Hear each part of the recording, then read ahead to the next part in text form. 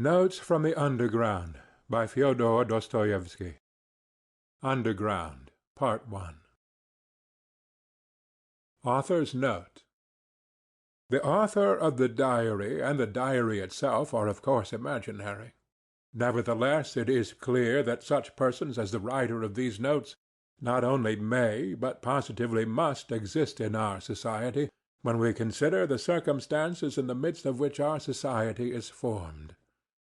I have tried to expose to the view of the public more distinctly than is commonly done one of the characters of the recent past. He is one of the representatives of a generation still living. In this fragment, entitled Underground, this person introduces himself and his views, and, as it were, tries to explain the causes owing to which he has made his appearance and was bound to make his appearance in our midst. In the second fragment there are added the actual notes of this person concerning certain events in his life. 1. I am a sick man. I am a spiteful man. I am an unattractive man. I believe my liver is diseased. However, I know nothing at all about my disease, do not know for certain what ails me. I don't consult a doctor for it, and never have, though I have a respect for medicine and doctors. Besides, I am extremely superstitious, sufficiently so to respect medicine anyway. I am well educated enough not to be superstitious, but I am superstitious. No, I refuse to consult a doctor from spite. That you probably will not understand. Well, I understand it, though. Of course, I can't explain who it is precisely that I am mortifying in this case by my spite. I am perfectly well aware that I cannot pay out the doctors by not consulting them. I know better than any one that by all this I am only injuring myself and no one else. But still, if I don't consult a doctor, it is from spite. My liver is bad. Well, let it get worse. I have been going on like that for a long time, 20 years. Now I am 40. I used to be in the government service, but am no longer. I was a spiteful official. I was rude, and took pleasure in being so. I did not take bribes, you see, so I was bound to find a recompense in that at least. A poor jest, but I will not scratch it out. I wrote it thinking it would sound very witty, but now that I have seen myself that I only wanted to show off in a despicable way, I will not scratch it out on purpose. When petitioners used to come for information to the table at which I sat, I used to grind my teeth at them, and felt intense enjoyment when I succeeded in making anybody unhappy. I almost always did succeed. For the most part they were all timid people. Of course they were petitioners, but of the uppish ones there was one officer in particular I could not endure. He simply would not be humble, and clanked his sword in a disgusting way. I carried on a feud with him for 18 months over that sword. At last I got the better of him. He left off clanking it. That happened in my youth, though. But do you know, gentlemen, what was the chief point about my spite? Why, the whole point, the real sting of it lay in the fact that continually, even in the moment of the acutest spleen, I was inwardly conscious with shame that I was not only not a spiteful, but not even an embittered man, that I was simply scaring sparrows at random and amusing myself by it. I might foam at the mouth, but bring me a doll to play with, give me a cup of tea with sugar in it, and maybe I should be appeased. I might even be genuinely touched, though probably I should grind my teeth at myself afterwards, and lie awake at night with shame for months after. That was my way. I was lying when I said just now that I was a spiteful official. I was lying from spite. I was simply amusing myself with the petitioners and with the officer, and in reality I never could become spiteful. I was conscious every moment in myself of many, very many elements absolutely opposite to that. I felt them positively swarming in me, these opposite elements. I knew that they had been swarming in me all my life, and craving some outlet from me. But I would not let them, purposely would not let them come out. They tormented me till I was ashamed. They drove me to convulsions, and sickened me at last. How they sickened me! Now, are not you fancying, gentlemen, that I am expressing remorse for something now? That I am asking your forgiveness for something? I am sure you are fancying that. However, I assure you I do not care if you are. It was not only that I could not become spiteful. I did not know how to become anything, neither spiteful nor kind, neither a rascal nor an honest man, neither a hero nor an insect. Now I am living out my life in my corner, taunting myself with the spiteful and useless consolation that an intelligent man cannot become anything seriously, and it is only the fool who becomes anything. Yes, a man in the 19th century must and morally ought to be preeminently a characterless creature. A man of character, an active man, is preeminently a limited creature. That is my conviction of 40 years. I am 40 years old now, and you know 40 years is a whole lifetime. You know it is extreme old age. To live longer than 40 years is bad manners, is vulgar, immoral. Who does live beyond 40? Answer that sincerely and honestly. I will tell you who do. Fools and worthless fellows. I tell all old men that to their face. All these venerable old men, all these silver-haired and reverend seniors. I tell the whole world that to its face. And I have a right to say so, for I shall go on living to 60 myself, to 70, to 80. Stay. Let me take breath. You imagine, no doubt, gentlemen, that I want to amuse you. You are mistaken in that, too. I am by no means such a mirthful person as you imagine, or as you may imagine. However, irritated by all this babble, and I feel that you are irritated, you think fit to ask me who I am. Then my answer is, I am a collegiate assessor. I was in the service that I might have something to eat, and solely for that reason. And when last year a distant relation left me 6,000 roubles in his will, I immediately retired from the service and settled down in my corner. I used to live in this corner before, but now I have settled down in it. My room is a wretched, horrid one in the outskirts of the town. My servant is an old country woman, ill-natured from stupidity, and moreover, there is always a nasty smell about her. I am told that the Petersburg climate is bad for me, and that with my small means it is very expensive to live in Petersburg. I know all that better than all these sage and experienced counselors and monitors. But I am remaining in Petersburg. I am not going away from Petersburg. I am not going away because... why, it is absolutely no matter whether I am going away or not going away. But what can a decent man speak of with most pleasure? Answer, of himself. Well, so I will talk about myself. 2. I want now to tell you, gentlemen, whether you care to hear it or not, why I could not even become an insect.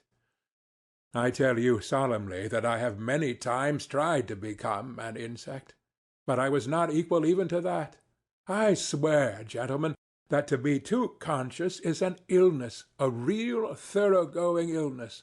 For man's everyday needs, it would have been quite enough to have the ordinary human consciousness, that is, half or a quarter of the amount which falls to the lot of a cultivated man of our unhappy 19th century, especially one who has the fatal ill luck to inhabit Petersburg, the most theoretical and intentional town on the whole terrestrial globe. There are intentional and unintentional towns. It would have been quite enough, for instance, to have the consciousness by which all so-called direct persons and men of action live. I bet you think I am writing all this from affectation, to be witty at the expense of men of action, and what is more, that from ill-bred affectation I am clanking a sword like my officer. But, gentlemen, whoever can pride himself on his diseases, and even swagger over them? Though, after all, every one does do that. People do pride themselves on their diseases, and I do, maybe, more than any one. We will not dispute it. My contention was absurd. But yet I am firmly persuaded that a great deal of consciousness, every sort of consciousness, in fact, is a disease. I stick to that. Let us leave that, too, for a minute. Tell me this. Why does it happen that at the very moments when I am most capable of feeling every refinement of all that is sublime and beautiful, as they used to say at one time, it would, as though of design, happen to me not only to feel, but to do such ugly things, such that, well, in short, actions that all perhaps commit, but which, as though purposely, occurred to me at the very time when I was most conscious that they ought not to be committed. The more conscious I was of goodness and of all that was sublime and beautiful, the more deeply I sank into my mire, and the more ready I was to sink in it altogether. But the chief point was that all this was, as it were, not accidental in me, but as though it were bound to be so. It was as though it were my most normal condition, and not in the least disease or depravity, so that at last all desire in me to struggle against this depravity passed. It ended by my almost believing, perhaps actually believing, that this was perhaps my normal condition. But at first, in the beginning, what agonies I endured in that struggle! I did not believe it was the same with other people, and all my life I hid this fact about myself as a secret. I was ashamed. Even now, perhaps, I am ashamed. I got to the point of feeling a sort of secret, abnormal, despicable enjoyment in returning home to my corner on some disgusting Petersburg night, acutely conscious that that day I had committed a loathsome action again, that what was done could never be undone, and secretly, inwardly gnawing at myself for it, tearing and consuming myself, till at last the bitterness turned into a sort of shameful, accursed sweetness, and at last into positive, real enjoyment. Yes, into enjoyment. Into enjoyment. I insist upon that. I have spoken of this because I keep wanting to know for a fact whether other people feel such enjoyment. I will explain. The enjoyment was just from the too intense consciousness of one's own degradation. It was from feeling oneself that one had reached the last barrier, that it was horrible, but that it could not be otherwise, that there was no escape for you, that you never could become a different man, that even if time and faith was still left to you to change into something different, you would most likely not wish to change, or if you did wish to, even then you would do nothing, because perhaps, in reality, there was nothing for you to change into. And the worst of it was, and the root of it all, that it was all in accord with the normal fundamental laws of over-acute consciousness, and with the inertia that was the direct result of those laws, and that consequently one was not only unable to change, but could do absolutely nothing. Thus it would follow, as the result of acute consciousness, that one is not to blame in being a scoundrel, as though that were any consolation to the scoundrel, once he has come to realize that he actually is a scoundrel. But enough. I have talked a lot of nonsense, but what have I explained? How is enjoyment in this to be explained? But I will explain it. I will get to the bottom of it. That is why I have taken up my pen. I, for instance, have a great deal of amour-propre. I am as suspicious and prone to take offence as a humpback or a dwarf. But upon my word, I sometimes have had moments when if I had happened to be slapped in the face, I should perhaps have been positively glad of it. I say in earnest that I should probably have been able to discover even in that a peculiar sort of enjoyment. The enjoyment, of course, of despair, but in despair there are the most intense enjoyments, especially when one is very acutely conscious of the hopelessness of one's position. And when one is slapped in the face, why, then, the consciousness of being rubbed into a pulp would positively overwhelm one. The worst of it is, look at it which way one will, it still turns out that I was always the most to blame in everything. And what is most humiliating of all, to blame for no fault of my own, but, so to say, through the laws of nature. In the first place, to blame because I am cleverer than any of the people surrounding me. I have always considered myself cleverer than any of the people surrounding me, and sometimes, would you believe it, have been positively ashamed of it. At any rate, I have all my life, as it were, turned my eyes away and never could look people straight in the face. To blame, finally, because even if I had had magnanimity, I should only have had more suffering from the sense of its uselessness.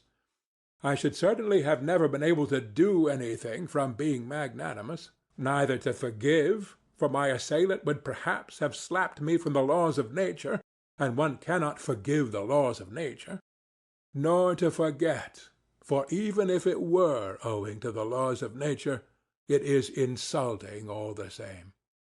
Finally, even if I had wanted to be anything but magnanimous, had desired, on the contrary, to revenge myself on my assailant, I could not have revenged myself on any one for anything, because I should certainly never have made up my mind to do anything, even if I had been able to. Why should I have not made up my mind? About that in particular I want to say a few words. 3. With people who know how to revenge themselves, and to stand up for themselves in general, how is it done? Why, when they are possessed, let us suppose, by the feeling of revenge, then for the time there is nothing else but that feeling left in their whole being. Such a gentleman simply dashes straight for his object like an infuriated bull with his horns down, and nothing but a wall will stop him. By the way, facing the wall, such gentlemen, that is, the direct persons and men of action, are genuinely nonplussed. For them a wall is not an evasion, as for us people who think, and consequently do nothing. It is not an excuse for turning aside, an excuse for which we are always very glad, though we scarcely believe it in ourselves as a rule. No, they are nonplussed in all sincerity. The wall has for them something tranquilizing, morally soothing, final, maybe even something mysterious. But of the wall later. Well, such a direct person I regard as the real normal man, as his tender mother Nature wished to see him when she graciously brought him into being on the earth. I envy such a man till I am green in the face.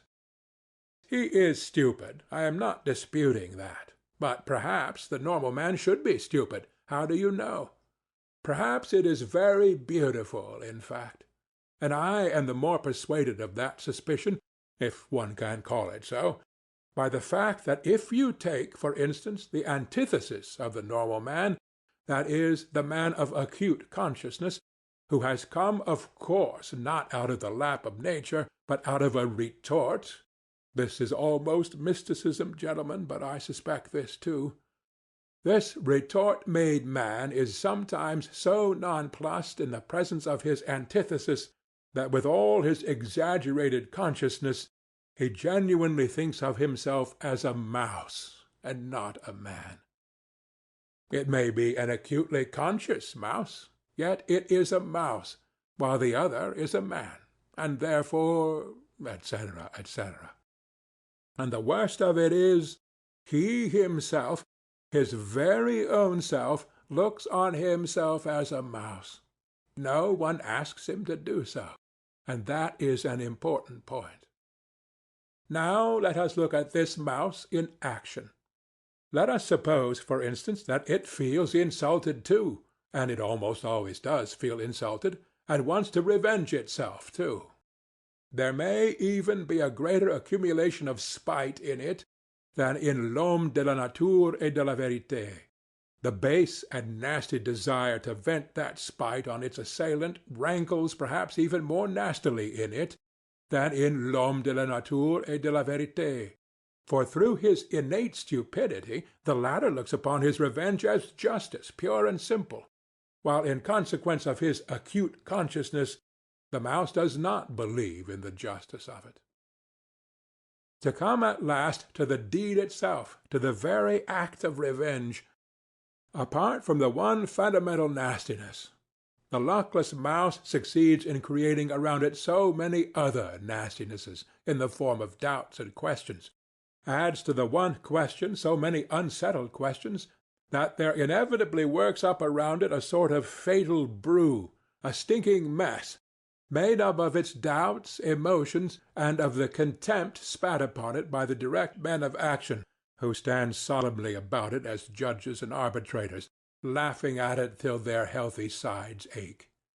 Of course, the only thing left for it is to dismiss all that with a wave of its paw, and with a smile of assumed contempt in which it does not even itself believe, creep ignominiously into its mouse-hole. There, in its nasty, stinking, underground home, our insulted, crushed, and ridiculed mouse promptly becomes absorbed in cold, malignant, and above all, everlasting spite. For 40 years together it will remember its injury down to the smallest, most ignominious details, and every time will add of itself details still more ignominious, spitefully teasing and tormenting itself with its own imagination. It will itself be ashamed of its imaginings, but yet it will recall it all. It will go over and over every detail. It will invent unheard-of things against itself, pretending that these things might happen, and will forgive nothing. Maybe it will begin to revenge itself, too, but as it were piecemeal, in trivial ways, from behind the stove, incognito, without believing either in its own right to vengeance or in the success of its revenge, knowing that from all its efforts of revenge it will suffer 100 times more than he on whom it revenges itself, while he, I dare say, will not even scratch himself. On its death-bed it will recall it all over again, with interest accumulated over all the years, but it is just in that cold, abominable half-despair, half-belief, in that conscious burying oneself alive for grief in the underworld for 40 years, in that acutely recognized and yet partly doubtful hopelessness of one's position, in that hell of unsatisfied desires turned inward, in the fever of oscillations, of resolutions determined forever and repented of again a minute later, that the savor of that strange enjoyment of which I have spoken lies. It is so subtle, so difficult of analysis, that persons who are a little limited, or even simply persons of strong nerves, will not understand a single atom of it. Possibly, you will add on your own account with a grin, people will not understand it either who have never received a slap in the face. And in that way you will politely hint to me that I too perhaps have had the experience of a slap in the face in my life, and so I speak as one who knows. I bet you are thinking that. But set your minds at rest, gentlemen. I have not received a slap in the face, though it is absolutely a matter of indifference to me what you may think about it. Possibly I even regret myself that I have given so few slaps in the face during my life. But enough. Not another word on that subject of such extreme interest to you. I will continue calmly concerning persons with strong nerves who do not understand a certain refinement of enjoyment. Though in certain circumstances these gentlemen bellow their loudest like bulls, though this, let us suppose, does them the greatest credit, yet, as I have said already, confronted with the impossible, they subside at once. The impossible means the stone wall. What stone wall? Why, of course, the laws of nature, the deductions of natural science, mathematics. As soon as they prove to you, for instance, that you are descended from a monkey, then it is no use scowling. Accept it for a fact. When they prove to you that in reality 1 drop of your own fat must be dearer to you than 100,000 of your fellow creatures, and that this conclusion is the final solution of all so-called virtues and duties, and all such prejudices and fancies, then you have just to accept it. There is no help for it. For twice 2 is a law of mathematics. Just try refuting it. Upon my word, they will shout at you, it is no use protesting. It is a case of twice 2 makes 4. Nature does not ask your permission. She has nothing to do with your wishes, and whether you like her laws or dislike them, you are bound to accept her as she is, and consequently all her conclusions. A wall, you see, is a wall, and so on and so on. Merciful heavens! But what do I care for the laws of nature and arithmetic, when for some reason I dislike those laws and the fact that twice 2 makes 4? Of course I cannot break through the wall by battering my head against it if I really have not the strength to knock it down, but I am not going to be reconciled to it simply because it is a stone wall and I have not the strength. As though such a stone wall really were a consolation, and really did contain some word of conciliation, simply because it is true as twice 2 makes 4. Oh, absurdity of absurdities! How much better it is to understand it all, to recognize it all the impossibilities and the stone wall, not to be reconciled to one of these impossibilities and stone walls if it disgusts you to be reconciled to it. By the way of the most inevitable logical combinations, to reach the most revolting conclusions on the everlasting theme that even for the stone wall you are yourself somehow to blame, though again it is as clear as day you are not to blame in the least, and therefore grinding your teeth in silent impotence to sink into luxurious inertia, brooding on the fact that there is no one even for you to feel vindictive against, that you have not, and perhaps never will have, an object for your spite, that it is a sleight of hand, a bit of juggling, a card-sharper's trick, that is simply a mess, no knowing what and no knowing who, but in spite of all these uncertainties and jugglings, still there is an ache in you, and the more you do not know, the worse the ache. 4. Ha, ha, ha! You will be finding enjoyment in toothache next, you cry with a laugh. Well, even in toothache there is enjoyment, I answer. I had toothache for a whole month, and I know there is. In that case, of course, people are not spiteful in silence, but moan.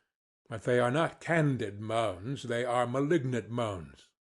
and the malignancy is the whole point.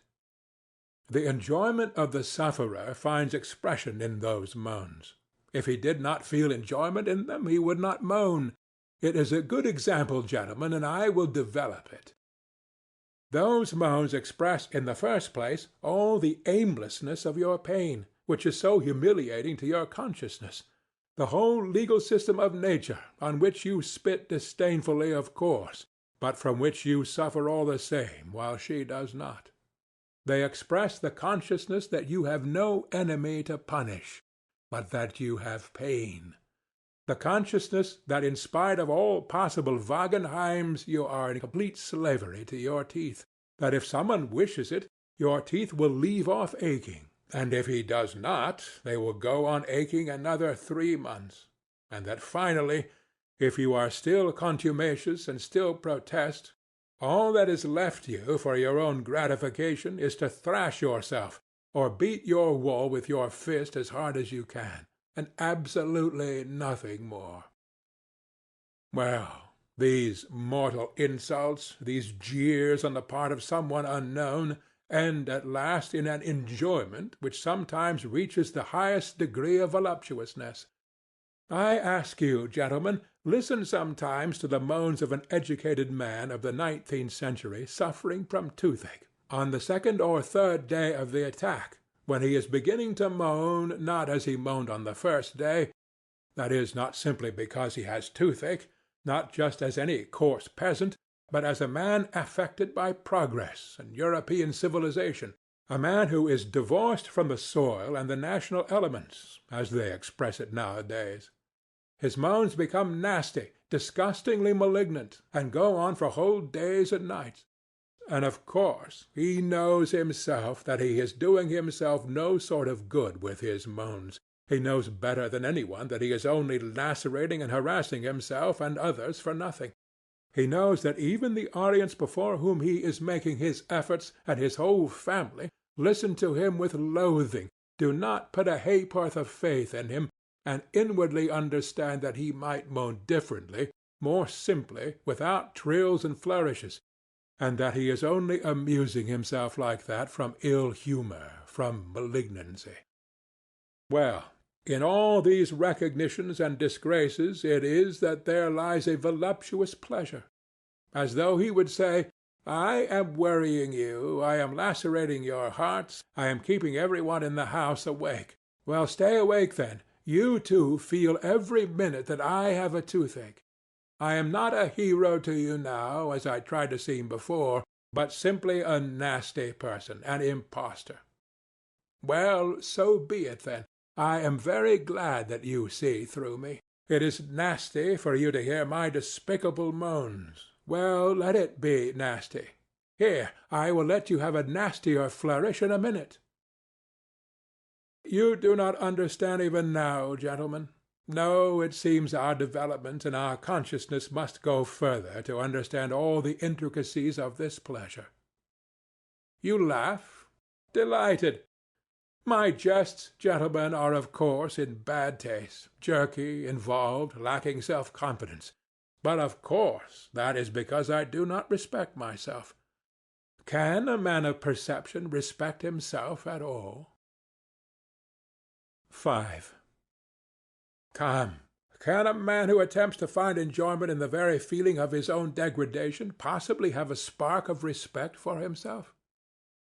I am not saying this now from any mawkish kind of remorse, and indeed I could never endure saying, "Forgive me, Papa, I won't do it again," not because I am incapable of saying that. On the contrary, perhaps just because I have been too capable of it, and in what a way, too! As though of design, I used to get into trouble in cases when I was not to blame in any way. That was the nastiest part of it. At the same time I was genuinely touched and penitent. I used to shed tears, and of course deceived myself, though I was not acting in the least, and there was a sick feeling in my heart at the time. For that one could not blame even the laws of nature, though the laws of nature have continually all my life offended me more than anything. It is loathsome to remember it all, but it was loathsome even then.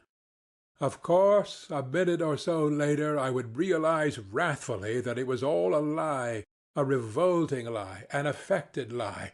That is, all this penitence, this emotion, these vows of reform. You will ask, why did I worry myself with such antics? Answer, because it was very dull to sit with one's hands folded, and so one began cutting capers. That is really it. Observe yourselves more carefully, gentlemen, then you will understand that it is so. I invented adventures for myself and made up a life so as at least to live in some way.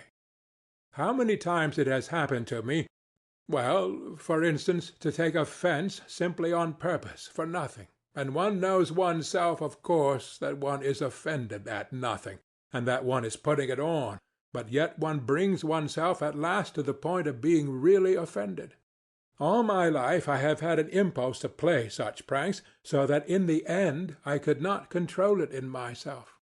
Another time, twice in fact, I tried hard to be in love. I suffered too, gentlemen, I assure you. In the depth of my heart there was no faith in my suffering, only a faint stir of mockery. But yet I did suffer, and in the real orthodox way. I was jealous, beside myself. And it was all from ennui, gentlemen, all from ennui. Inertia overcame me. You know the direct, legitimate fruit of consciousness is inertia, that is, conscious sitting with the hands folded. I have referred to this already. I repeat with emphasis. All direct persons and men of action are active just because they are stupid and limited. How explain that? I will tell you. In consequence of their limitation, they take immediate and secondary causes for primary ones, and in that way persuade themselves more quickly and easily than other people do that they have found an infallible foundation for their activity, and their minds are at ease, and you know that is the chief thing. To begin to act, you know, you must first have your mind completely at ease, and no trace of doubt left in it. Why, how am I, for example, to set my mind at rest? Where are the primary causes on which I am to build? Where are my foundations? Where am I to get them from? I exercise myself in reflection, and consequently with me every primary cause at once draws after itself another still more primary, and so on to infinity. That is just the essence of every sort of consciousness and reflection. It must be a case of the laws of nature again. What is the result of it in the end? Why, just the same. Remember I spoke just now of vengeance. I am sure you did not take it in. I said that a man revenges himself because he sees justice in it. Therefore he has found a primary cause, that is, justice, and so he is at rest on all sides, and consequently he carries out his revenge calmly and successfully, being persuaded that he is doing a just and honest thing. But I see no justice in it. I find no sort of virtue in it either, and consequently, if I attempt to revenge myself, it is only out of spite. Spite, of course, might overcome everything, all my doubts, and so might serve quite successfully in place of a primary cause, precisely because it is not a cause. But what is to be done if I have not even spite? I began with that just now, you know. In consequence again of those accursed laws of consciousness, anger in me is subject to chemical disintegration. You look into it, the object flies off into thin air, your reasons evaporate, the criminal is not to be found, the wrong becomes not a wrong, but a phantom, something like the toothache, for which no one is to blame, and consequently there is only the same outlet left again. That is, to beat the wall as hard as you can. So you give it up with a wave of the hand because you have not found a fundamental cause. And try letting yourself be carried away by your feelings blindly, without reflection, without a primary cause, repelling consciousness at least for a time. Hate or love, if only not to sit with your hands folded. The day after tomorrow, at the latest, you will begin despising yourself for having knowingly deceived yourself. Result, a soap bubble and inertia. Oh, gentlemen, do you know, perhaps I consider myself an intelligent man only because all my life I have been able neither to begin nor to finish anything. Granted, I am a babbler, a harmless, vexatious babbler, like all of us. But what is to be done if the direct and sole vocation of every intelligent man is to babble, that is, the unintentional pouring of water through a sieve? 6. Oh, if I had done nothing simply from laziness! Heavens, how I should have respected myself then! I should have respected myself because I should at least have been capable of being lazy. There would at least have been one quality, as it were, positive in me, in which I could have believed myself. Question: what is he? Answer: a sluggard. How very pleasant it would have been to hear that of oneself! It would mean that I am positively defined. It would mean that there was something to say about me. Sluggard! Why, it is a calling and vocation. It is a career. Do not jest. It is so. I should then be a member of the best club by right, and should find my occupation in continually respecting myself. I know a gentleman who prided himself all his life on being a connoisseur of Lafitte. He considered this as his positive virtue, and never doubted himself. He died, not simply with a tranquil, but with a triumphant conscience, and he was quite right, too.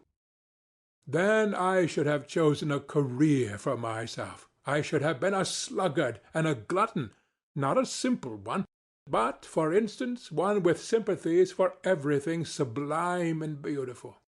How do you like that? I have long had visions of it. That sublime and beautiful weighs heavily on my mind at 40. But that is at 40. Then it would have been different. I should have found for myself a form of activity in keeping with it, to be precise, drinking to the health of everything sublime and beautiful. I should have snatched at every opportunity to drop a tear into my glass, and then to drain it to all that is sublime and beautiful. I should then have turned everything into the sublime and the beautiful. In the nastiest unquestionable trash I should have sought out the sublime and the beautiful. I should have exuded tears like a wet sponge. An artist, for instance, paints a picture worthy of Gay. At once I drink to the health of the artist who painted the picture worthy of Gay, because I love all that is sublime and beautiful. An author has written As You Will. At once I drink to the health of anyone you will, because I love all that is sublime and beautiful. I should claim respect for doing so. I should persecute anyone who would not show me respect. I should live at ease. I should die with dignity. Why, it is charming, perfectly charming. And what a good round belly I should have grown! What a treble chin I should have established! What a ruby nose I should have colored for myself, so that every one would have said, looking at me, "Here is an asset, here is something real and solid." And say what you like, it is very agreeable to hear such remarks about oneself in this negative age. Underground, Part 2, 7. But these are all golden dreams. Oh, tell me, who was it first announced, who was it first proclaimed that man only does nasty things because he does not know his own interests, and that if he were enlightened, if his eyes were opened to his real normal interests, man would at once cease to do nasty things, would at once become good and noble, because, being enlightened and understanding his real advantage, He would seek his own advantage in the good and nothing else. And we all know that not one man can consciously act against his own interests. Consequently, so to say, through necessity, he would begin doing good. Ah, the babe! Oh, the pure, innocent child! Why, in the first place, when in all these thousands of years has there been a time when man has acted only from his own interest? What is to be done with the millions of facts that bear witness that men consciously, that is, fully understanding their real interests, have left them in the background, and have rushed headlong on another path to meet peril and danger, compelled to this course by nobody and by nothing, but, as it were, simply disliking the beaten track, and have obstinately, wilfully struck out another difficult, absurd way, seeking it almost in the darkness? So, I suppose, this obstinacy and perversity were pleasanter to them than any advantage. Advantage! What is advantage?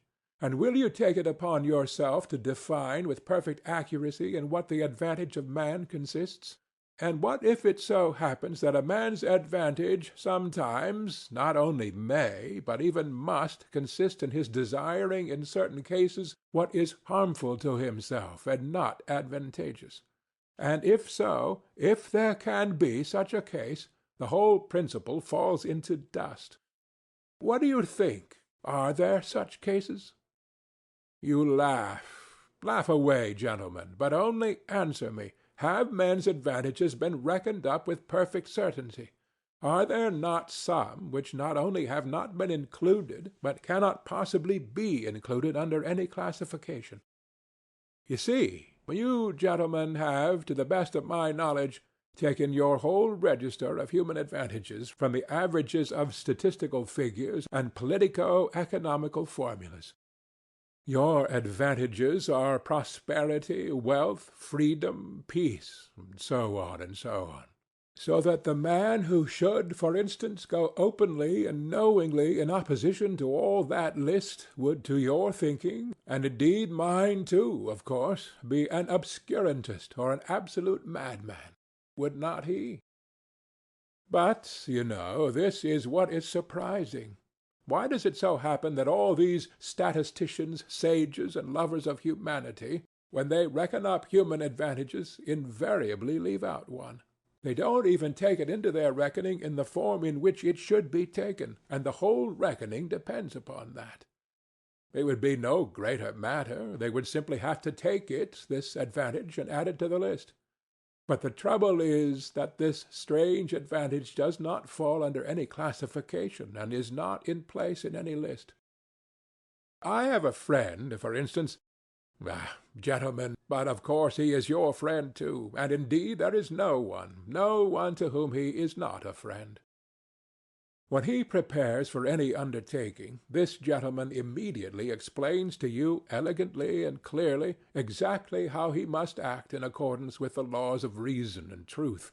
What is more, he will talk to you with excitement and passion of the true normal interests of man. With irony he will upbraid the short-sighted fools who do not understand their own interests, nor the true significance of virtue.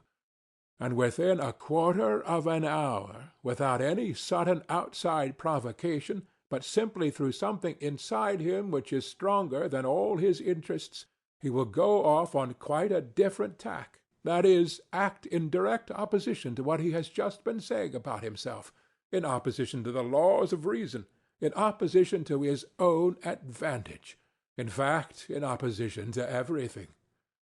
I warn you that my friend is a compound personality, and therefore it is difficult to blame him as an individual. The fact is, gentlemen, it seems there must really exist something that is dearer to almost every man than his greatest advantages, or, not to be illogical, there is a most dangerous advantage, the very one omitted of which we spoke just now, which is more important and more advantageous than all other advantages, for the sake of which a man, if necessary, is ready to act in opposition to all laws, that is, in opposition to reason, honor, peace, prosperity. In fact, in opposition to all those excellent and useful things, if only he can attain that fundamental, most advantageous advantage which is dearer to him than all. Yes, but it's advantage all the same, you will retort. But excuse me, I'll make the point clear, and it is not a case of playing upon words.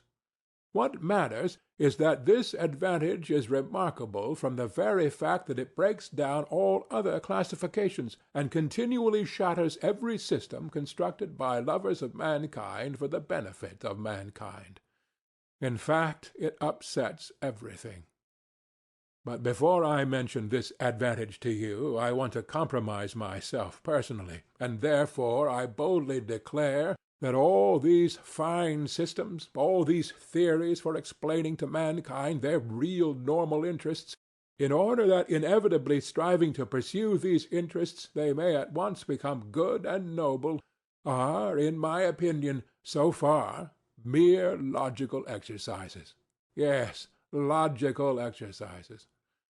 Why, to maintain this theory of the regeneration of mankind by means of the pursuit of his own advantage is to my mind almost the same thing as to affirm, for instance, following Buckle, that through civilization mankind becomes softer and consequently less bloodthirsty and less fitted for warfare. Logically, it does seem to follow from his arguments. But man has such a predilection for systems and abstract deductions that he is ready to distort the truth intentionally. He is ready to deny the evidence of his senses only to justify his logic. I take this example because it is the most glaring instance of it. Only look about you. Blood is being spilt in streams, and in the merriest way, as though it were champagne. Take the whole of the 19th century in which Buckle lived. Take Napoleon, the great and also the present one. Take North America, the eternal union. Take the farce of Schleswig-Holstein. And what is it that civilization softens in us? The only gain of civilization for mankind is the greater capacity for variety of sensations, and absolutely nothing more. And through the development of this many-sidedness, man may come to finding enjoyment in bloodshed. In fact, this has already happened to him.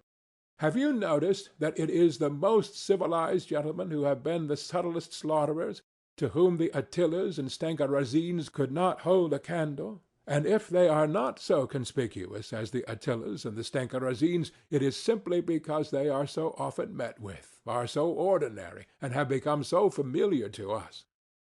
In any case, civilization has made mankind, if not more bloodthirsty, at least more vilely and more loathsomely bloodthirsty. In old days he saw justice in bloodshed, and with his conscience at peace exterminated those he thought proper. Now we do think bloodshed abominable, and yet we engage in this abomination, and with more energy than ever. Which is worse? Decide that for yourselves. They say that Cleopatra, excuse an instance from Roman history, was fond of sticking gold pins into her slave girls' breasts, and derived gratification from their screams and writhings. You will say that that was in the comparatively barbarous times. That these are barbarous times too, because, also, comparatively speaking, pins are stuck in even now. That though man has now learned to see more clearly than in barbarous ages, he is still far from having learnt to act as reason and science would dictate. But yet you are fully convinced that he will be sure to learn when he gets rid of certain old bad habits, and when common sense and science have completely re-educated human nature and turned it in a normal direction. You are confident that then man will cease from intentional error, and will, so to say, be compelled not to want to set his will against his normal interests. That is not all. Then, you say, science itself will teach man, though to my mind it's a superfluous luxury, that he never has really had any caprice or will of his own, and that he himself is something of the nature of a piano key or the stop of an organ, and that there are, besides, things called the laws of nature. so that everything he does is not done by his willing it, but is done of itself by the laws of nature. Consequently, we have only to discover these laws of nature, and man will no longer have to answer for his actions, and life will become exceedingly easy for him. All human actions will then, of course, be tabulated according to these laws, mathematically, like tables of logarithms, up to 108,000, and entered in an index. Or, better still, there would be published certain edifying works of the nature of encyclopedic lexicons, in which everything will be so clearly calculated and explained that there will be no more incidents or adventures in the world. Then, this is all what you say, new economic relations will be established, all ready-made and worked out with mathematical exactitude, so that every possible question will vanish in the twinkling of an eye, simply because every possible answer to it will be provided. Then the palace of crystal will be built. Then, in fact, those will be halcyon days. Of course, there is no guaranteeing, this is my comment, that it will not be, for instance, frightfully dull then. For what will one have to do when everything will be calculated and tabulated? But on the other hand, everything will be extraordinarily rational. Of course, boredom may lead you to anything. It is boredom sets one sticking golden pins into people. But all that would not matter. What is bad, this is my comment again, is that I dare say people will be thankful for the gold pins then. Man is stupid, you know, phenomenally stupid. Or rather, he is not at all stupid, but he is so ungrateful that you could not find another like him in all creation. I, for instance, would not be in the least surprised if all of a sudden, apropos of nothing, in the midst of general prosperity, a gentleman with an ignoble, or rather with a reactionary and ironical countenance, were to arise and, putting his arms akimbo, say to us all, "I say, gentlemen, hadn't we better kick over the whole show and scatter rationalism to the winds, simply to send these logarithms to the devil and to enable us to live once more at our own sweet, foolish will?" That, again, would not matter. But what is annoying is that he would be sure to find followers. Such is the nature of man, and all that for the most foolish reason, which, one would think, was hardly worth mentioning. That is, that man everywhere and at all times, whoever he may be, has preferred to act as he chose, and not in the least as his reason and advantage dictated. And one may choose what is contrary to one's own interests, and sometimes one positively ought. That is my idea. One's own free, unfettered choice, one's own caprice, however wild it may be, one's own fancy worked up at times to frenzy, is that very most advantageous advantage which we have overlooked, which comes under no classification, and against which all systems and theories are continually being shattered to atoms. And how do these wiseacres know that man wants a normal, a virtuous choice? What has made them conceive that man must want a rationally advantageous choice? What man wants is simply independent choice, whatever that independence may cost and wherever it may lead. And choice, of course, the devil only knows what choice. 8. Ha, ha, ha! But you know there is no such thing as choice in reality, say what you like, you will interpose with a chuckle. Science has succeeded in so far analyzing man that we know already that choice and what is called freedom of will is nothing else than— Stay, gentlemen. I meant to begin with that myself, I confess. I was rather frightened. I was just going to say that the devil only knows what choice depends on, and that perhaps that was a very good thing, but I remembered the teaching of science, and pulled myself up. And here you have begun upon it. Indeed, if there really is some day discovered a formula for all our desires and caprices, that is, an explanation of what they depend on, by what laws they arise, how they develop, what they are aiming at in one case and in another, and so on, that is a real mathematical formula, then most likely man will at once cease to feel desire. Indeed, he will be certain to. For who would want to choose by rule? Besides, he will at once be transformed from a human being into an organ stop or something of the sort. For what is a man without desires, without free will, and without choice, if not a stop in an organ? What do you think? Let us reckon the chances. Can such a thing happen or not? You decide. Our choice is usually mistaken from a false view of our advantage. We sometimes choose absolute nonsense because in our foolishness we see in that nonsense the easiest means for attaining a supposed advantage. But when all that is explained and worked out on paper, which is perfectly possible, for it is contemptible and senseless to suppose that some laws of nature man will never understand, then certainly so-called desires will no longer exist.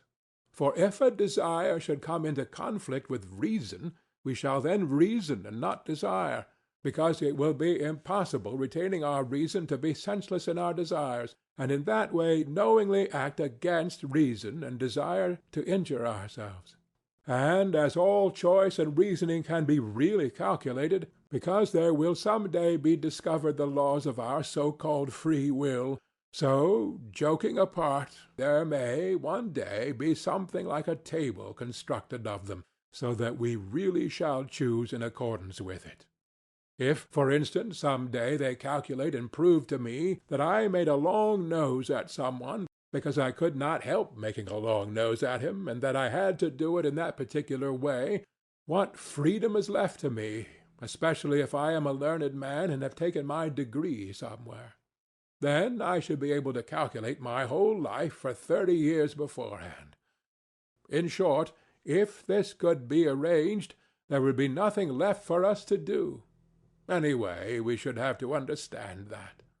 And, in fact, we ought unwearyingly to repeat to ourselves that at such and such a time and such circumstances nature does not ask our leave, that we have got to take her as she is, and not fashion her to suit our fancy.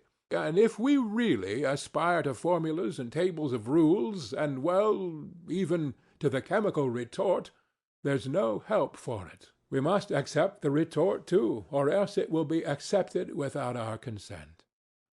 Yes, but here I come to a stop. Gentlemen, you must excuse me for being over-philosophical. It's the result of 40 years underground. Allow me to indulge my fancy.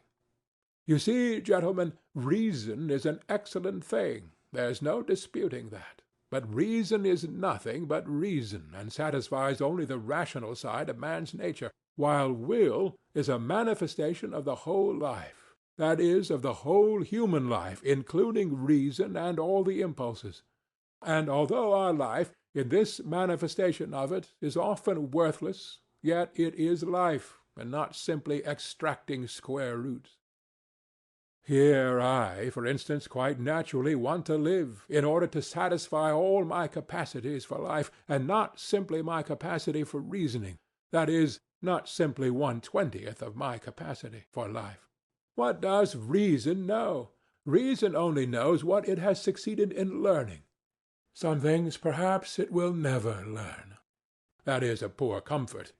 But why not say so frankly? And human nature acts as a whole, with everything that is in it, consciously or unconsciously, and even if it goes wrong, it lives. I suspect, gentlemen, that you are looking at me with compassion. You tell me again that an enlightened and developed man, such, in short, as the future man will be, cannot consciously desire anything disadvantage to himself, that can be proved mathematically. I thoroughly agree. It can, by mathematics. But I repeat for the 100th time, there is one case, one only, when man may consciously, purposely, desire what is injurious to himself, what is stupid, very stupid, simply in order to have the right to desire for himself even what is very stupid, and not to be bound by an obligation to desire only what is sensible. Of course, this very stupid thing, this caprice of ours, may be in reality, gentlemen, more advantageous for us than anything else on earth, especially in certain cases.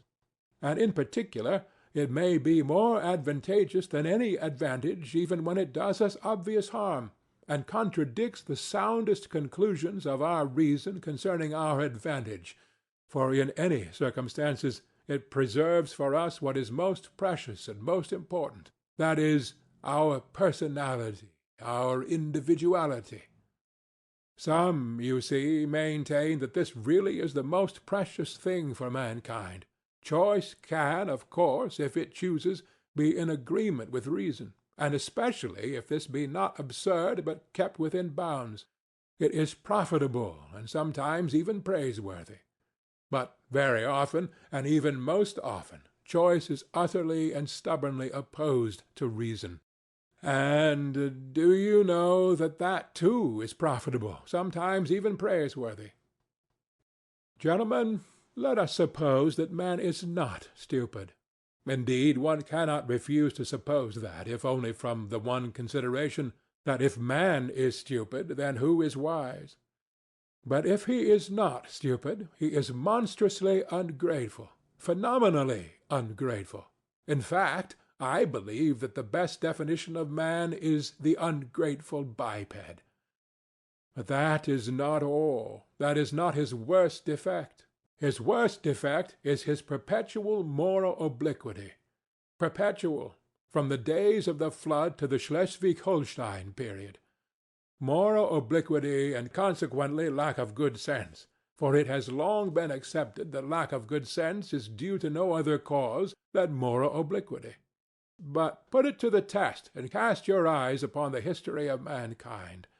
What will you see? Is it a grand spectacle? Grand, if you like. Take the Colossus of Rhodes, for instance. That's worth something. With good reason, Mr. Onievsky testifies of it that some say that it is the work of man's hands, while others maintain that it has been created by nature herself. Is it many-colored? Maybe it is many-colored, too, if one takes the dress uniforms, military and civilian, of all peoples in all ages. That alone is worth something, and if you take the undress uniforms, you will never get to the end of it. No historian would be equal to the job. Is it monotonous? Maybe it's monotonous, too. It's fighting and fighting. They are fighting now. They fought first and they fought last. You will admit that it is almost too monotonous. In short, one may say anything about the history of the world, anything that might enter the most disordered imagination. The only thing one can't say is that it's rational. The very word sticks in one's throat. And indeed, this is the odd thing that is continually happening. There are continually turning up in life moral and rational persons, sages and lovers of humanity, who make it their object to live all their lives as morally and rationally as possible, to be, so to speak, a light to their neighbors, simply in order to show them that it is possible to live morally and rationally in this world. And yet we all know that those very people sooner or later have been false to themselves, playing some queer trick, often a most unseemly one. Now, I ask you, what can be expected of man since he is a being endowed with strange qualities? Shower upon him every earthly blessing, drown him in a sea of happiness, so that nothing but bubbles of bliss can be seen on the surface. Give him economic prosperity, such that he should have nothing else to do but sleep, eat cakes, and busy himself with the continuation of his species, and even then, out of sheer ingratitude, sheer spite, man would play you some nasty trick.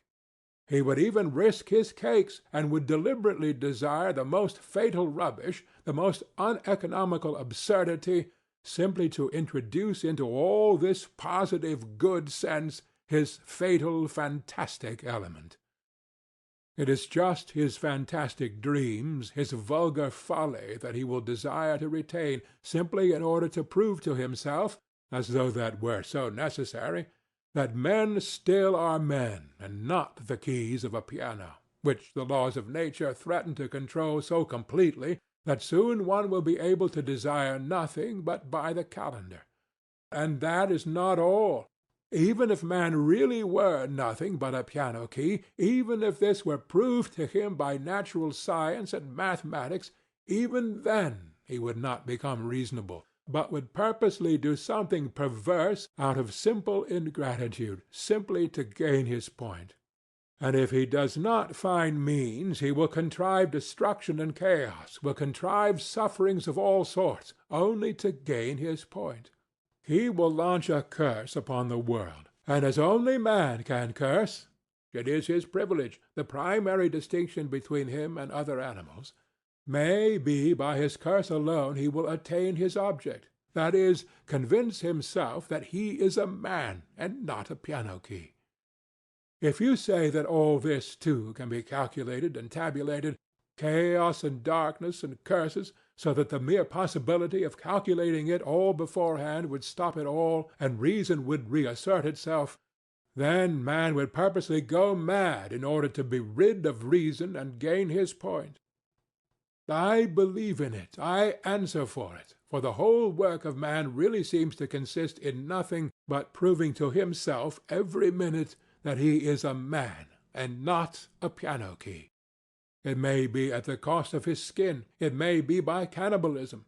And this being so, can one help being tempted to rejoice that it is not yet come off, and that desire still depends on something we don't know? You can scream at me, that is, if you condescend to do so, that no one is touching my free will, that all they are concerned with is that my free will should of itself, of its own free will, coincide with my own normal interests, with the laws of nature and arithmetic. Good heavens, gentlemen, what sort of free will is left when we come to tabulation and arithmetic, when it will all be a case of twice two make four? Twice two makes four without my will, as if free will meant that. 9. Gentlemen, I am joking, and I know myself that my jokes are not brilliant, but you know one can take everything as a joke. I am perhaps jesting against the grain. Gentlemen, I am tormented by questions. Answer them for me. You, for instance, want to cure men of their old habits and reform their will in accordance with science and good sense. But how do you know not only that it is possible, but also that it is desirable to reform man in that way? And what leads you to the conclusion that man's inclinations need reforming? In short, how do you know that such a reformation will be a benefit to man? And to go to the root of the matter, why are you so positively convinced that not to act against his real normal interests, guaranteed by the conclusions of reason and arithmetic, is certainly always advantageous for man and must always be a law for mankind? So far, you know, this is only your supposition. It may be the law of logic, but not the law of humanity. You think, gentlemen, perhaps, that I am mad. Allow me to defend myself.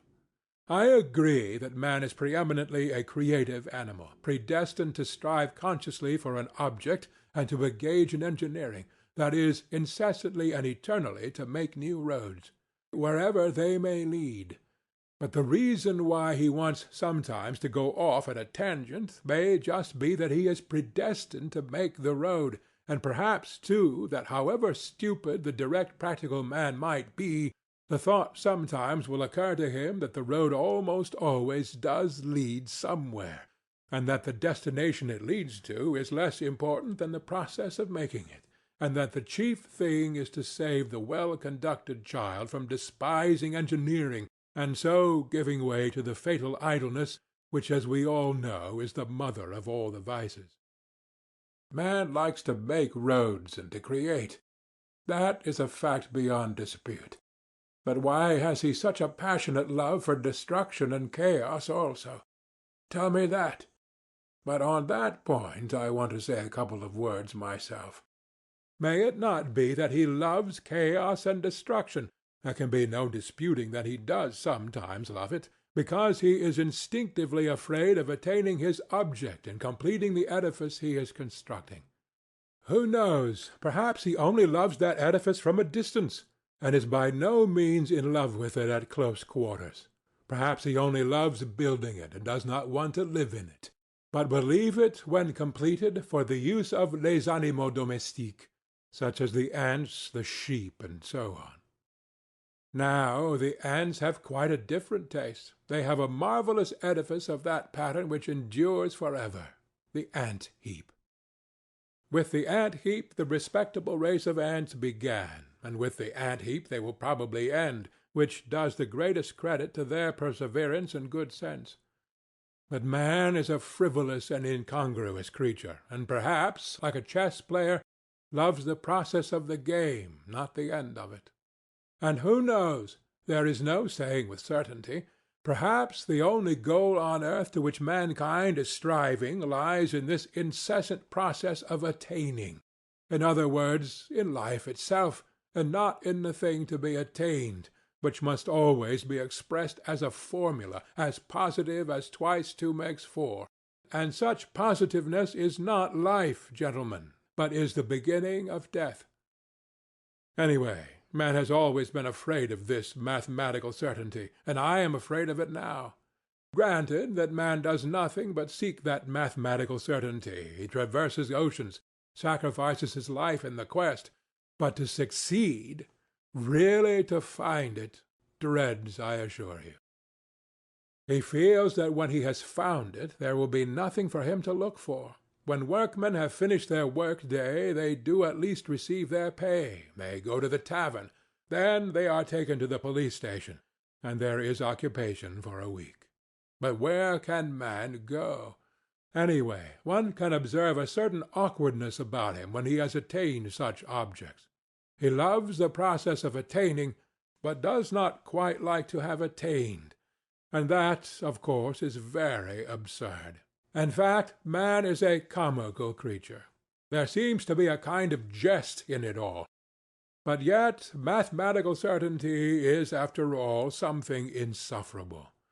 Twice two makes four seems to me simply a piece of insolence. Twice two makes four is a pert coxcomb who stands with arms akimbo, barring your path and spitting. I admit that twice two makes four is an excellent thing. But if we are to give everything its due, twice two makes five is sometimes a very charming thing too. And why are you so firmly, so triumphantly convinced that only the normal and the positive, in other words, only what is conducive to welfare, is for the advantage of man? Is not reason in error as regards advantage? Does not man perhaps love something besides well-being? Perhaps he is just as fond of suffering. Perhaps suffering is just a greater benefit to him as well-being. Man is sometimes extraordinarily, passionately in love with suffering, and that is a fact.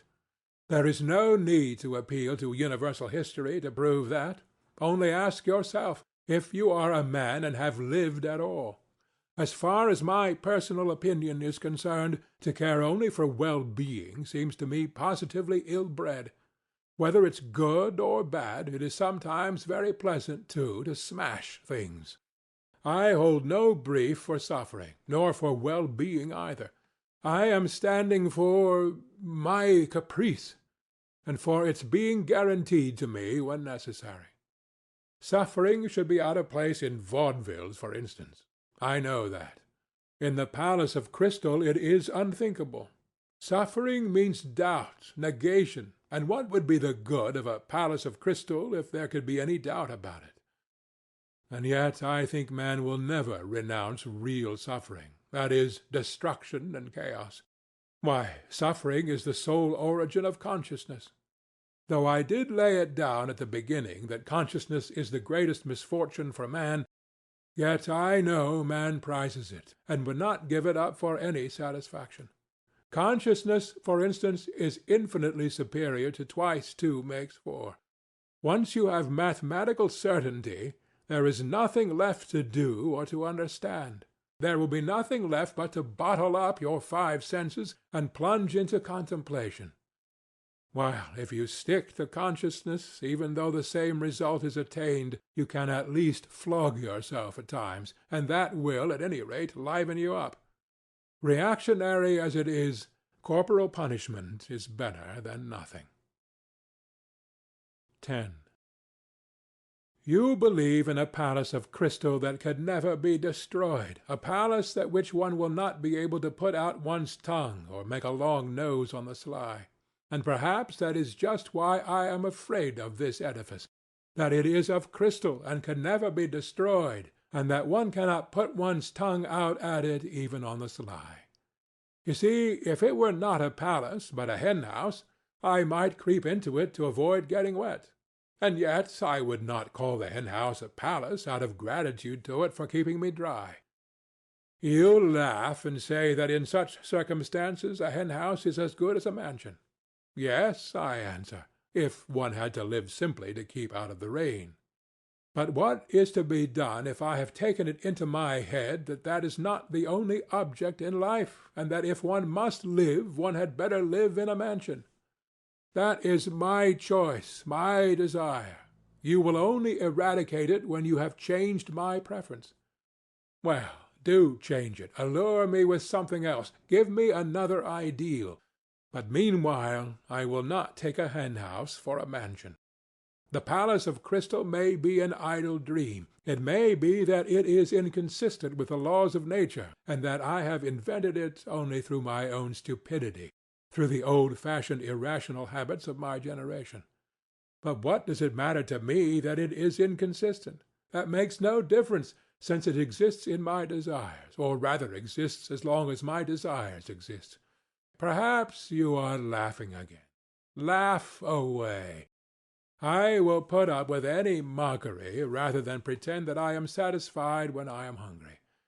I know anyway that I will not be put off with a compromise, with a recurring zero, simply because it is consistent with the laws of nature and actually exists. I will not accept as the crown of my desires a block of buildings with tenements for the poor on a lease of 1,000 years, and perhaps with a signboard of a dentist hanging out. Destroy my desires, eradicate my ideals, show me something better, and I will follow you. You will say, perhaps, that it is not worth your trouble, but in that case I can give you the same answer. We are discussing things seriously, but if you won't deign to give me your attention, I will drop your acquaintance. I can retreat into my underground hole. But while I am alive and have desires, I would rather my hand were withered off than bring one brick to such a building. Don't remind me that I have just rejected the palace of crystal for the sole reason that one cannot put out one's tongue at it. I did not say because I am so fond of putting my tongue out. Perhaps the thing I resented was that of all your edifices there has not been one at which one could not put out one's tongue. On the contrary, I would let my tongue be cut off out of gratitude if things could be so arranged that I should lose all desire to put it out. It is not my fault that things cannot be so arranged, and that one must be satisfied with model flats. Then why am I made with such desires? Can I have been constructed simply in order to come to the conclusion that all my construction is a cheat? Can this be my whole purpose? I do not believe it. But do you know what? I am convinced that we underground folk ought to be kept on a curb.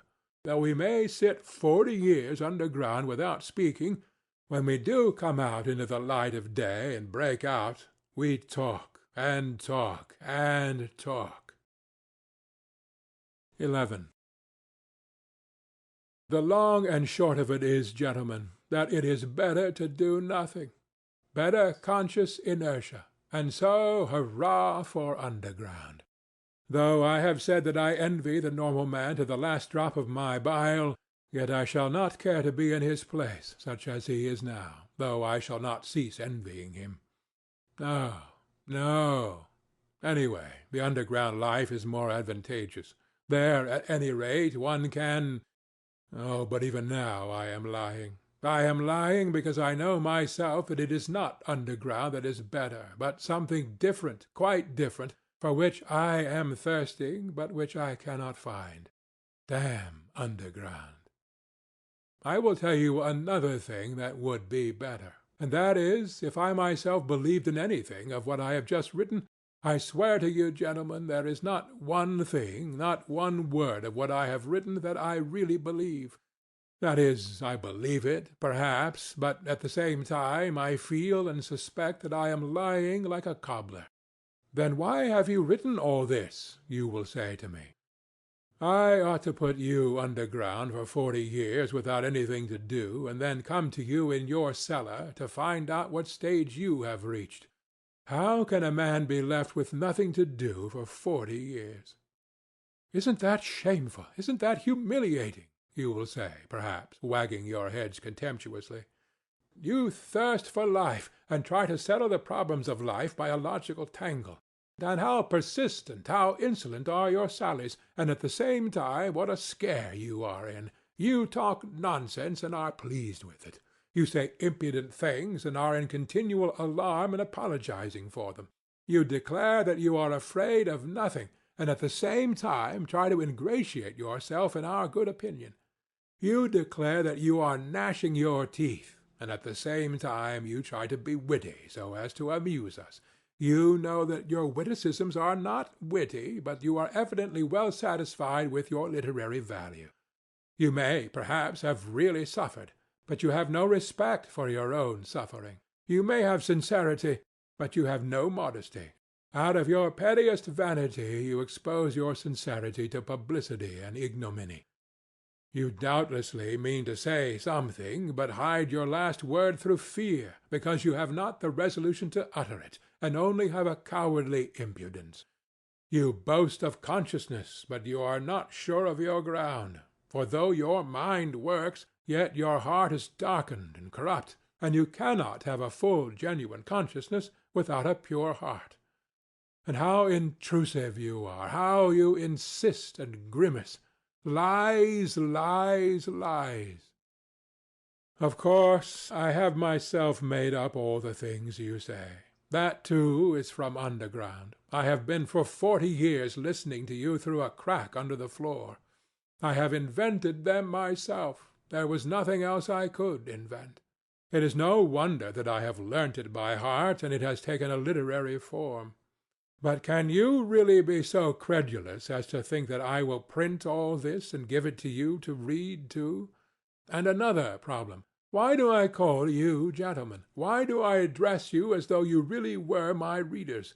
Such confessions as I intend to make are never printed, nor given to other people to read. Anyway, I am not strong-minded enough for that, and I don't see why I should be. But you see, a fancy has occurred to me, and I want to realize it at all costs. Let me explain. Every man has reminiscences which he would not tell to every one, but only to his friends. He has other matters in his mind which he would not reveal even to his friends, but only to himself, and that in secret. But there are other things which a man is afraid to tell even to himself, and every decent man has a number of such things stored away in his mind. The more decent he is, the greater the number of such things in his mind. Anyway, I have only lately determined to remember some of my early adventures. Till now I have always avoided them, even with a certain uneasiness. Now, when I am not only recalling them, but have actually decided to write an account of them, I want to try the experiment whether one can, even with oneself, be perfectly open and not take fright at the whole truth. I will observe, in parentheses, that Heine says that a true autobiography is almost an impossibility, and that man is bound to lie about himself. He considers that Rousseau certainly told lies about himself in his confessions, and even intentionally lied out of vanity. I am convinced that Heine is right. I quite understand how sometimes one may, out of sheer vanity, attribute regular crimes to oneself, and indeed I can very well conceive that kind of vanity. But Heine judged of people who made their confessions to the public. I write only for myself, and I wish to declare once and for all that if I write as though I were addressing readers, that is simply because it is easier for me to write in that form. It is a form, an empty form. I shall never have readers. I have made this plain already. I don't wish to be hampered by any restrictions in the compilation of my notes. I shall not attempt any system or method. I will jot things down as I remember them. But here, perhaps, someone will catch at the word and ask me, if you really don't reckon on readers, why do you make such compacts with yourself, and on paper too? That is, that you won't attempt any system or method, that you jot things down as you remember them, and so on and so on. Why are you explaining? Why do you apologize? Well, there it is, I answer. There is a whole psychology in this, though. Perhaps it is simply that I am a coward, and perhaps that I purposely imagine an audience before me in order that I may be more dignified while I write. There are perhaps thousands of reasons. Again, what is the object precisely in writing? If it is not to be for the benefit of the public, why should I not simply recall these incidents in my own mind without putting them on paper? Quite so, but yet it is more imposing on paper. There is something more impressive in it. I shall be better able to criticize myself and improve my style. Besides, I shall perhaps obtain actual relief from writing. Today, for instance, I am particularly oppressed by one memory of a distant past. It came back vividly to my mind a few days ago, and has remained haunting me like an annoying tune that one cannot get rid of. And yet I must get rid of it somehow. I have hundreds of such reminiscences, but at times some one stands out from the hundred and oppresses me. For some reason I believe that if I write it down I should get rid of it. Why not try? Besides, I am bored, and I never have anything to do. Writing will be a sort of work. They say work makes man kind-hearted and honest. Well, here's a chance for me, anyway. Snow is falling today, yellow and dingy. It fell yesterday, too, and a few days ago. I fancy it is the wet snow that has reminded me of that incident which I cannot shake off now. And so let it be a story apropos of the falling snow. Apropos of the wet snow. When from dark error's subjugation my words of passionate exhortation had wrenched thy fainting spirit free, and writhing prone in thine affliction thou didst recall with malediction the vice that had encompassed thee, and when thy slumbering conscience, fretting by recollection's torturing flame, thou didst reveal the hideous setting of thy life's current ere I came, when suddenly I saw thee sicken, and weeping hide thine anguished face, revolted, maddened, horror-stricken at memories of foul disgrace. Nekrasov. 1. At that time I was only 24. My life was even then gloomy, ill-regulated, and as solitary as that of a savage.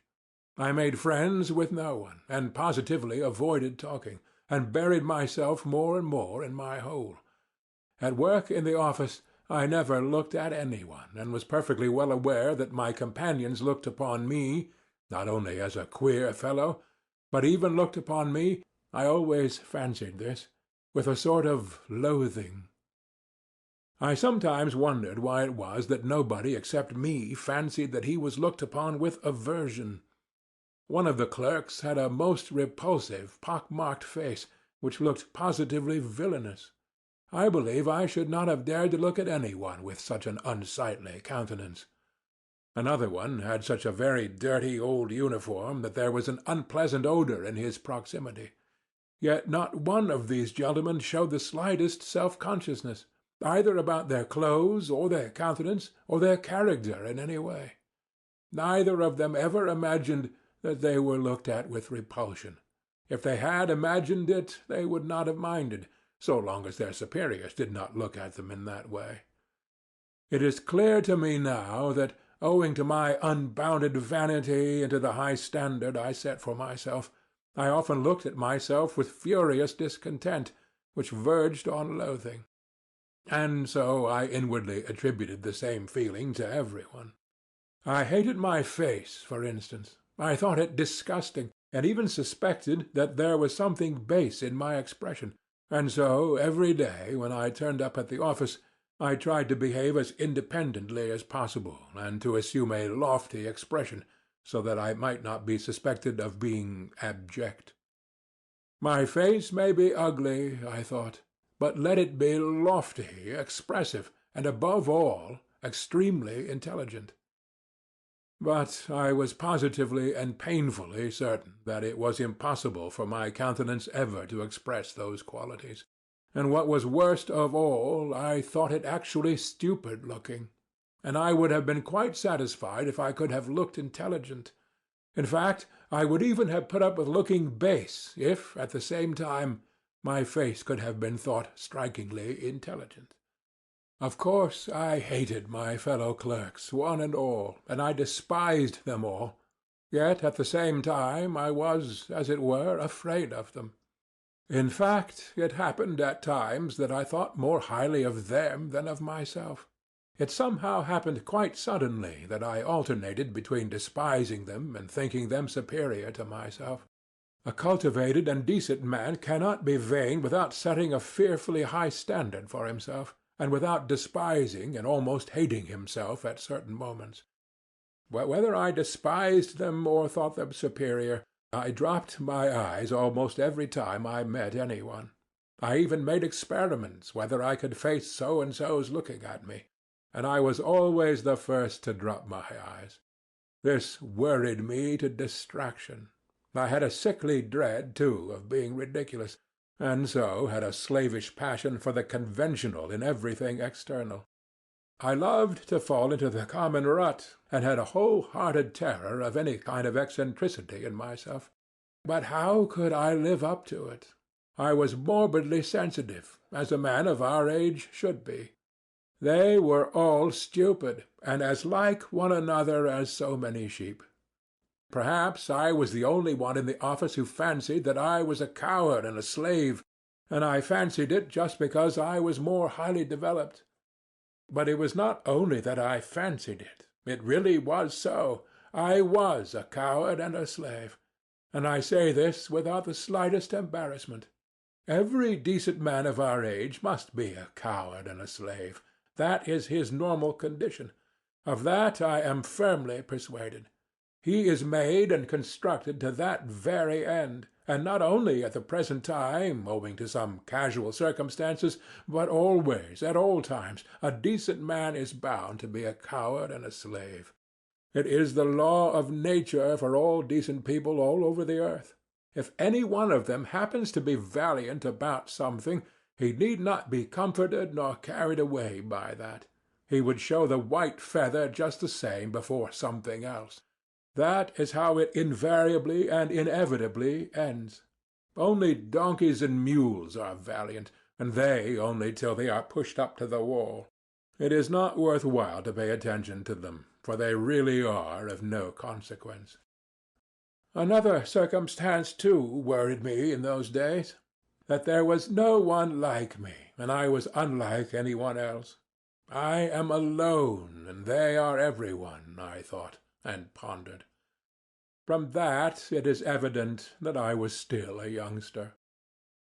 The very opposite sometimes happened. It was loathsome sometimes to go to the office. Things reached such a point that I often came home ill. But all at once, apropos of nothing, there would come a phase of skepticism and indifference. Everything happened in phases to me, and I would laugh myself at my intolerance and fastidiousness. I would reproach myself with being romantic. At one time I was unwilling to speak to any one, while at other times I would not only talk, but go to the length of contemplating making friends with them. All my fastidiousness would suddenly, for no rhyme or reason, vanish. Who knows? Perhaps I never really had it, and it had simply been affected and got out of books. I have not decided that question even now. Once I quite made friends with them, visited their homes, played preference, drank vodka, talked of promotions. But here let me make a digression. We Russians, speaking generally, have never had those foolish transcendental romantics, German, and still more French, on whom nothing produces any effect. If there were an earthquake, if all France perished at the barricades, they would still be the same. They would not even have the decency to affect a change, but would still go on singing their transcendental songs to the hour of their death, because they are fools. We in Russia have no fools. That is well known. That is what distinguishes us from foreign lands. Consequently, these transcendental natures are not found amongst us in their pure form. The idea that they are is due to our realistic journalists and critics of that day, always on the lookout for Konstanoglos and Uncle Pyotr Ivanitchs, and foolishly accepting them as our ideal.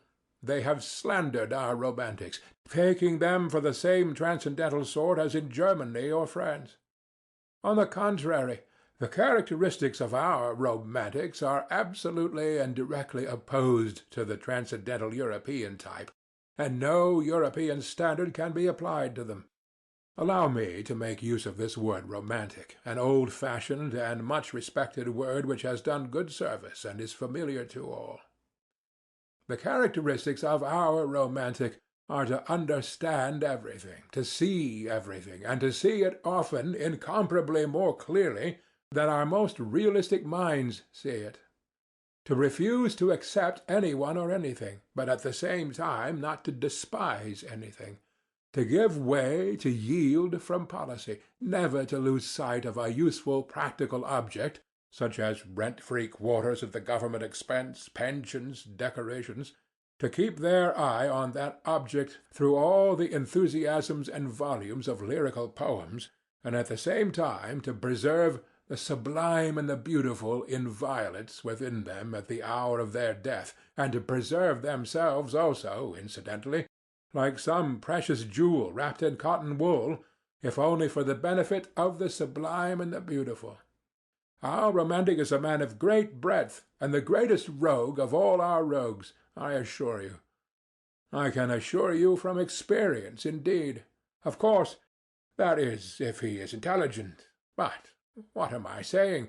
The romantic is always intelligent, and I only meant to observe that although we have had foolish romantics, they don't count, and they were only so because in the flower of their youth they degenerated into Germans, and to preserve their precious jewel more comfortably, settled somewhere out there, by preference in Weimar or the Black Forest. I, for instance, genuinely despise my official work, and did not openly abuse it simply because I was in it myself and got a salary for it. Anyway, take note, I did not openly abuse it. Our romantic would rather go out of his mind, a thing, however, which very rarely happens, than to take open abuse, unless he had some other career in view, and he is never kicked out. At most, they would take him to the lunatic asylum as the King of Spain, if he should go very mad. But it is only the thin, fair people who go out of their minds in Russia. Innumerable romantics attain later in life in considerable rank in the service. Their many-sidedness is remarkable, and what a faculty they have for the most contradictory sensations! I was comforted by this thought even in those days, and I am of the same opinion now. That is why there are so many broad natures among us who never lose their ideal even in the depths of degradation, and though they never stir a finger for their ideal, though they are arrant thieves and knaves, yet they tearfully cherish their first ideal and are extraordinarily honest at heart. Yes, it is only among us that the most incorrigible rogue can be absolutely and loftily honest at heart without in the least ceasing to be a rogue. I repeat, our romantics frequently become such accomplished rascals, I use the term rascals affectionately, suddenly display such a sense of reality and practical knowledge, that their bewildered superiors and the public generally can only ejaculate in amazement. Their many-sidedness is really amazing, and goodness knows what it may develop into later on, and what the future has in store for us. It is not a poor material. I do not say this from any foolish or boastful patriotism, but I feel sure that you are again imagining that I am joking. Or perhaps it's just the contrary, and you are convinced that I really think so. Anyway, gentlemen, I shall welcome both views as an honor and a special favor. And do forgive my digression.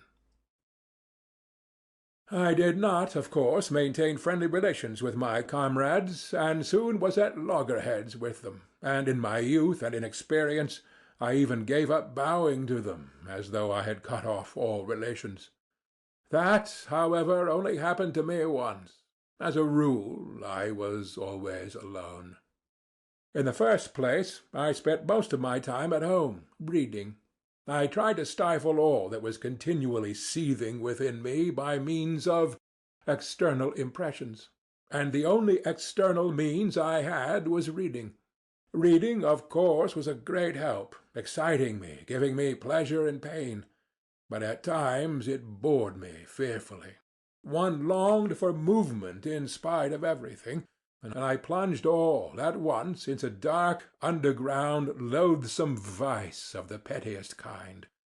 My wretched passions were acute, smarting from my continual sickly irritability.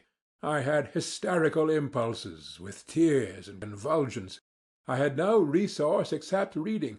That is, there was nothing in my surroundings which I could respect and which attracted me. I was overwhelmed with depression, too. I had an hysterical craving for incongruity and for contrast, and so I took to vice. I have not said all this to justify myself, but no, I am lying. I did want to justify myself. I make that little observation for my own benefit, gentlemen. I don't want to lie. I vowed to myself I would not. And so, furtively, timidly, in solitude, at night, I indulged in filthy vice, with a feeling of shame which never deserted me, even at the most loathsome moments, and which at some moments nearly made me curse. Already, even then, I had my underground world in my soul. I was fearfully afraid of being seen, of being met, of being recognized. I visited various obscure haunts. One night, as I was passing a tavern, I saw through a lighted window some gentlemen fighting with billiard cues, and I saw one of them thrown out of the window.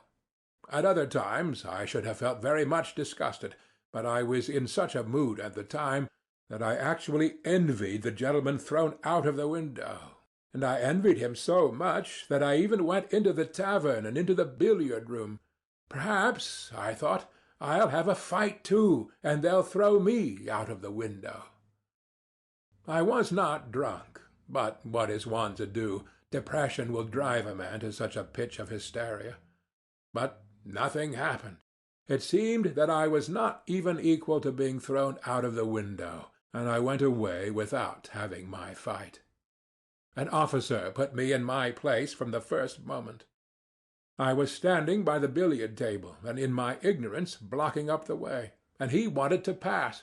He took me by the shoulders, and without a word, without a warning or explanation, moved me from where I was standing to another spot and passed by as though he had not noticed me.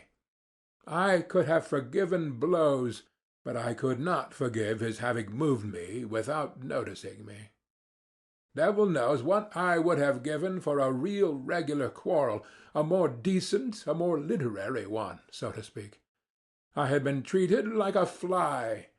The officer was over 6 foot, while I was a spindly little fellow. But the quarrel was in my hands. I had only to protest, and I certainly would have been thrown out of the window. But I changed my mind, and preferred to beat a resentful retreat. I went out of the tavern, straight home, confused and troubled. and the next night I went out again with the same lewd intentions, still more furtively, abjectly, and miserably than before, as it were, with tears in my eyes. But still I did go out again. Don't imagine, though, it was cowardice made me slink away from the officer. I never have been a coward at heart, though I have always been a coward in action. But don't be in a hurry to laugh. I assure you I can explain it all. Ah, if only that officer had been one of the sort who would consent to fight a duel! But no, he was one of those gentlemen, alas, long extinct, who preferred fighting with cues, or, like Gogol's Lieutenant Pirogov, appealing to the police. They did not fight duels, and would have thought a duel with a civilian like me an utterly unseemly procedure in any case. And they looked upon the duel altogether as something impossible, something free-thinking and French. But they were quite ready to bully, especially when they were over 6 foot. I did not slink away through cowardice, but through an unbounded vanity. I was afraid, not of his 6 foot, not of getting a sound thrashing and being thrown out of the window. I should have had physical courage enough, I assure you. But I had not the moral courage. What I was afraid of was that every one present, from the insolent marker down to the lowest little stinking, pimply clerk in a greasy collar, would jeer at me and fail to understand when I began to protest and address them in literary language. For of the point of honor, not of honor, but of the point of honor, point d'honneur, one cannot speak among us except in literary language. You can't allude to the point of honor in ordinary language. I was fully convinced, this sense of reality in spite of all my romanticism, that they would all simply split their sides with laughter, and that the officer would not simply beat me, that is, without insulting me, but would certainly prod me in the back with his knee, kick me round the billiard table, and only then, perhaps, have pity and drop me out of the window. Of course, this trivial incident could not, with me, end in that. I often met that officer afterwards in the street, and noticed him very carefully. I am not quite sure whether he recognized me. I imagine not. I judge from certain signs. But I stared at him with spite and hatred, and so it went on for several years. My resentment grew even deeper with years. At first I began making stealthy inquiries about this officer. It was difficult for me to do so, for I knew no one. But one day I heard some one shout his surname in the street as I was following him at a distance, as though I were tied to him, and so I learnt his surname. Another time I followed him to his flat, and for 10 kopecks learned from the porter where he lived, on which story, whether he lived alone or with others, and so on. In fact, everything one could learn from a porter. One morning, though I had never tried my hand with the pen, it suddenly occurred to me to write a satire on this officer in the form of a novel which would unmask his villainy. I wrote the novel with relish. I did unmask his villainy. I even exaggerated it. At first I so altered his surname that it could easily be recognized, but on second thoughts I changed it, and sent the story to the Otet Chestvenia Zapiski. But at that time such attacks were not the fashion, and my story was not printed. That was a great vexation to me. Sometimes I positively choked with resentment. At last I determined to challenge my enemy to a duel. I composed a splendid, charming letter to him, imploring him to apologize to me and hinting rather plainly at a duel in case of refusal. The letter was so composed that if the officer had had the least understanding of the sublime and the beautiful, he would certainly have flung himself on my neck and have offered me his friendship. And how fine that would have been! How we should have got on together! He could have shielded me with his higher rank, while I could have improved his mind with my culture, and, well, my ideas, and all sorts of things might have happened. Only fancy, this was 2 years after his insult to me, and my challenge would have been a ridiculous anachronism, in spite of all the ingenuity of my letter in disguising and explaining away the anachronism. But, thank God, to this day I thank the Almighty with tears in my eyes, I did not send the letter to him. Cold shivers run down my back when I think of what might have happened if I had sent it. And all at once I revenged myself in the simplest way, by a stroke of genius. A brilliant thought suddenly dawned upon me. Sometimes on holidays I used to stroll along the sunny side of the Nevsky about 4 o'clock in the afternoon, though it was hardly a stroll, so much as a series of innumerable miseries, humiliations, and resentments. But no doubt that was just what I wanted. I used to wriggle along in a most unseemly fashion, like an eel, continually moving aside to make way for generals, for officers of the guards and the hussars, or for ladies. At such minutes there used to be a convulsive twinge at my heart, and I used to feel hot all down my back at the mere thought of the wretchedness of my attire, of the wretchedness and abjectness of my little scurrying figure. This was a regular martyrdom, a continual intolerable humiliation at the thought, which passed into an incessant and direct sensation, that I was a mere fly in the eyes of all this world, a nasty, disgusting fly, more intelligent, more developed, more refined in feeling than any of them, of course, but a fly that was continually making way for every one, insulted and injured by every one. Why I inflicted this torture upon myself, why I went to the Nevsky, I don't know. I felt simply drawn there at every possible opportunity. Already, then, I began to experience a rush of the enjoyment of which I spoke in the first chapter. After my affair with the officer, I felt even more drawn there than before. It was on the Nevsky that I met him most frequently. There I could admire him. He, too, went there chiefly on holidays. He, too, turned out of his path for generals and persons of high rank, and he, too, wriggled between them like an eel. But people like me, or even better dressed than me, he simply walked over. He made straight for them as though they were nothing but empty space before him, and never, under any circumstances, turned aside. I gloated over my resentment watching him, and always resentfully made way for him. It exasperated me that even in the street I could not be on an even footing with him. Why must you invariably be the first to move aside? I kept asking myself in hysterical rage, waking up sometimes at 3 o'clock in the morning. Why is it you and not he? There's no regulation about it. There's no written law. Let the making way be equal, as it usually is when refined people meet. He moves halfway, and you move halfway. You pass with mutual respect. But that never happened, and I always moved aside, while he did not even notice my making way for him.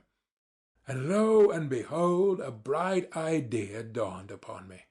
What, I thought, if I meet him and don't move on one side? What if I don't move aside on purpose, even if I knock up against him?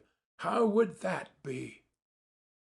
This audacious idea took such a hold on me that it gave me no peace.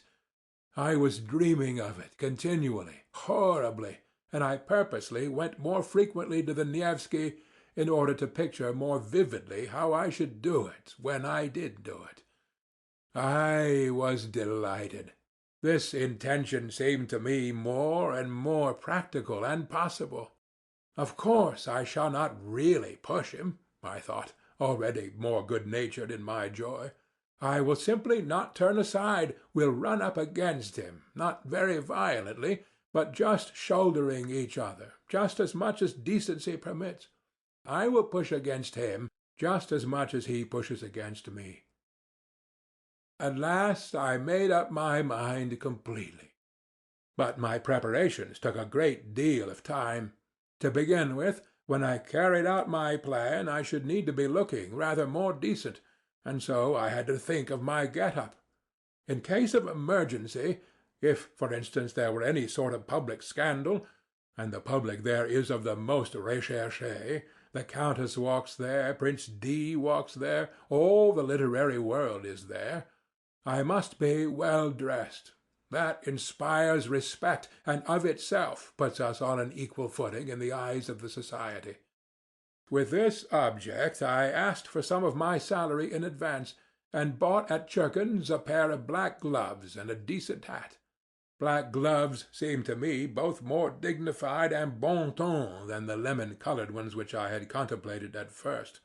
The colour is too gaudy. It looks as though one were trying to be conspicuous, and I did not take the lemon-coloured ones. I had got ready long beforehand a good shirt with white bone studs. My overcoat was the only thing that held me back. The coat in itself was a very good one. It kept me warm, but it was wadded, and it had a raccoon collar, which was the height of vulgarity. I had to change the collar at any sacrifice, and to have a beaver one like the officers. For this purpose I began visiting the Gostiny Dvor, and after several attempts I pitched upon a piece of cheap German beaver. Though these German beavers soon grow shabby and look wretched, yet at first they look exceedingly well, and I only needed it for the occasion. I asked the price. Even so, it was too expensive. After thinking it over thoroughly, I decided to sell my raccoon collar. The rest of the money, a considerable sum for me, I decided to borrow from Anton Antonitch Syetotchkin, my immediate supervisor, an unassuming person, though grave and judicious. He never lent money to anyone, but I had, on entering the service, been specially recommended to him by an important personage who had got me my berth. I was horribly worried. To borrow from Anton Antonitch seemed to me monstrous and shameful. I did not sleep for 2 or 3 nights. Indeed, I did not sleep well at that time. I was in a fever. I had a vague sinking at my heart, or else a sudden throbbing. Anton Antonitch was surprised at first. Then he frowned. Then he reflected, and did, after all, lend me the money, receiving from me a written authorization to take from my salary a fortnight later the sum that he had lent me. In this way everything was at last ready. The handsome beaver replaced the mean-looking raccoon, and I began by degrees to get to work. It would never have done to act off-hand, at random. The plan had to be carried out skilfully, by degrees. But I must confess that after many efforts I began to despair. We simply could not run into each other. I made every preparation. I was quite determined. It seemed as though we should run into one another directly, and before I knew what I was doing, I had stepped aside for him again, and he had passed without noticing me. I even prayed, as I approached him, that God would grant me determination. One time I had made up my mind thoroughly, but it ended in my stumbling and falling at his feet, because at the very last instant, when I was 6 inches from him, my courage failed me. He very calmly stepped over me, while I flew on one side like a ball. That night I was ill again, feverish and delirious. And suddenly it ended most happily. The night before I had made up my mind not to carry out my fatal plan, and to abandon it all, and with that object I went to the Nevsky for the last time, just to see how I would abandon it all. Suddenly, 3 paces from my enemy, I unexpectedly made up my mind. I closed my eyes, and we ran full tilt, shoulder to shoulder, against one another. I did not budge an inch, and passed him on a perfectly equal footing. He did not even look round, and pretended not to notice it, but he was only pretending. I am convinced of that. I am convinced of that to this day. Of course, I got the worst of it. He was stronger, but that was not the point. The point was that I had attained my object. I had kept up my dignity. I had not yielded a step, and had put myself publicly on an equal social footing with him. I returned home feeling that I was fully avenged for everything. I was delighted, and I was triumphant, and sang Italian arias. Of course, I will not describe to you what happened to me 3 days later. If you have read my first chapter, you can guess for yourself. The officer was afterwards transferred. I have not seen him now for 14 years. What is the dear fellow doing now? Whom is he walking over? 2. But the period of my dissipation would end, and I always felt very sick afterwards. It was followed by remorse. I tried to drive it away. I felt too sick. By degrees, however, I grew used to that too. I grew used to everything, or rather, I voluntarily resigned myself to enduring it. But I had a means of escape that reconciled everything. That was to find refuge in the sublime and the beautiful, in dreams, of course. I was a terrible dreamer. I would dream for 3 months on end, tucked away in my corner, and you may believe me that at those moments I had no resemblance to the gentleman who, in the perturbation of his chicken heart, put a collar of German beaver on his greatcoat. I suddenly became a hero.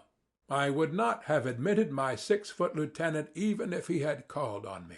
I could not even picture him before me then. What were my dreams, and how I could satisfy myself with them, it is hard to say now, but at the time I was satisfied with them, though, indeed, even now I am to some extent satisfied with them. Dreams were particularly sweet and vivid after a spell of dissipation. They came with remorse and with tears, with curses and transports. There were moments of such positive intoxication, of such happiness, that there was not the faintest trace of irony within me, on my honor. I had faith, hope, love.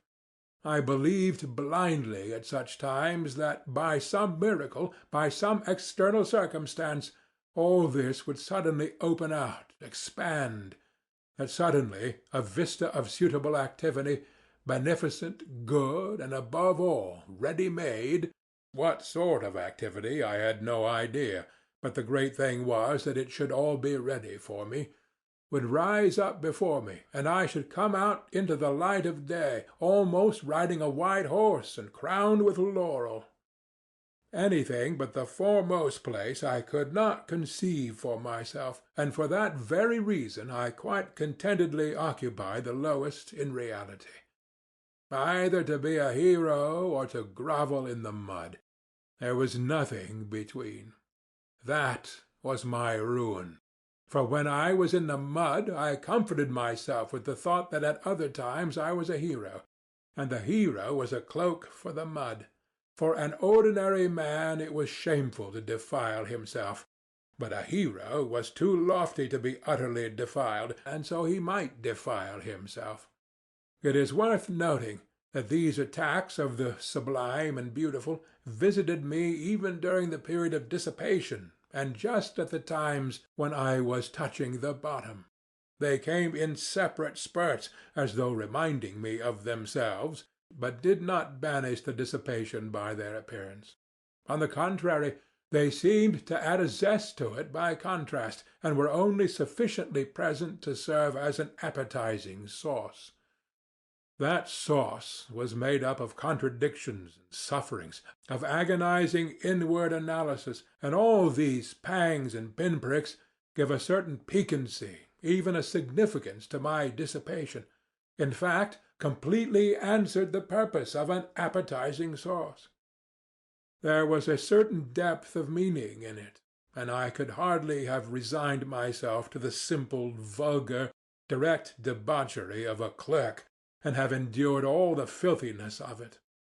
What could have allured me about it then, and have drawn me at night into the street? No, I had a lofty way of getting out of it all. And what loving-kindness, O Lord, what loving-kindness I felt at times in those dreams of mine, in those flights into the sublime and the beautiful! Though it was fantastic love, though it was never applied to anything human in reality, yet there was so much of this love that one did not feel afterwards even the impulse to apply it in reality. That would have been superfluous. Everything, however, passed satisfactorily by a lazy and fascinating transition into the sphere of art, that is, into the beautiful forms of life, lying ready, largely stolen from the poets and novelists, and adapted to all sorts of needs and uses. I, for instance, was triumphant over every one. Every one, of course, was in dust and ashes, and was forced spontaneously to recognize my superiority, and I forgave them all. I was a poet and a grand gentleman. I fell in love. I came in for countless millions and immediately devoted them to humanity, and at the same time I confessed before all the people my shameful deeds, which, of course, were not merely shameful, but had in them much that was sublime and beautiful, something in the Manfred style. Every one would kiss me and weep. What idiots they would be if they did not, while I should go barefoot and hungry, preaching new ideas and fighting a victorious Austerlitz against the obscurantists. Then the band would play a march, and amnesty would be declared, the Pope would agree to retire from Rome to Brazil. Then there would be a ball for the whole of Italy at the Villa Borghese, on the shores of Lake Como, Lake Como being for that purpose transferred to the neighborhood of Rome. Then would come a scene in the bushes, and so on, as though you did not know all about it. You will say that it is vulgar and contemptible to drag all this into public after all the tears and transports which I have myself confessed. But why is it contemptible? Can you imagine that I am ashamed of it at all, and that it was stupider than anything in your life, gentlemen? And I can assure you that some of these fancies were by no means badly composed. It did not all happen on the shores of Lake Como, and yet you are right, it really is vulgar and contemptible, and most contemptible of all is that now I am attempting to justify myself to you. And even more contemptible than that is my making this remark now. But that's enough, or there will be no end to it. Each step will be more contemptible than the last. I could never stand more than 3 months of dreaming at a time without feeling an irresistible desire to plunge into society. To plunge into society meant to visit my superior at the office, Anton Antonitch Syetotchkin. He was the only permanent acquaintance I have had in my life, and I wonder at the fact myself now. But I only went to see him when that phase came over me, and when my dreams had reached such a point of bliss that it became essential at once to embrace my fellows and all mankind, and for that purpose I needed at least one human being actually existing. I had to call on Anton Antonitch, however, on Tuesday, his at-home day, so I had always to time my passionate desire to embrace humanity so that it might fall on a Tuesday. This Anton Antonitch lived on the 4th story in a house in 5 corners, in 4 low-pitched rooms, one smaller than the other, of a particularly frugal and sallow appearance. He had 2 daughters and their aunt, who used to pour out the tea. Of the daughters, one was 13 and another 14. They both had snub noses, and I was awfully shy of them because they were always whispering and giggling together. The master of the house usually sat in his study on a leather couch in front of the table with some grey-headed gentleman, usually a colleague from our office or some other department. I never saw more than 2 or 3 visitors there, always the same. They talked about the excise duty, about business in the Senate, about salaries, about promotions, about His Excellency and the best means of pleasing him, and so on. I had the patience to sit like a fool beside these people for 4 hours at a stretch, listening to them without knowing what to say to them or venturing to say a word. I became stupefied. Several times I felt myself perspiring. I was overcome by a sort of paralysis. But this was pleasant and good for me. On returning home, I deferred for a time my desire to embrace all mankind. I had, however, one other acquaintance of a sort, Simonov, who was an old schoolfellow. I had a number of schoolfellows, indeed, in Petersburg, but I did not associate with them, and had even given up nodding to them in the street. I believe I had transferred into the department I was in simply to avoid their company, and to cut off all connection with my hateful childhood. Curses on that school, and all those terrible years of penal servitude! In short, I parted from my schoolfellows as soon as I got out into the world. There were 2 or 3 left to whom I nodded in the street. One of them was Simonov, who had in no way been distinguished at school, was of a quiet and equable disposition, but I discovered in him a certain independence of character, and even honesty. I don't even suppose that he was particularly stupid. I had at one time spent some rather soulful moments with him, but these had not lasted long, and had somehow been suddenly clouded over. He was evidently uncomfortable at these reminiscences, and was, I fancy, always afraid that I might take up the same tone again. I suspected that he had an aversion for me, but still I went on going to see him, not being quite certain of it. And so, on occasion, unable to endure my solitude, and knowing that, as it was Thursday, Anton Antonyitch's door would be closed, I thought of Simonov. Climbing up to his 4th story, I was thinking that the man disliked me, and that it was a mistake to go and see him. But as it always happened that such reflections impelled me, as though purposely to put myself into a false position, I went in.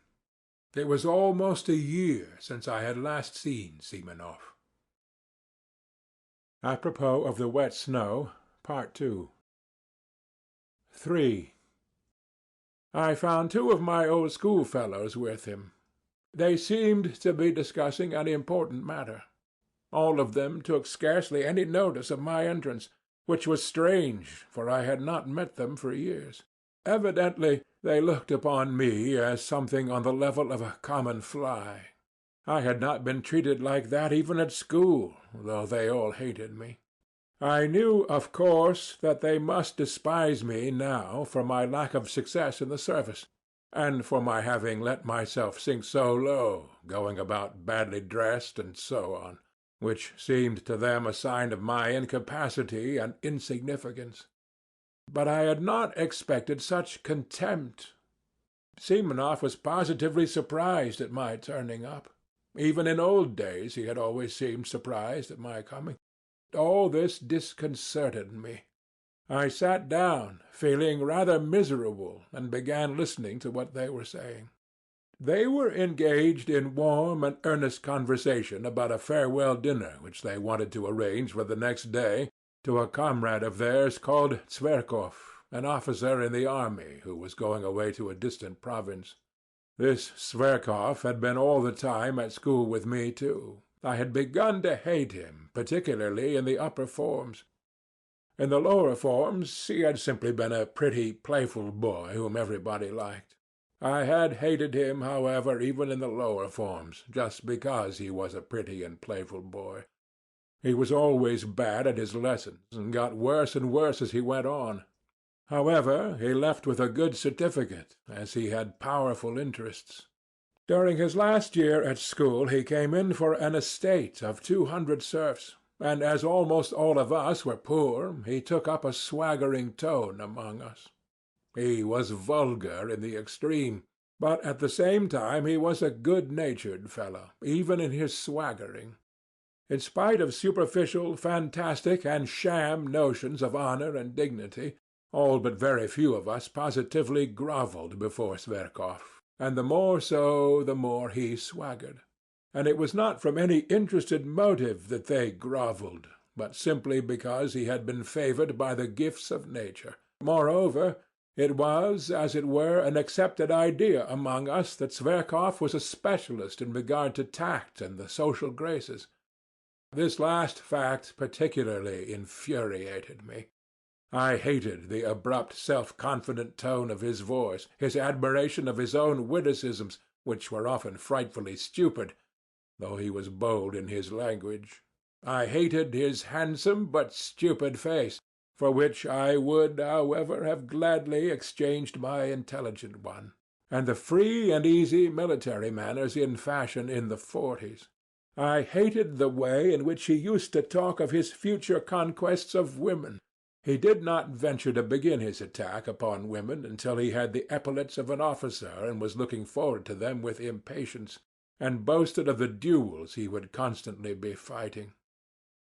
I remember how I, invariably so taciturn, suddenly fastened upon Zverkov, when one day, talking at a leisure moment with his schoolfellows of his future relations with the fair sex, and growing as sportive as a puppy in the sun, he all at once declared that he would not leave a single village girl on his estate unnoticed, that was his droit de seigneur, and that if the peasants dared to protest, he would have them all flogged and double the tax on them, the bearded rascals. Our servile rabble applauded, but I attacked him, not from compassion for the girls and their fathers, but simply because they were applauding such an insect. I got the better of him on that occasion, but though Zverkov was stupid, he was lively and impudent, and so laughed it off, and in such a way that my victory was not really complete. The laugh was on his side. He got the better of me on several occasions afterwards, but without malice, jestingly, casually. I remained angrily and contemptuously silent, and would not answer him. When he left school he made advances to me. I did not rebuff them, for I was flattered, but we soon parted, and quite naturally. Afterwards I heard of his barrack-room success as a lieutenant, and of the fast life he was leading. Then there came other rumours of his successes in the service. By then he had taken to cutting me in the street, and I suspected that he was afraid of compromising himself by greeting a personage as insignificant as me. I saw him once in the theatre, in the third tier of boxes. By then he was wearing shoulder-straps. He was twisting and twirling about, ingratiating himself with the daughters of an ancient general. In 3 years he had gone off considerably, though he was still rather handsome and adroit. One could see that by the time he was 30 he would be corpulent. So it was to this Zverkov that my schoolfellows were going to give a dinner on his departure. They had kept up with him for those 3 years, though privately they did not consider themselves on an equal footing with him. I am convinced of that. Of Simonov's 2 visitors, one was Ferfitchkin, a Russianized German, a little fellow with the face of a monkey, a blockhead who was always deriding every one. A very bitter enemy of mine from our days in the lower forms, a vulgar, impudent, swaggering fellow, who affected a most sensitive feeling of personal honor, though, of course, he was a wretched little coward at heart. He was one of those worshippers of Zverkov who made up to the latter from interested motives, and often borrowed money from him. Simonov's other visitor, Trudolyubov, was a person in no way remarkable. A tall young fellow in the army, with a cold face, fairly honest, though he worshipped success of every sort, and was only capable of thinking of promotion. He was some sort of distant relation of Zverkov's, and this, foolish as it seems, gave him a certain importance among us. He always thought me of no consequence whatever. His behaviour to me, though not quite courteous, was tolerable. "Well, with 7 roubles each," said Trudolyubov, 21 roubles between the 3 of us, we ought to be able to get a good dinner. Sverkov, of course, won't pay." "Of course not, since we are inviting him," Simonov decided. "Can you imagine," Ferfitchkin interrupted hotly and conceitedly, like some insolent flunkey boasting of his master the general's decorations, "can you imagine that Sverkov will let us pay alone? He will accept from delicacy, but he will order half a dozen bottles of champagne." "Do we want half a dozen for the 4 of us?" observed Trudolyubov, taking notice only of the half-dozen. "So the 3 of us, with Sverkov for the 4th, 21 roubles, at the Hotel de Paris at 5 o'clock tomorrow," Simonov, who had been asked to make the arrangements, concluded finally. "How 21 roubles?" I asked in some agitation, with a show of being offended. "If you count me, it will not be 21, but 28 roubles." It seemed to me that to invite myself so suddenly and unexpectedly would be positively graceful, and that they would all be conquered at once and would look at me with respect. Do you want to join, too?" Simonov observed, with no appearance of pleasure, seeming to avoid looking at me. He knew me through and through. It infuriated me that he knew me so thoroughly. "Why not? I'm an old schoolfellow of his, too, I believe, and I must own I feel hurt that you have left me out," I said, boiling over again. "And where were we to find you?" Ferfitchkin put in roughly. "You never were on good terms with Sverkov," Trudolyubov added, frowning. But I had already clutched at the idea and would not give it up. "It seems to me that no one has a right to form an opinion upon that," I retorted in a shaking voice, as though something tremulous had happened. "Perhaps that is just my reason for wishing it now, that I have not always been on good terms with him." "Oh, there's no making you out with these refinements," Trudolyubov jeered. "We'll put your name down," Simonov decided, addressing me. "Tomorrow, at 5 o'clock, at the Hotel de Paris." "What about the money?" Ferfitchkin began in an undertone, indicating me to Simonov, but he broke off, for even Simonov was embarrassed. "That will do," said Trudolyubov, getting up. "If he wants to come so much, let him." "But it's a private thing, between us friends," Ferfitchkin said crossly, as he too picked up his hat. "It's not an official gathering.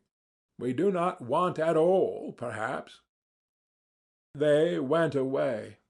Ferfitchkin did not greet me in any way as he went out. Trudolyubov barely nodded. Simonov, with whom I was left tête-à-tête, was in a state of vexation and perplexity, and looked at me queerly. He did not sit down, and did not ask me to. Yes. Tomorrow, then. Will you pay your subscription now?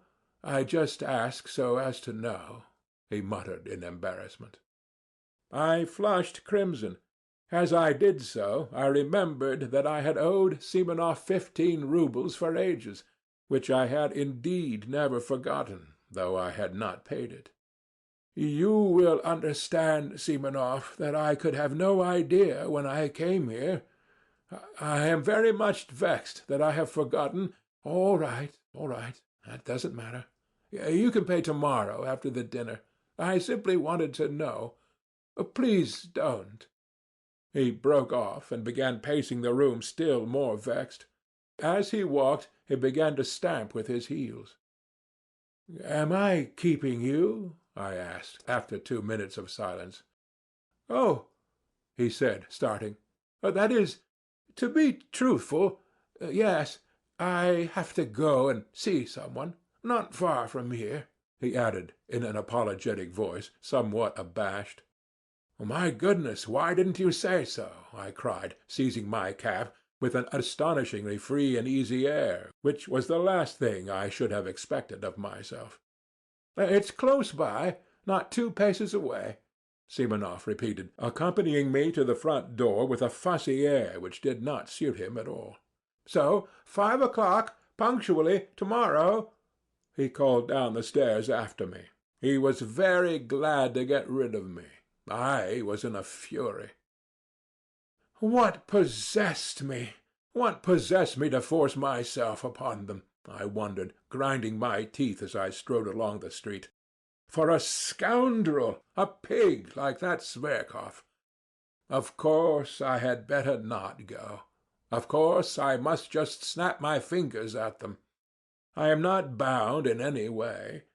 I'll send Simonov a note by tomorrow's post. But what made me furious was that I knew for certain that I should go, that I should make a point of going. And the more tactless, the more unseemly my going would be, the more certainly I would go. And there was a positive obstacle to my going. I had no money. All I had was 9 roubles. I had to give 7 of that to my servant, Apollon, for his monthly wages. That was all I paid him. He had to keep himself. Not to pay him was impossible, considering his character. But I will talk about that fellow, about that plague of mine, another time. However, I knew I should go and should not pay him his wages. That night I had the most hideous dreams. No wonder. All the evening I had been oppressed by memories of my miserable days at school, and I could not shake them off. I was sent to the school by distant relations, upon whom I was dependent, and of whom I have heard nothing since. They sent me there a forlorn, silent boy, already crushed by their reproaches, already troubled by doubt, and looking with savage distrust at everyone. My schoolfellows met me with spiteful and merciless gibes because I was not like any of them. But I could not endure their taunts. I could not give in to them with the ignoble readiness with which they gave in to one another. I hated them from the first, and shut myself away from every one in timid, wounded, and disproportionate pride. Their coarseness revolted me. They laughed cynically at my face, at my clumsy figure, and yet what stupid faces they had themselves! In our school the boys' faces seemed in a special way to degenerate and grow stupider. How many fine-looking boys came to us! In a few years they became repulsive. Even at 16 I wondered at them morosely. Even then I was struck by the pettiness of their thoughts, the stupidity of their pursuits, their games, their conversations. They had no understanding of such essential things. They took no interest in such striking, impressive subjects that I could not help considering them inferior to myself. It was not wounded vanity that drove me to it, and for God's sake do not thrust upon me your hackneyed remarks, repeated to nausea, that I was only a dreamer, while they, even then, had an understanding of life. They understood nothing. They had no idea of real life, and I swear that that was what made me most indignant with them. On the contrary, the most obvious, striking reality they accepted with fantastic stupidity, and even at that time were accustomed to respect success. Everything that was just, but oppressed and looked down upon, they laughed at heartlessly and shamefully. They took rank for intelligence. Even at 16 they were already talking about a snug berth. Of course, a great deal of it was due to their stupidity, to the bad examples with which they had always been surrounded in their childhood and boyhood. They were monstrously depraved. Of course, a great deal of that, too, was superficial and an assumption of cynicism. Of course, there were glimpses of youth and freshness even in their depravity. But even that freshness was not attractive, and showed itself in a certain rakishness. I hated them horribly, though perhaps I was worse than any of them. They repaid me in the same way, and did not conceal their aversion for me. But by then I did not desire their affection. On the contrary, I continually longed for their humiliation. To escape from their derision, I purposely began to make all the progress I could with my studies, and forced my way to the very top. This impressed them. Moreover, they all began by degrees to grasp that I had already read books none of them could read, and understood things, not forming part of our school curriculum, of which they had not even heard. They took a savage and sarcastic view of it, but were morally impressed, especially as the teachers began to notice me on those grounds. The mockery ceased, but the hostility remained, and cold and strained relations became permanent between us.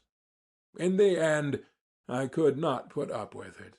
With years a craving for society, for friends, developed in me. I attempted to get on friendly terms with some of my schoolfellows, but somehow or other my intimacy with them was always strained, and soon ended of itself. Once, indeed, I did have a friend, but I was already a tyrant at heart. I wanted to exercise unbounded sway over him. I tried to instill in him a contempt for his surroundings. I required of him a disdainful and complete break with those surroundings. I frightened him with my passionate affection. I reduced him to tears, to hysterics. He was a simple and devoted soul. But when he devoted himself to me entirely, I began to hate him immediately, and repulsed him, as though all I needed him for was to win a victory over him, to subjugate him, and nothing else. But I could not subjugate all of them. My friend was not at all like them either. He was, in fact, a rare exception. The first thing I did on leaving school was to give up the special job for which I had been destined, so as to break all ties, to curse my past, and shake the dust from off my feet. And goodness knows why, after all that, I should go trudging off to Semenov's. Early next morning I roused myself and jumped out of bed with excitement, as though it were all about to happen at once. But I believed that some radical change in my life was coming, and would inevitably come that day. Owing to its rarity, perhaps, any external event, however trivial, always made me feel as though some radical change in my life were at hand. I went to the office, however, as usual, but sneaked away home 2 hours earlier to get ready. The great thing, I thought, is not to be the first to arrive, or they will think I am overjoyed at coming. But there are thousands of such great points to consider, and they all agitated and overwhelmed me. I polished my boots a second time with my own hands. Nothing in the world would have induced Apollon to clean them twice a day, as he considered that it was more than his duties required of him. I stole the brushes to clean them from the passage, being careful he should not detect it, for fear of his contempt. Then I minutely examined my clothes, and thought that everything looked old, worn, and threadbare. I had let myself get too slovenly.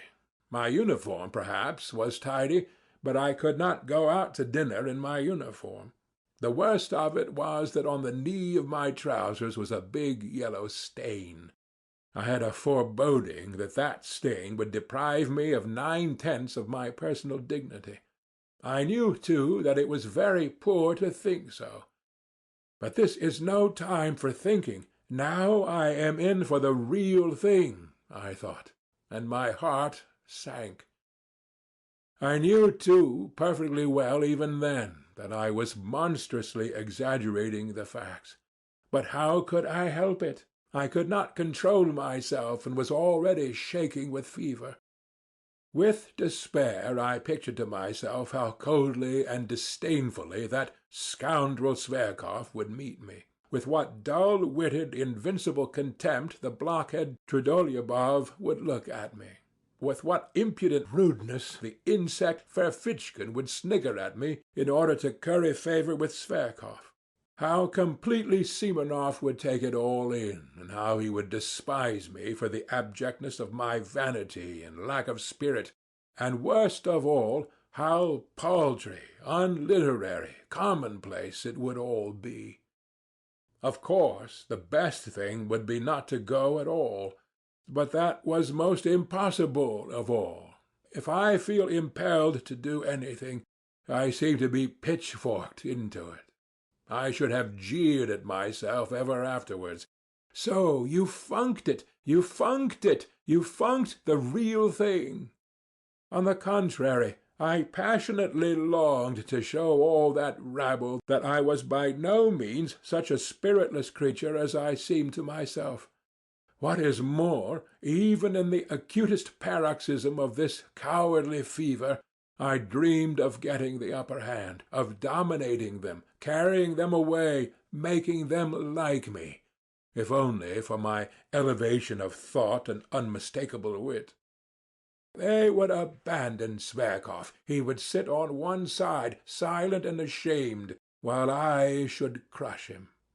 Then, perhaps, we would be reconciled and drink to our everlasting friendship. But what was most bitter and humiliating for me was that I knew, even then, knew fully and for certain, that I needed nothing of all this, really, that I did not really want to crush, to subdue, to attract them, that I did not care a straw, really, for the result, even if I did achieve it. Oh, how I prayed for the day to pass quickly! In unutterable anguish I went to the window, opened the movable pane, and looked out into the troubled darkness of the thickly falling wet snow. At last my wretched little clock hissed out 5. I seized my hat, and trying not to look at Apollon, who had been all day expecting his month's wages, but in his foolishness was unwilling to be the first to speak about it, I slipped between him and the door, and, jumping into a high-class sledge, on which I spent my last half-rouble, I drove up in grand style to the Hôtel de Paris. 4. I had been certain the day before that I should be the first to arrive. But it was not a question of being the first to arrive. Not only were they not there, but I had difficulty in finding our room. The table was not laid even. What did it mean? After a good many questions, I elicited from the waiters that the dinner had been ordered not for 5, but for 6 o'clock. This was confirmed at the buffet, too. I felt really ashamed to go on questioning them. It was only 25 minutes past 5. If they had changed the dinner hour, they ought at least to have let me know. That is what the post is for, and not to have put me in an absurd position in my own eyes, and even before the waiters. I sat down. The servant began laying the table. I felt even more humiliated when he was present. Towards 6 o'clock they brought in candles, though there were lamps burning in the room. It had not occurred to the waiter, however, to bring them in at once when I arrived. In the next room 2 gloomy, angry-looking persons were eating their dinners in silence at 2 different tables. There was a great deal of noise, even shouting, in a room further away. One could hear the laughter of a crowd of people and nasty little shrieks in French. There were ladies at the dinner. It was sickening, in fact.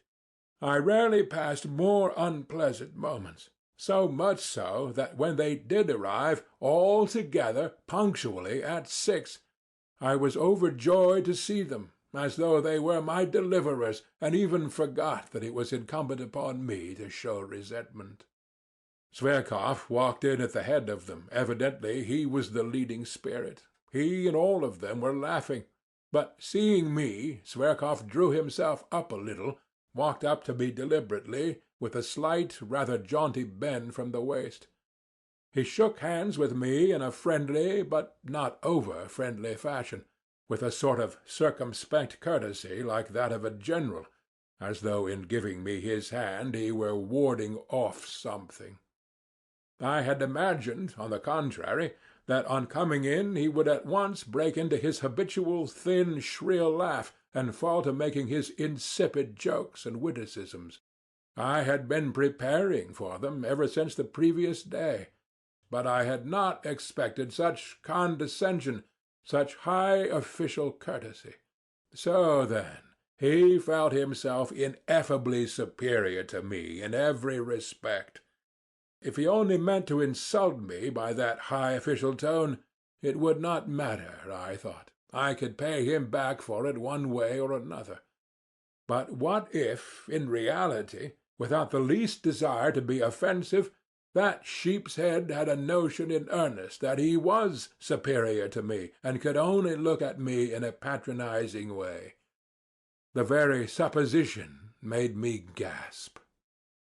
"I was surprised to hear of your desire to join us," he began, lisping and drawling, which was something new.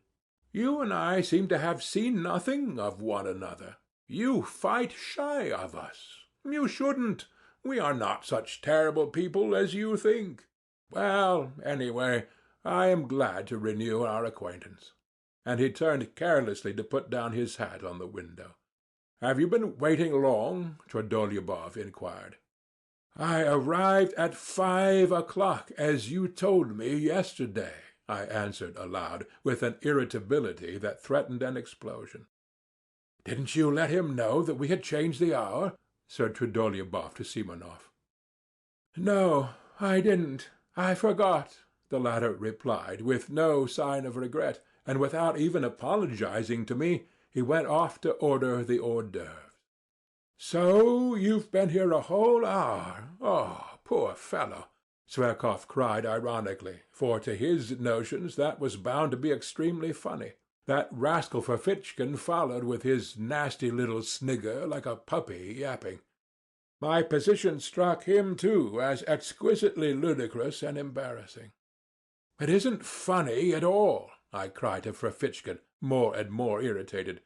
"It wasn't my fault, but other people's. They neglected to let me know. It was simply absurd." "It's not only absurd, but something else as well," muttered Trudolyubov, naively taking my part. "You are not hard enough upon it. It was simply rudeness, unintentional, of course. And how could Simonov— "If a trick like that had been played on me," observed Ferfitchkin, "I should—" "But you should have ordered something for yourself," Zverkov interrupted, "or simply asked for dinner without waiting for us." "You will allow that I might have done that without your permission," I rapped out. "If I waited, it was—" "Let us sit down, gentlemen," cried Simonov, coming in. "Everything is ready. I can answer for the champagne. It is capitally frozen.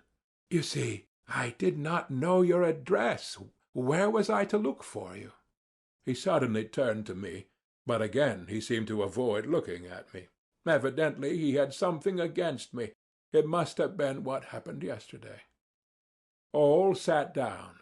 I did the same. It was a round table.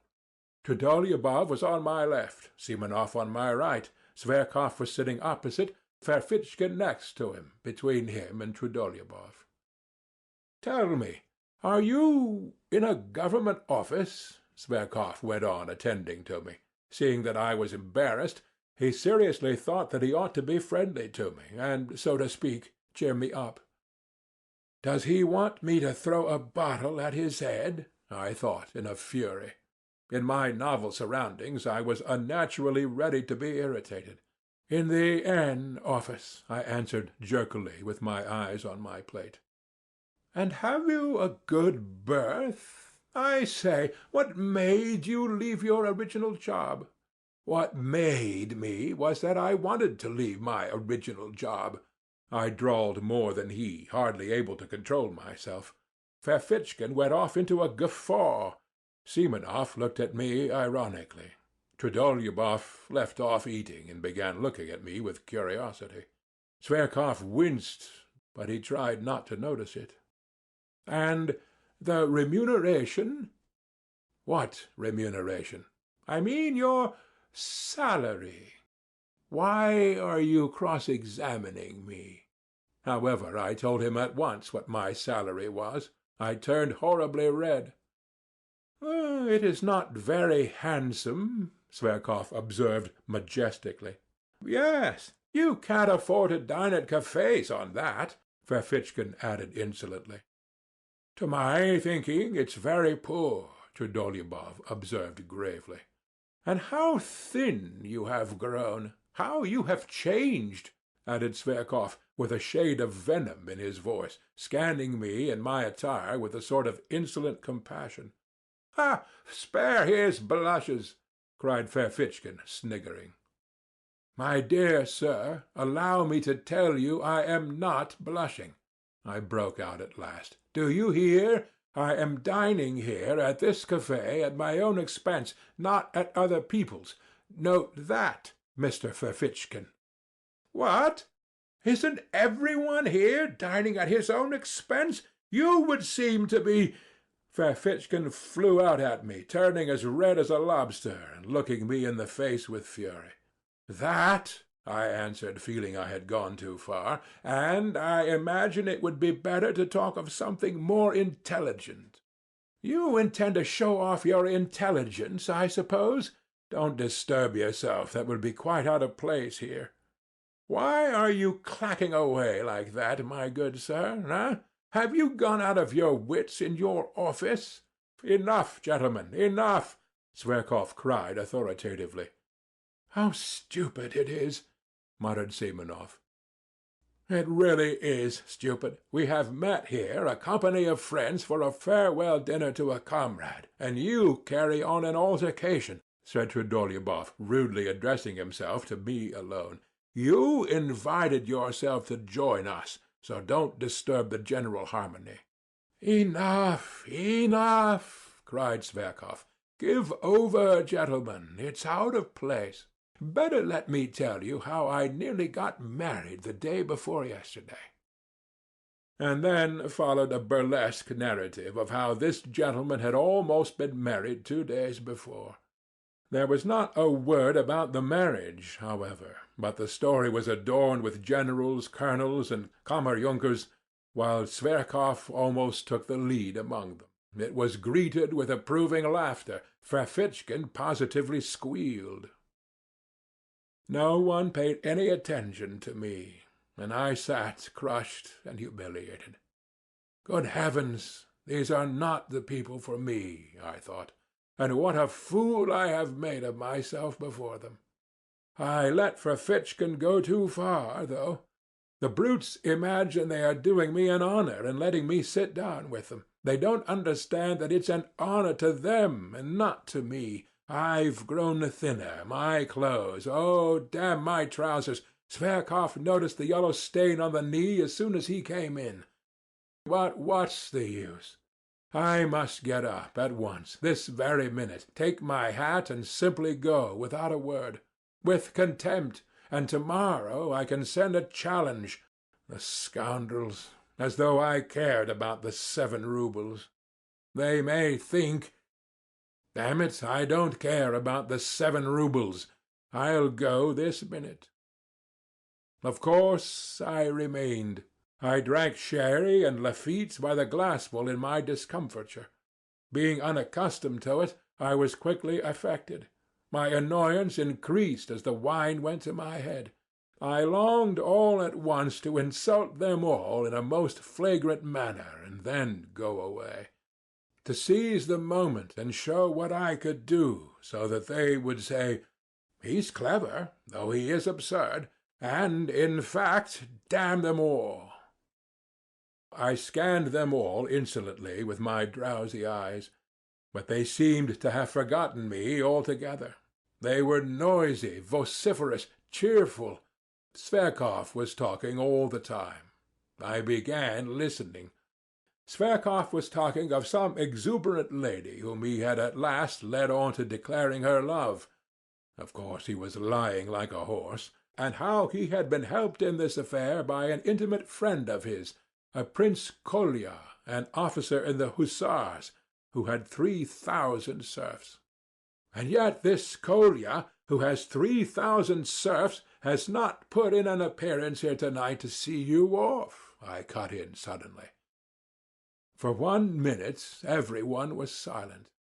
"You are drunk already," Trudolyubov deigned to notice me at last, glancing contemptuously in my direction. Zverkov, without a word, examined me as though I were an insect. I dropped my eyes. Simonov made haste to fill up the glasses with champagne. Trudolyubov raised his glass, as did every one else but me. "Your health and good luck on the journey," he cried to Zverkov. "To old times, to our future. Hurrah!" They all tossed off their glasses and crowded round Zverkov to kiss him. I did not move, my full glass still untouched before me. "Why, aren't you going to drink it?" roared Trudolyubov, losing patience and turning menacingly to me. "I want to make a speech separately on my own account, and then I'll drink it, Mr. Trudolyubov." "Spiteful brute!"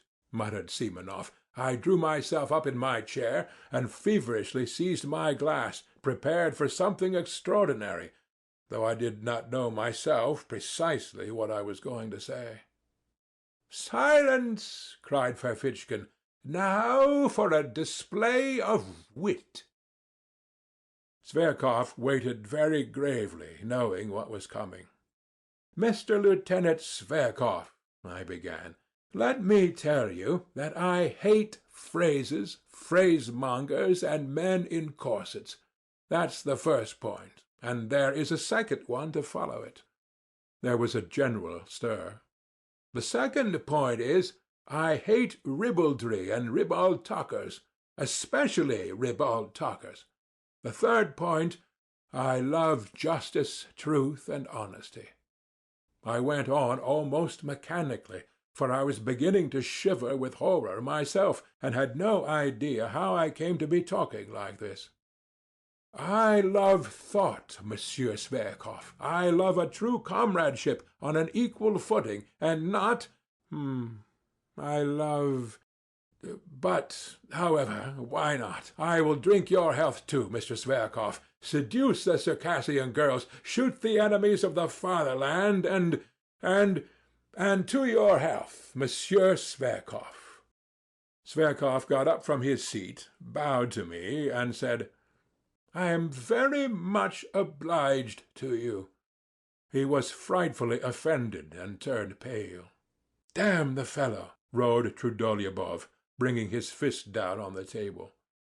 "Well, he wants a punch in the face for that," squealed Ferfitchkin. "We ought to turn him out," muttered Simonov. "Not a word, gentlemen, not a movement," cried Zverkov solemnly, checking the general indignation. "I thank you all, but I can show him for myself how much value I attach to his words. Mr. Ferfitchkin, you will give me satisfaction tomorrow for your words just now," I said aloud, turning with dignity to Ferfitchkin. "A duel, you mean?" "Certainly," he answered. But probably I was so ridiculous as I challenged him, and he was so out of keeping with my appearance, that every one, including Ferfitchkin, was prostrate with laughter. "Yes, let him alone, of course. He is quite drunk," Trudolyubov said with disgust. "I shall never forgive myself for letting him join in," Simonov muttered again. "Now is the time to throw a bottle at their heads," I thought to myself. I picked up the bottle and filled my glass. "No, I'd better sit on to the end," I went on thinking. "You would be pleased, my friends, if I went away. Nothing will induce me to go. I'll go on sitting here and drinking to the end, on purpose, as a sign that I don't think you of the slightest consequence. I will go on sitting and drinking because this is a public house and I paid my entrance money. I'll sit here and drink, for I look upon you as so many pawns, as inanimate pawns. I'll sit here and drink, and sing if I want to. Yes, sing, for I have the right to sing." But I did not sing. I simply tried not to look at any of them. I assumed most unconcerned attitudes, and waited with impatience for them to speak first. But alas, they did not address me, and oh, how I wished at that moment to be reconciled to them. It struck 8, at last 9. They moved from the table to the sofa. Zverkov stretched himself on a lounge and put one foot on a round table. Wine was brought there. He did, as a fact, order 3 bottles on his own account. I, of course, was not invited to join them.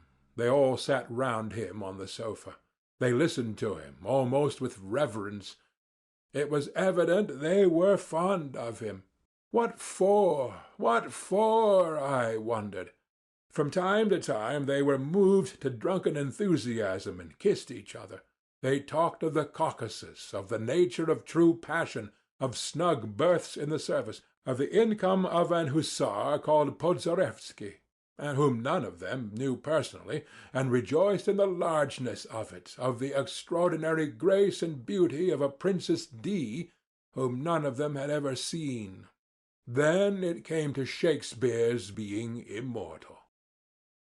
I smiled contemptuously and walked up and down the other side of the room, opposite the sofa, from the table to the stove, and back again. I tried my very utmost to show them that I could do without them, and yet I purposely made a noise with my boots, thumping with my heels. But it was all in vain. They paid no attention. I had the patience to walk up and down in front of them from 8 o'clock till 11, in the same place, from the table to the stove and back again. I walk up and down to please myself, and no one can prevent me. The waiter who came into the room stopped from time to time to look at me. I was somewhat giddy from turning round so often. At moments it seemed to me that I was in delirium. During those 3 hours I was 3 times soaked with sweat and dry again. At times, with an intense acute pang, I was stabbed to the heart by the thought that 10 years, 20 years, 40 years would pass, and that even in 40 years I would remember with loathing and humiliation those filthiest, most ludicrous, and most awful moments of my life. No one could have gone out of his way to degrade himself more shamelessly, and I fully realized it. Fully. And yet I went on, pacing up and down from the table to the stove. Oh, if they only knew what thoughts and feelings I am capable of, how cultured I am, I thought at moments, mentally addressing the sofa on which my enemies were sitting. But my enemies behaved as though I were not in the room. Once, only once, they turned towards me, just when Zverkov was talking about Shakespeare, and I suddenly gave a contemptuous laugh. I laughed in such an affected and disgusting way that they all at once broke off their conversation, and silently and gravely for 2 minutes watched me walking up and down from the table to the stove, taking no notice of them. But nothing came of it. They said nothing, and 2 minutes later they ceased to notice me again. It struck 11. "Friends," cried Zverkov, getting up from the sofa, "let us all be off now, there." Of course," the others assented. I turned sharply to Zverkov. I was so harassed, so exhausted, that I would have cut my throat to put an end to it. I was in a fever. My hair, soaked with perspiration, stuck to my forehead and temples. "Zverkov, I beg your pardon," I said abruptly and resolutely. "Ferfitchkin, yours too, and everyone's. I have insulted you all." "Aha! A duel is not in your line, old man," Ferfitchkin hissed venomously. It sent a sharp pang to my heart. "No, it's not the duel I am afraid of, Ferfitchkin.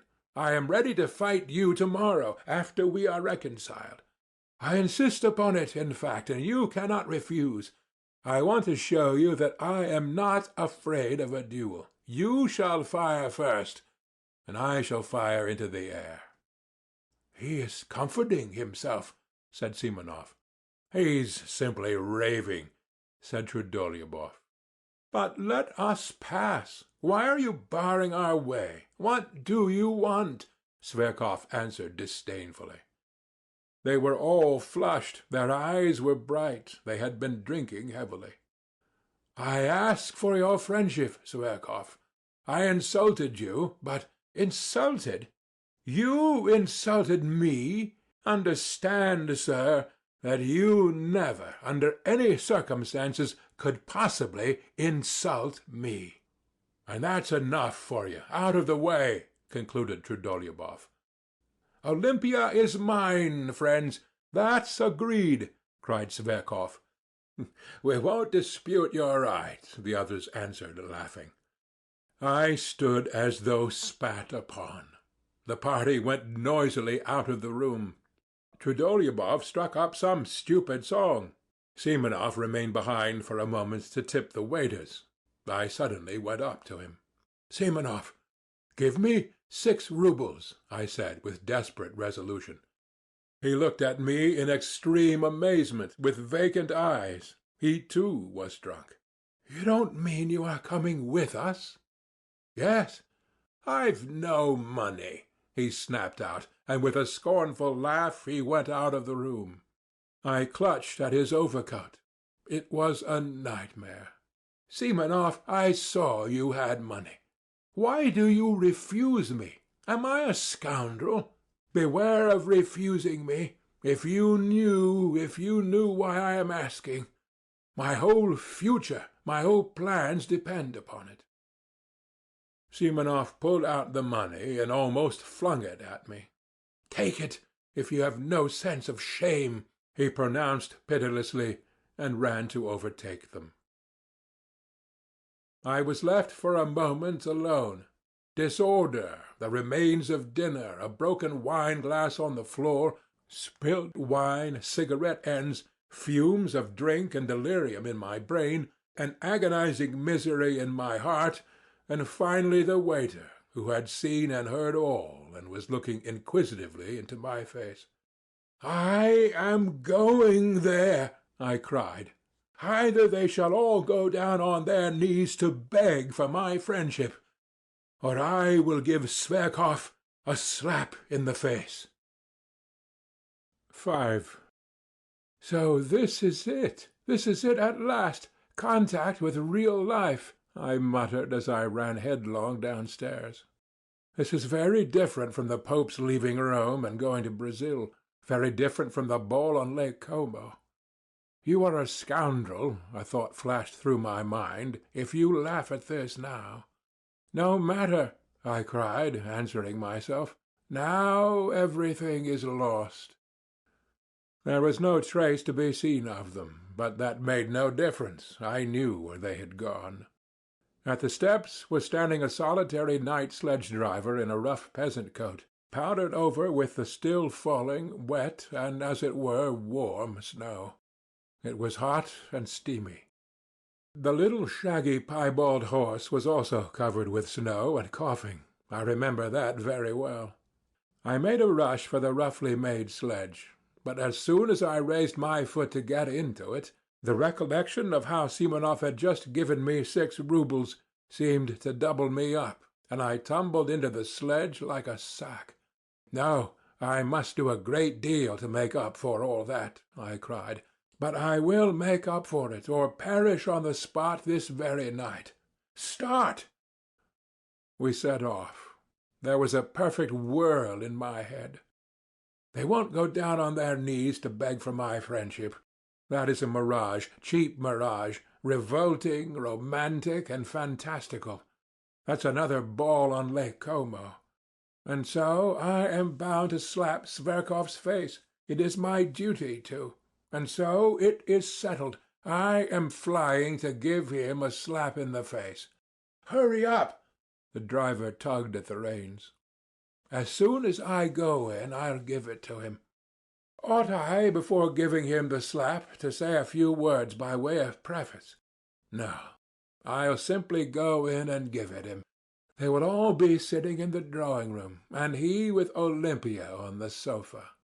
That damned Olympia! She laughed at my looks on one occasion and refused me. I'll pull Olympia's hair and pull Sverkov's ears. No, better one ear and pull him by it round the room. Maybe they will all begin beating me and will kick me out. That's most likely indeed. No matter. Anyway, I shall first slap him. The initiative will be mine, and by the laws of honor that is everything. He will be branded, and cannot wipe off the slap by any blows, by nothing but a duel. He will be forced to fight. And let him beat me now. Let them, the ungrateful wretches. Trudolyubov will beat me hardest. He is so strong. Ferfitchkin will be sure to catch hold sideways and tug at my hair. But no matter. No matter. That's what I am going for. The blockheads will be forced at last to see the tragedy of it all. When they drag me to the door, I shall call out to them that in reality they are not worth my little finger. "Get on, driver, get on!" I cried to the driver. He started and flicked his whip, I shouted so savagely. We shall fight at daybreak. That's a settled thing. I've done with the office. Ferfitchkin made a joke about it just now. But where can I get pistols? Nonsense. I'll get my salary in advance and buy them. And powder and bullets? Well, that's the second's business. And how can it all be done by daybreak? And where am I to get a second? I have no friends. Nonsense, I cried, lashing myself up more and more. It's of no consequence. The first person I meet in the street is bound to be my second, just as he would be bound to pull a drowning man out of water. The most eccentric things may happen. Even if I were to ask the director himself to be my second tomorrow, he would be bound to consent, if only from a feeling of chivalry, and to keep the secret. Anton Antonitch. The fact is that at that very minute the disgusting absurdity of my plan and the other side of the question was clearer and more vivid to my imagination than it could be to any one on earth. But, "Get on, driver! Get on, you rascal! Get on!" "Ah, sir," said the son of toil. Cold shivers suddenly ran down me. Wouldn't it be better to go straight home? My God, why did I invite myself to this dinner yesterday? But no, it's impossible. And my walking up and down for 3 hours from the table to the stove? No, they and no one else must pay for my walking up and down. They must wipe out this dishonor. Drive on. And what if they give me into custody?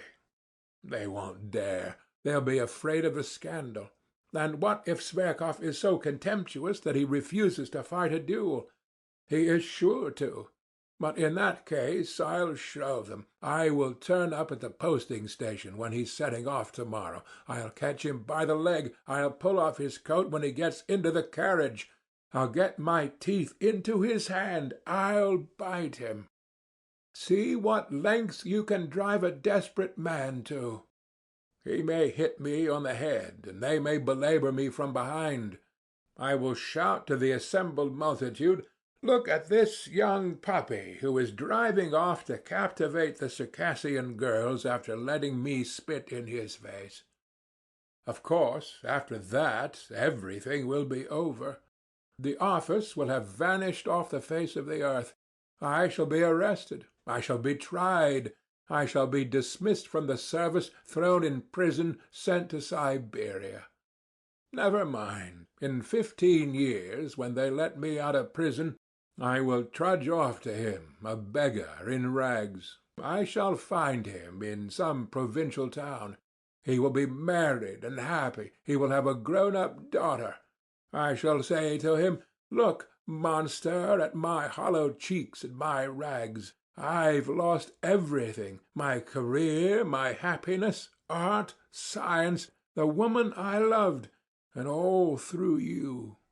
Here are pistols.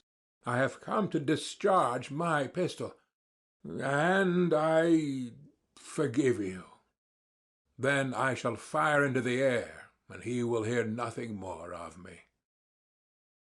I was actually on the point of tears, though I knew perfectly well at that moment that all this was out of Pushkin's Silvio and Lermontov's Masquerade. And all at once I felt horribly ashamed, so ashamed that I stopped the horse, got out of the sledge, and stood still in the snow in the middle of the street. The driver gazed at me, sighing and astonished. What was I to do? I could not go on there. It was evidently stupid, and I could not leave things as they were, because that would seem as though— Heavens! How could I leave things, and after such insults? "No," I cried, throwing myself into the sledge again. "It is ordained. It is fate. Drive on! Drive on!" And in my impatience I punched the sledge-driver in the back of the neck. "What are you up to? What are you hitting me for?" the peasant shouted, but he whipped up his nag so that it began kicking. The wet snow was falling in big flakes. I unbuttoned myself, regardless of it. I forgot everything else, for I had finally decided on the slap, and felt with horror that it was going to happen now, at once, and that no force could stop it. The deserted street lamps gleamed solidly in the snowy darkness like torches at a funeral. The snow drifted under my greatcoat, under my coat, under my cravat, and melted there. I did not wrap myself up. All was lost anyway. At last we arrived. I jumped out, almost unconscious, ran up the steps and began knocking and kicking at the door. I felt fearfully weak, particularly in my legs and knees. The door was opened quickly, as though they knew I was coming. As a fact, Simonov had warned them that perhaps another gentleman would arrive, and this was a place in which one had to give notice and to observe certain precautions. It was one of those millinery establishments which were abolished by the police a good time ago. By day it really was a shop, but at night, if one had an introduction, one might visit it for other purposes. I walked rapidly through the dark shop into the familiar drawing-room, where there was only one candle burning, and stood still in amazement. There was no one there. "Where are they?" I asked somebody. But by now, of course, they had separated. Before me was standing a person with a stupid smile, the madam herself, who had seen me before. A minute later a door opened and another person came in. Taking no notice of anything, I strode about the room, and I believe I talked to myself. I felt as though I had been saved from death, and was conscious of this, joyfully all over. I should have given that slap. I should certainly have given it. But now they were not here, and everything had vanished and changed. I looked round. I could not realize my condition yet. I looked mechanically at the girl who had come in, and had a glimpse of a fresh, young, rather pale face, with straight dark eyebrows, and with grave, as it were wondering eyes that attracted me at once. I should have hated her if she had been smiling. I began looking at her more intently, and, as it were, with effort. I had not fully collected my thoughts. There was something simple and good-natured in her face, but something strangely grave. I am sure that this stood in her way here, and no one of those fools had noticed her. She could not, however, have been called a beauty, though she was tall, strong-looking, and well-built. She was very simply dressed. Something loathsome stirred within me. I went straight up to her. I chanced to look into the glass. My harassed face struck me as revolting in the extreme, pale, angry, abject, with dishevelled hair. No matter. I am glad of it, I thought. I am glad that I shall seem repulsive to her. I like that. Apropos of the wet snow, Part 3. Somewhere behind a screen a clock began wheezing, as though oppressed by something, as though someone were strangling it.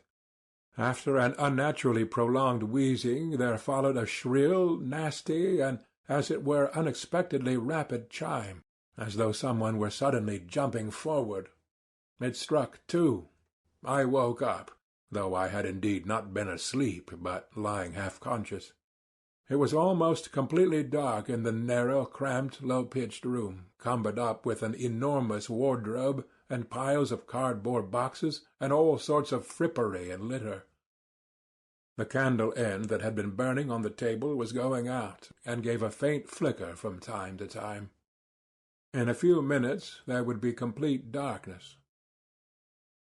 I was not long in coming to myself. Everything came back to my mind at once without an effort, as though it had been in ambush to pounce upon me again.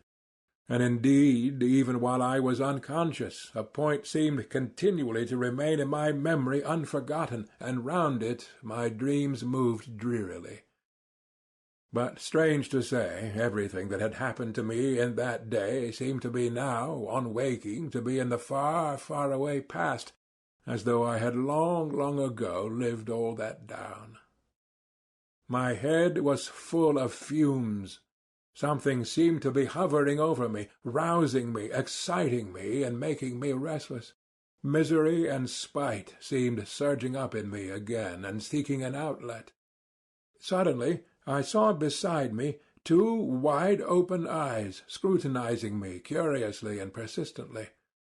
The look in those eyes was coldly detached, sullen, as it were utterly remote. It weighed upon me. A grim idea came into my brain and passed all over my body, as a horrible sensation, such as one feels when one goes into a damp and mouldy cellar. There was something unnatural in those 2 eyes, beginning to look at me only now.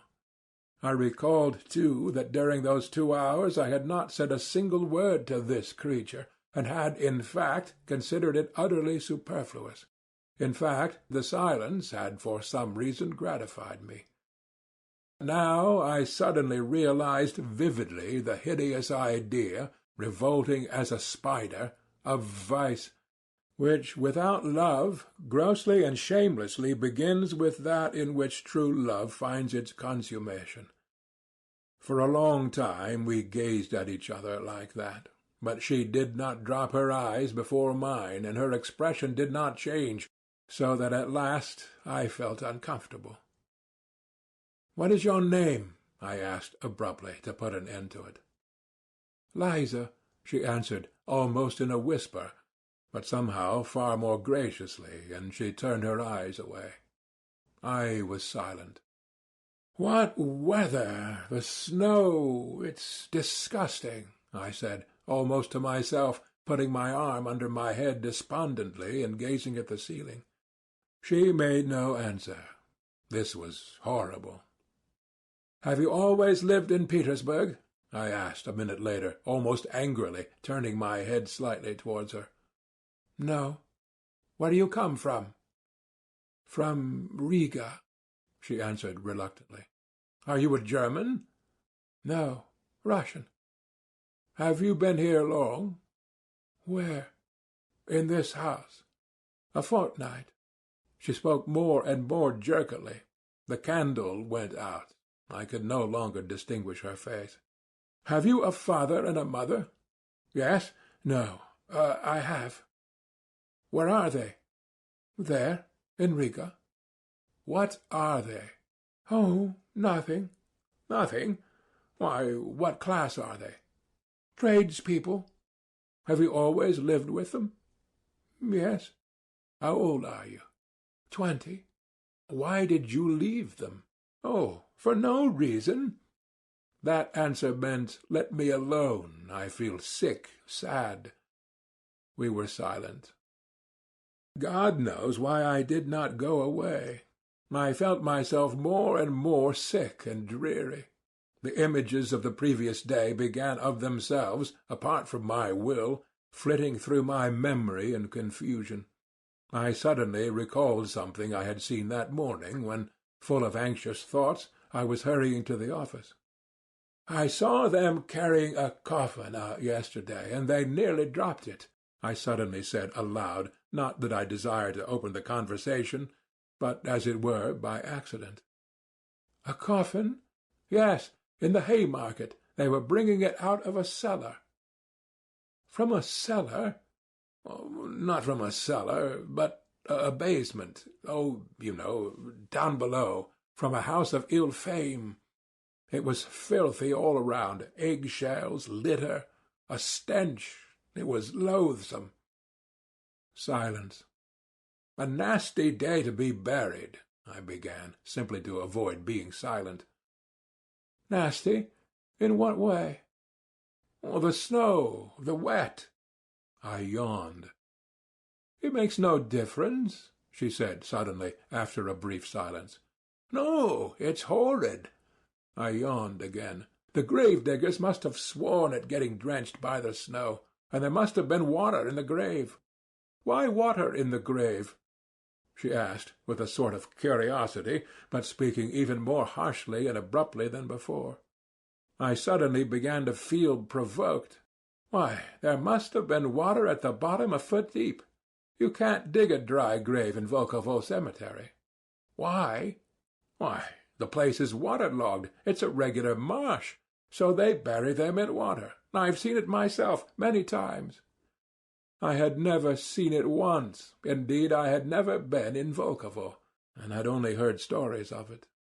"Do you mean to say you don't mind how you die?" "But why should I die?" she answered, as though defending herself. "Why, some day you will die, and you will die just the same as that dead woman. She was a girl like you. She died of consumption. A wench would have died in hospital. She knows all about it already. She said wench, not girl." "She was in debt to her madam," I retorted, more and more provoked by the discussion, "and went on earning money for her up to the end, though she was in consumption. Some sledge-drivers standing by were talking about her to some soldiers and telling them so. No doubt they knew her. They were laughing. They were going to meet in a pot-house to drink to her memory. A great deal of this was my invention." Silence followed, profound silence. She did not stir. "And is it better to die in a hospital?" "Isn't it just the same? Besides, why should I die?" she added irritably.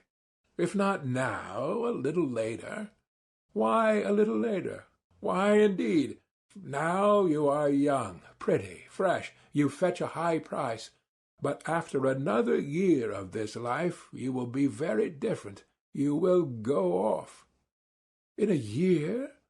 "Oh, anyway, in a year you will be worth less," I continued malignantly. "You will go from here to something lower, another house. A year later to a third, lower and lower, and in 7 years you will come to a basement in the Haymarket. That will be if you were lucky. But it would be much worse if you got some disease, consumption, say, or caught a chill, or something or other. It's not easy to get over an illness in your way of life. If you catch anything, you may not get rid of it, and so you would die." "Well, well, then I shall die," she answered quite vindictively, and she made a quick movement. "But one is sorry." "Sorry for whom?" "Sorry for life." Silence. "Have you been engaged to be married? Huh? What's that to you?" "Oh, I'm not cross-examining you. It's nothing to me." "Why are you so cross?" "Of course you may have had your own troubles. What is it to me? It's simply that I felt sorry." "Sorry for whom?" "Sorry for you." "No need," she whispered, hardly audibly, and again made a faint movement. That incensed me at once. What? I was so gentle with her, and she— Why, do you think that you are on the right path?" "I don't think anything." "That's what's wrong, that you don't think. Realize it while there is still time. There still is time. You are still young, good-looking. You might love, be married, be happy. Not all married women are happy, she snapped out in the rude, abrupt tone she had used at first. Not all, of course, but anyway it is much better than the life here, infinitely better. Besides, with love one can live even without happiness. Even in sorrow life is sweet. Life is sweet, however one lives.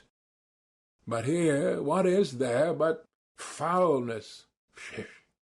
I turned away with disgust. I was no longer reasoning coldly.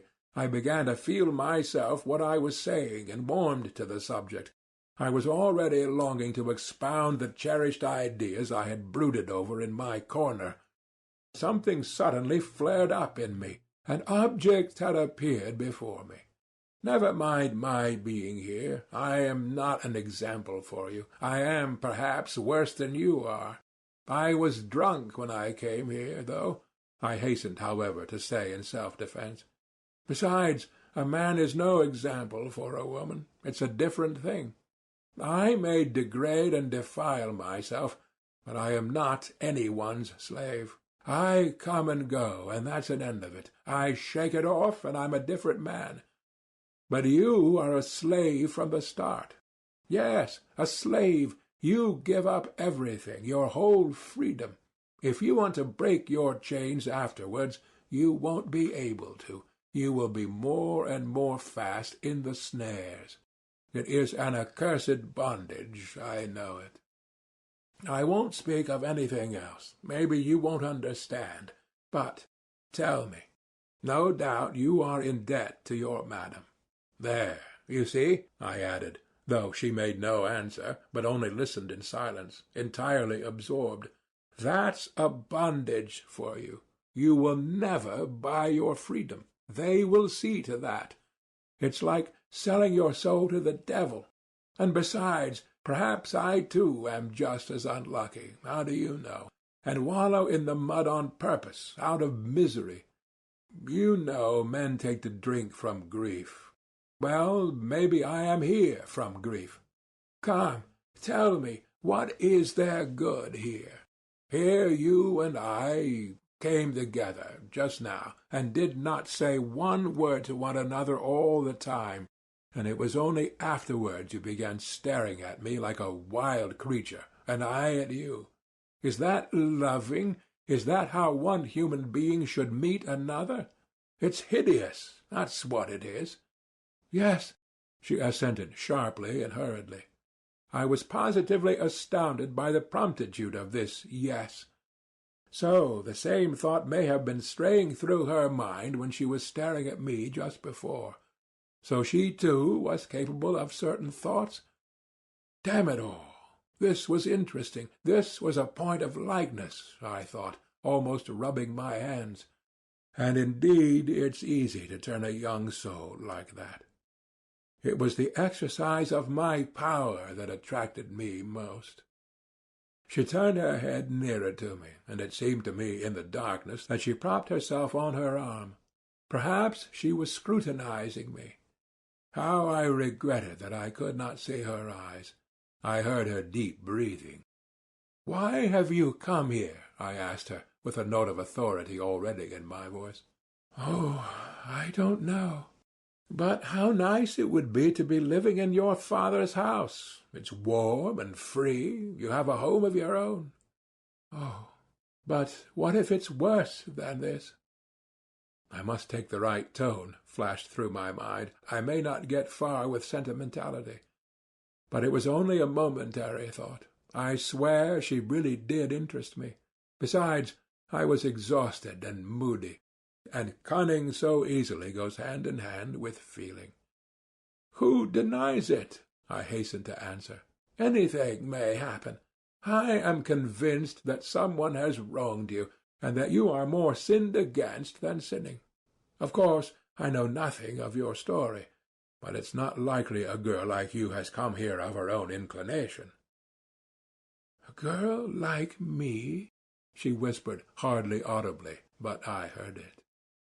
Damn it all, I was flattering her. That was horrid.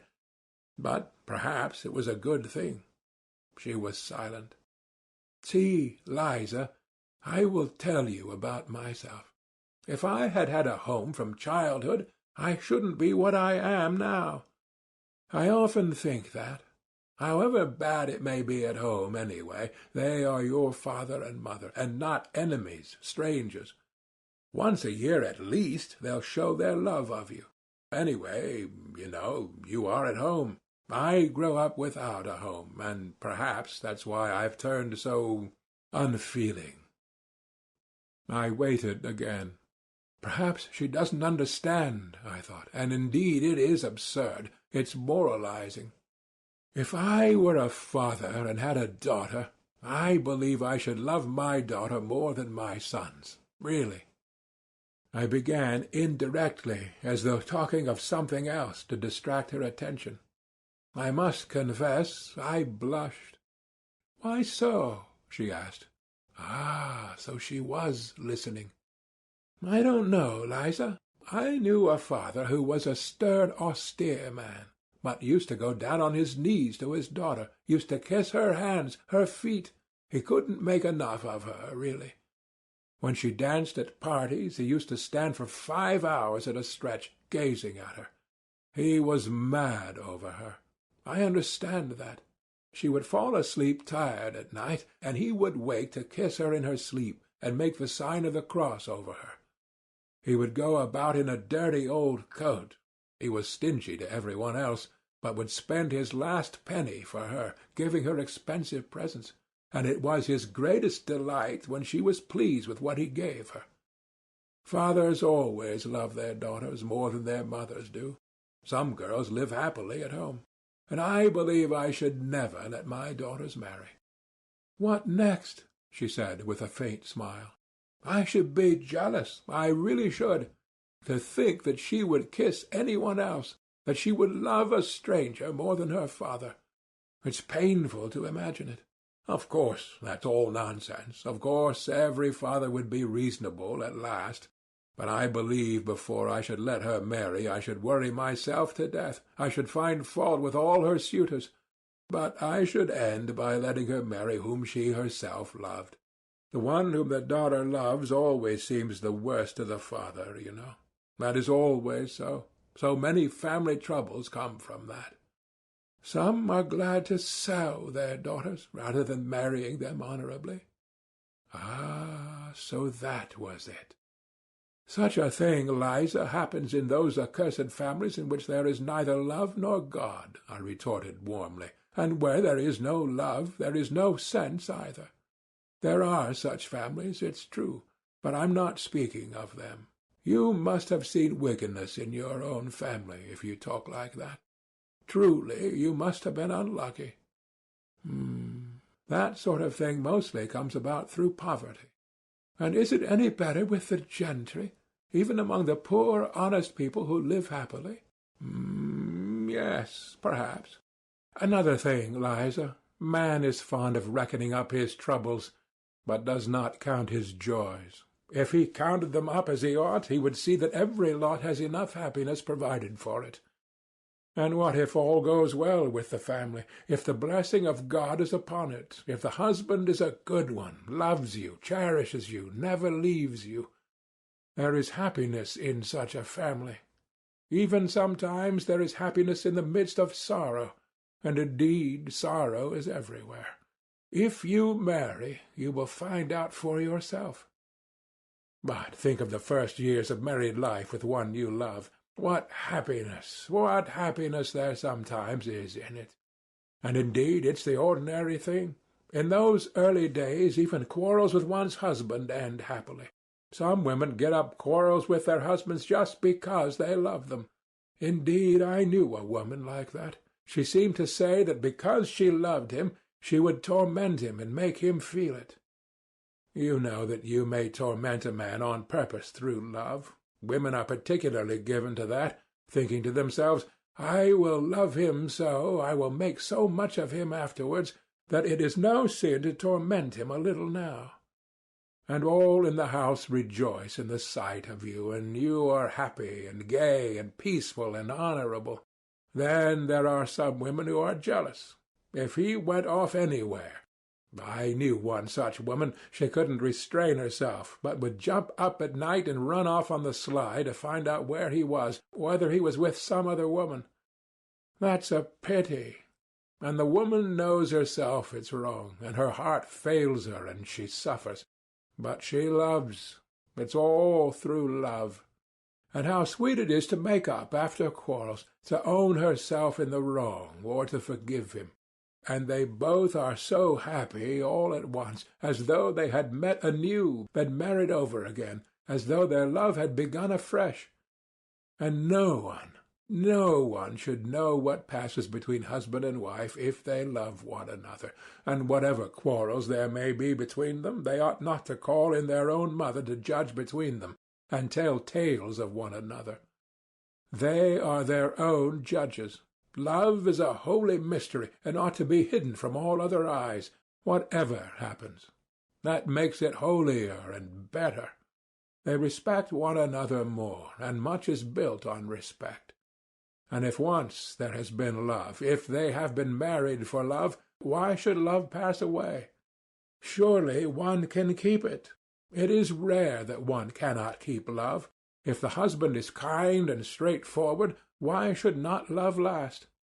The first phase of married love will pass, it is true, but then there will come a love that is better still. Then there will be the union of souls. They will have everything in common. There will be no secrets between them. And once they have children, the most difficult times will seem to them happy, so long as there is love and courage. Even toil will be a joy.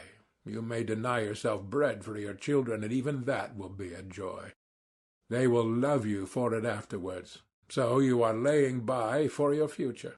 As the children grow up, you feel that you are an example, a support for them, that even after you die, your children will always keep your thoughts and feelings, because they have received them from you. They will take on your semblance and likeness. So, you see, this is a great duty. How can it fail to draw the father and mother nearer? People say it's a trial to have children. Who says that? It is heavenly happiness. Are you fond of little children, Liza? I am awfully fond of them. You know, a little rosy baby boy at your bosom, and what husband's heart is not touched, seeing his wife nursing his child? A plump little rosy baby, sprawling and snuggling, chubby little hands and feet, clean tiny little nails, so tiny that it makes one laugh to look at them, eyes that look as if they understand everything, and while it sucks, it clutches at your bosom with its little hand. It plays. When its father comes up, the child tears itself away from the bosom, flings itself back, looks at its father, laughs as though it were fearfully funny, and falls to sucking again. Or it will bite its mother's breast when its little teeth are coming, while it looks sideways at her with its little eyes, as though to say, "Look, I am biting." Is not all that happiness when they are the three together, husband, wife, and child? One can forgive a great deal for the sake of such moments. Yes, Liza, one must first learn to live oneself before one blames others. It's by pictures like that one must get at you, I thought to myself, though I did speak with real feeling, and all at once I flushed crimson. What if she were suddenly to burst out laughing? What should I do then? That idea drove me to fury. Towards the end of my speech I really was excited, and now my vanity was somehow wounded. The silence continued. I almost nudged her. "Why are you—" she began and stopped. But I understood. There was a quiver of something different in her voice, not abrupt, harsh, and unyielding as before, but something soft and shamefaced, so shamefaced that I suddenly felt ashamed and guilty. "What?" I asked, with tender curiosity. "Why, you—" "What?" "Why, you speak somehow like a book," she said, and again there was a note of irony in her voice. That remark sent a pang to my heart. It was not what I was expecting. I did not understand that she was hiding her feelings under irony, that this is usually the last refuge of modest and chaste-souled people, when the privacy of their soul is coarsely and intrusively invaded, and that their pride makes them refuse to surrender to the last moment, and shrink from giving expression to their feelings before you. I ought to have guessed the truth from the timidity with which she had repeatedly approached her sarcasm, only bringing herself to utter it at last with an effort. But I did not guess, and an evil feeling took possession of me. Wait a bit, I thought. 7. Oh, hush, Liza. How can you talk about being like a book when it makes even me, an outsider, feel sick, though I don't look at it as an outsider, for indeed it touches me to the heart? Is it possible that you do not feel sick at being here yourself? Evidently habit does wonders. God knows what habit can do with anyone. Can you seriously think that you will never grow old, that you will always be good-looking, and that they will keep you here forever and ever? I say nothing of the loathsomeness of the life here, though let me tell you this about it, about your present life, I mean.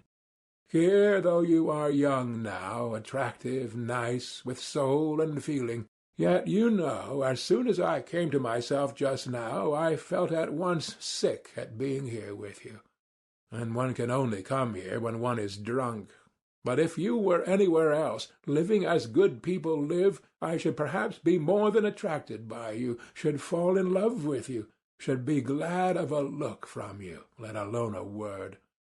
I should hang about your door, should go down on my knees to you, should look upon you as my betrothed, and think it an honor to be allowed to. I should not dare to have an impure thought about you. But here, you see, I know that I have only to whistle, and you have to come with me whether you like it or not. I don't consult your wishes, but you mine. The lowest laborer hires himself as a workman, but he doesn't make a slave of himself altogether. Besides, he knows that he will be free again presently. But when are you free? Only think what you are giving up here. What is it you are making a slave of? It is your soul together with your body. You are selling your soul, which you have no right to dispose of. You give your love to be outraged by every drunkard. Love. But that's everything, you know. It's a priceless diamond. It's a maiden's treasure, love. Why, a man should be ready to give his soul, to face death to gain that love. But how much is your love worth now?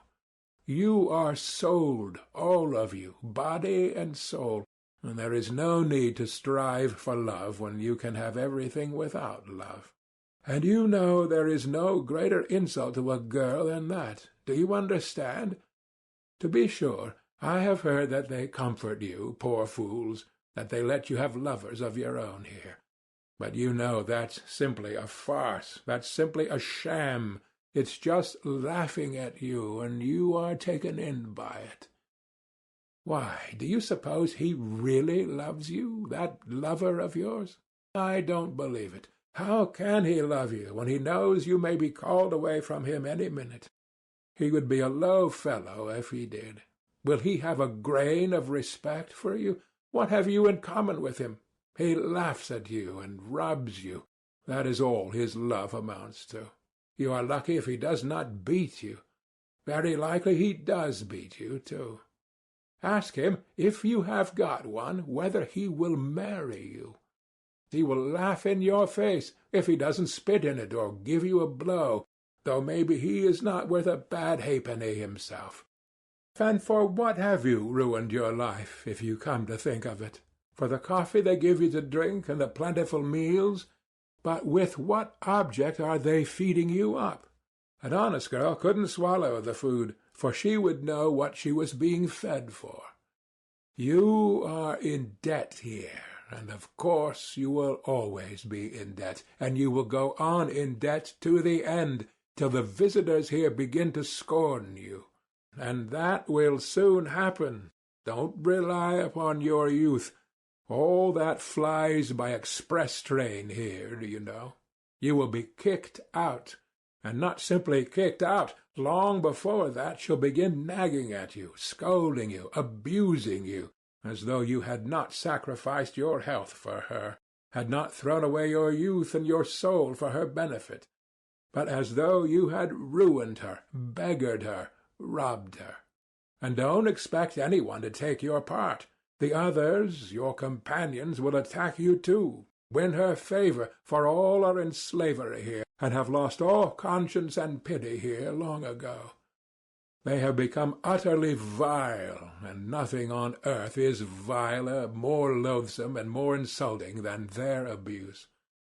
And you are laying down everything here, unconditionally, youth and health and beauty and hope. And at 22 you will look like a woman of 35, and you will be lucky if you're not diseased. Pray to God for that. No doubt you are thinking now that you have a gay time and no work to do. Yet there is no work harder or more dreadful in the world, or ever has been. One would think that the heart alone would be worn out with tears, and you won't dare to say a word, not half a word, when they drive you away from here. You will go away as though you were to blame. You will change to another house, then to a third, then somewhere else, till you come down at last to the Haymarket. There you will be beaten at every turn. That is good manners there. The visitors don't know how to be friendly without beating you. You don't believe that is so hateful there? Go and look for yourself some time. You can see with your own eyes. Once, one New Year's Day, I saw a woman at a door. They had turned her out as a joke, to give her a taste of the frost because she had been crying so much, and they shut the door behind her. At 9 o'clock in the morning she was already quite drunk, dishevelled, half-naked, covered with bruises. Her face was powdered, but she had a black eye. Blood was trickling from her nose and her teeth. Some cabman had just given her a drubbing. She was sitting on the stone steps. A salt fish of some sort was in her hand. She was crying, wailing something about her luck, and beating with the fish on the steps, and cabmen and drunken soldiers were crowding in the doorway, taunting her. You don't believe that you will ever be like that? I should be sorry to believe it too, but how do you know? Maybe 10 years, 8 years ago, that very woman with the salt fish came here, fresh as a cherub, innocent, pure, knowing no evil, blushing at every word.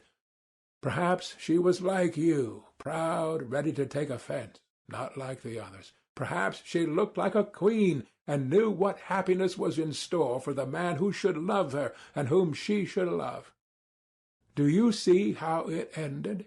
And what if at that very minute, when she was beating on the filthy steps with that fish, drunken and dishevelled, what if at that very minute she recalled the pure early days in her father's house, when she used to go to school, and the neighbour's son watched for her on the way, declaring that he would love her as long as he lived, that he would devote his life to her, and when they vowed to love one another forever and be married as soon as they were grown up? No, Liza, it would be happy for you if you were to die soon of consumption in some corner, in some cellar, like that woman just now. In the hospital, do you say? You will be lucky if they take you. But what if you are still of use to the madam here? Consumption is a queer disease. It is not like fever. The patient goes on hoping till the last minute, and says he is all right. He deludes himself, and that just suits your madam. Don't doubt it. That's how it is. You have sold your soul, and what is more, you owe money, so you daren't say a word. But when you are dying, all will abandon you, all will turn away from you, for then there will be nothing to get from you. What's more, they will reproach you for cumbering the place, for being so long over dying. However you beg, you won't get a drink of water without abuse. Whenever are you going off, you nasty hussy? You won't let us sleep with your moaning. You make the gentleman sick. That's true. I have heard such things said myself. They will thrust you dying into the filthiest corner in the cellar, in the damp and darkness. What will your thoughts be, lying there alone? When you die, strange hands will lay you out, with grumbling and impatience. No one will bless you, no one will sigh for you. They only want to get rid of you as soon as may be. They will buy a coffin, take you to the grave as they did that poor woman to-day, and celebrate your memory at the tavern.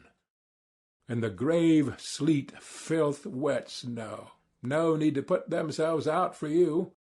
Let her down, Vanuha. It's just like her luck. Even here she is head foremost, the hussy. Shorten the cord, you rascal. It's all right as it is. All right, is it? Why, she's on her side. She was a fellow creature, after all. But never mind. Throw the earth on her. They won't care to waste much time quarrelling over you. They will scatter the wet blue clay as quick as they can and go off to the tavern, and there your memory on earth will end. Other women have children to go to their graves, fathers, husbands, while for you neither tear nor sigh nor remembrance. No one in the whole world will ever come to you. Your name will vanish from the face of the earth, as though you had never existed, never been born at all. Nothing but filth and mud, however you knock at your coffin lid at night, when the dead arise, however you cry, "Let me out, kind people, to live in the light of day. My life was no life at all. My life has been thrown away like a dishclout. It was drunk away in the tavern at the Haymarket. Let me out, kind people, to live in the world again." And I worked myself up to such a pitch that I began to have a lump in my throat myself, and all at once I stopped, sat up in dismay, and bending over apprehensively, began to listen with a beating heart. I had reason to be troubled. I had felt for some time that I was turning her soul upside down and rending her heart, and the more I was convinced of it, the more eagerly I desired to gain my object as quickly and as effectually as possible. It was the exercise of my skill that carried me away, yet it was not merely sport. I knew I was speaking stiffly, artificially, even bookishly, in fact. I could not speak except like a book, but that did not trouble me. I knew, I felt, that I should be understood, and that this very bookishness might be an assistance. But now, having attained my effect, I was suddenly panic-stricken. Never before had I witnessed such despair. She was lying on her face, thrusting her face into the pillow and clutching it with both hands. Her heart was being torn. Her youthful body was shuddering all over as though in convulsions. Suppressed sobs rent her bosom, and suddenly burst out in weeping and wailing. Then she pressed closer into the pillow. She did not want any one here, not a living soul, to know of her anguish and her tears. She bit the pillow, bit her hand till it bled.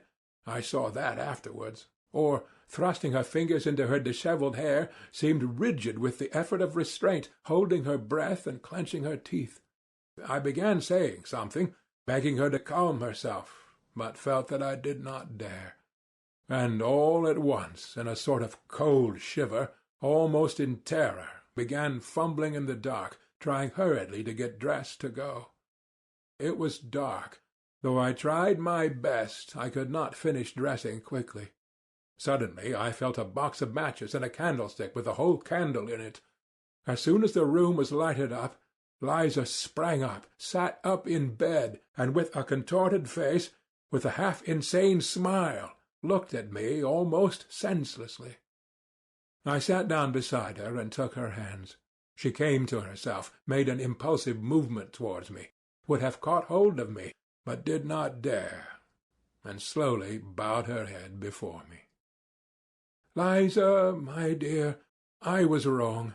Forgive me, my dear," I began, but she squeezed my hand in her fingers so tightly that I felt I was saying the wrong thing and stopped.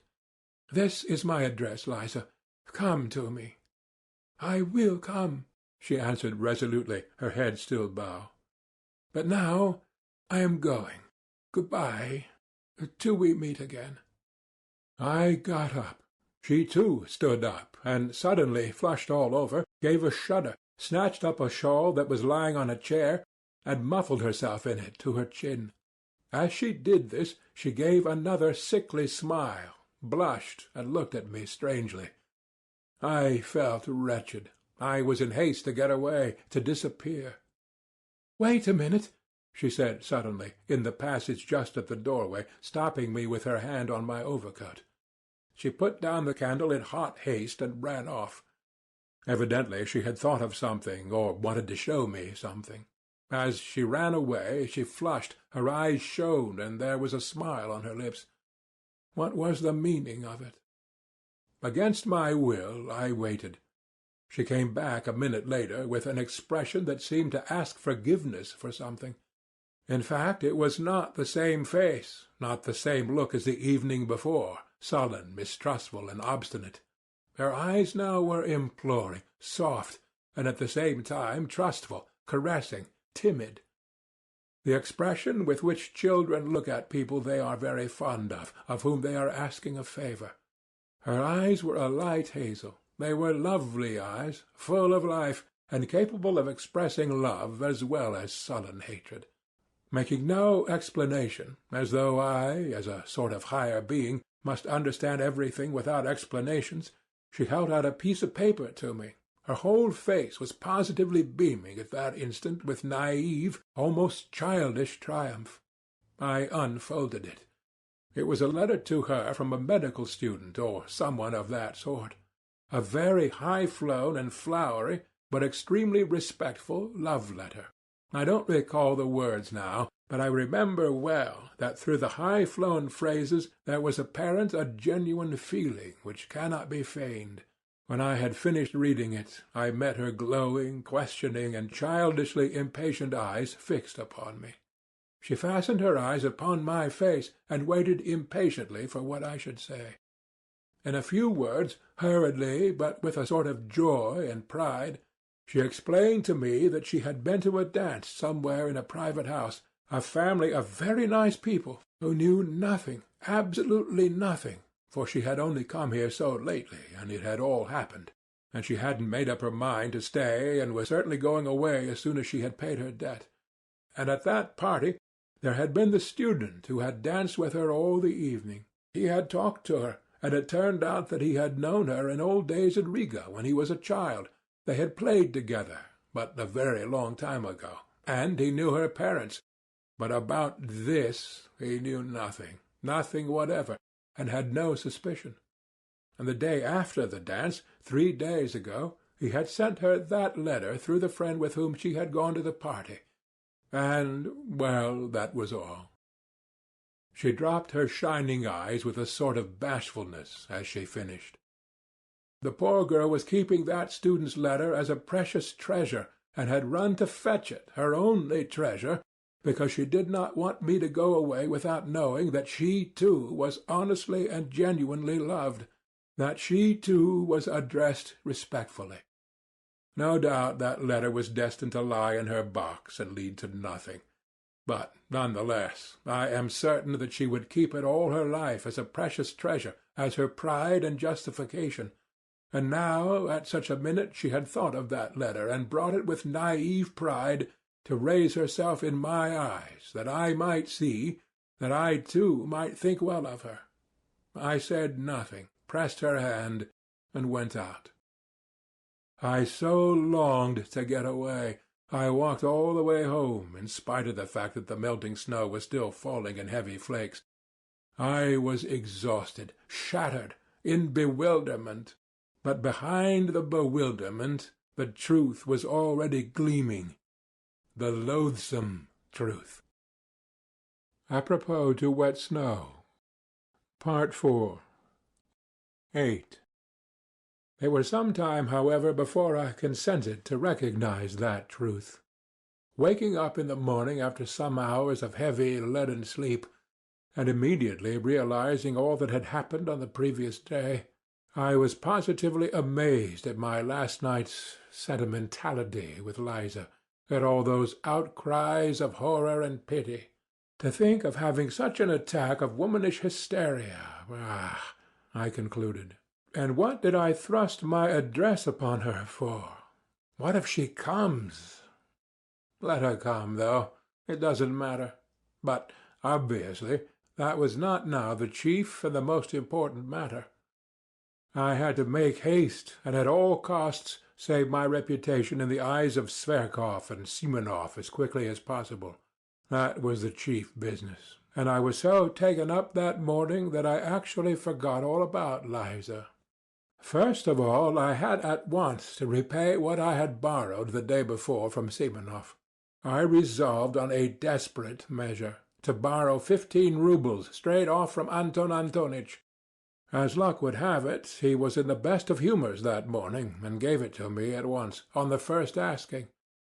I was so delighted at this that, as I signed the IOU with a swaggering air, I told him casually that the night before I had been keeping it up with some friends at the Hôtel de Paris, and we were giving a farewell party to a comrade. In fact, I might say a friend of my childhood, and, you know, a desperate rake, fearfully spoilt, of course.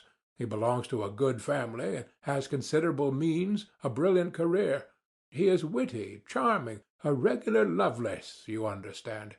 We drank an extra half-dozen, and it went off all right. All this was uttered very easily, unconstrainedly, and complacently.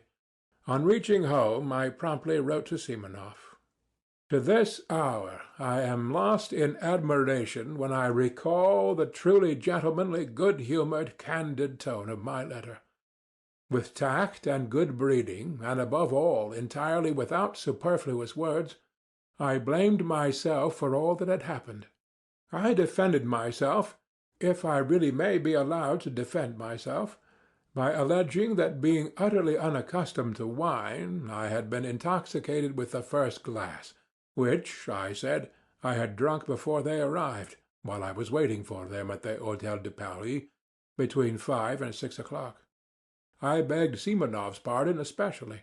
I asked him to convey my explanations to all the others, especially to Sverkov, whom, I seemed to remember as though in a dream, I had insulted. I added that I would have called upon all of them myself, but my head ached, and besides, I had not the face to. I was particularly pleased with a certain lightness, almost carelessness, strictly within the bounds of politeness, however, which was apparent in my style, and better than any possible arguments, gave them at once to understand that I took rather an independent view of all that unpleasantness last night, that I was by no means so utterly crushed as you, my friends, probably imagine, but on the contrary, looked upon it as a gentleman serenely respecting himself should look upon it. On a young hero's past no censure is cast. There is actually an aristocratic playfulness about it, I thought admiringly, as I read over the letter, and it's all because I am an intellectual and cultivated man. Another man in my place would not have known how to extricate himself. But here I have got out of it, and am as jolly as ever again, and all because I am a cultivated and educated man of our day. And indeed, perhaps, everything was due to the wine yesterday. No, it was not the wine. I did not drink anything at all between 5 and 6 when I was waiting for them. I had lied to Simonov. I had lied shamelessly, and indeed I wasn't ashamed now. Hang it all, though, the great thing was that I was rid of it. I put 6 roubles in the letter, sealed it up, and asked Apollon to take it to Simonov. When he learned that there was money in the letter, Apollon became more respectful and agreed to take it. Towards evening I went out for a walk. My head was still aching and giddy after yesterday. But as evening came on and the twilight grew denser, my impressions, and following them my thoughts, grew more and more different and confused. Something was not dead within me. In the depths of my heart and conscience it would not die, and it showed itself in acute depression. For the most part I jostled my way through the most crowded business streets, along Meshevchansky Street, along Sadovy Street, and in the Yusupov Garden. I always liked particularly sauntering along these streets in the dusk, just when there were crowds of working people of all sorts going home from their daily work, with faces looking cross with anxiety. What I liked was just that cheap bustle, that bare prose. On this occasion the jostling of the streets irritated me more than ever. I could not make out what was wrong with me. I could not find the clue. Something seemed rising up continually in my soul, painfully, and refusing to be appeased. I returned home completely upset. It was just as though some crime were lying on my conscience. The thought that Liza was coming worried me continually. It seemed queer to me that of all my recollections of yesterday this tormented me, as it were, especially, as it were, quite separately. Everything else I had quite succeeded in forgetting by the evening. I dismissed it all, and was still perfectly satisfied with my letter to Simonov. But on this point I was not satisfied at all. It was as though I were worried only by Liza. What if she comes? I thought incessantly. Well, it doesn't matter. Let her come. It's horrid that she should see, for instance, how I live. Yesterday I seemed such a hero to her, while now... It's horrid, though, that I have let myself go so. The room looks like the beggar's.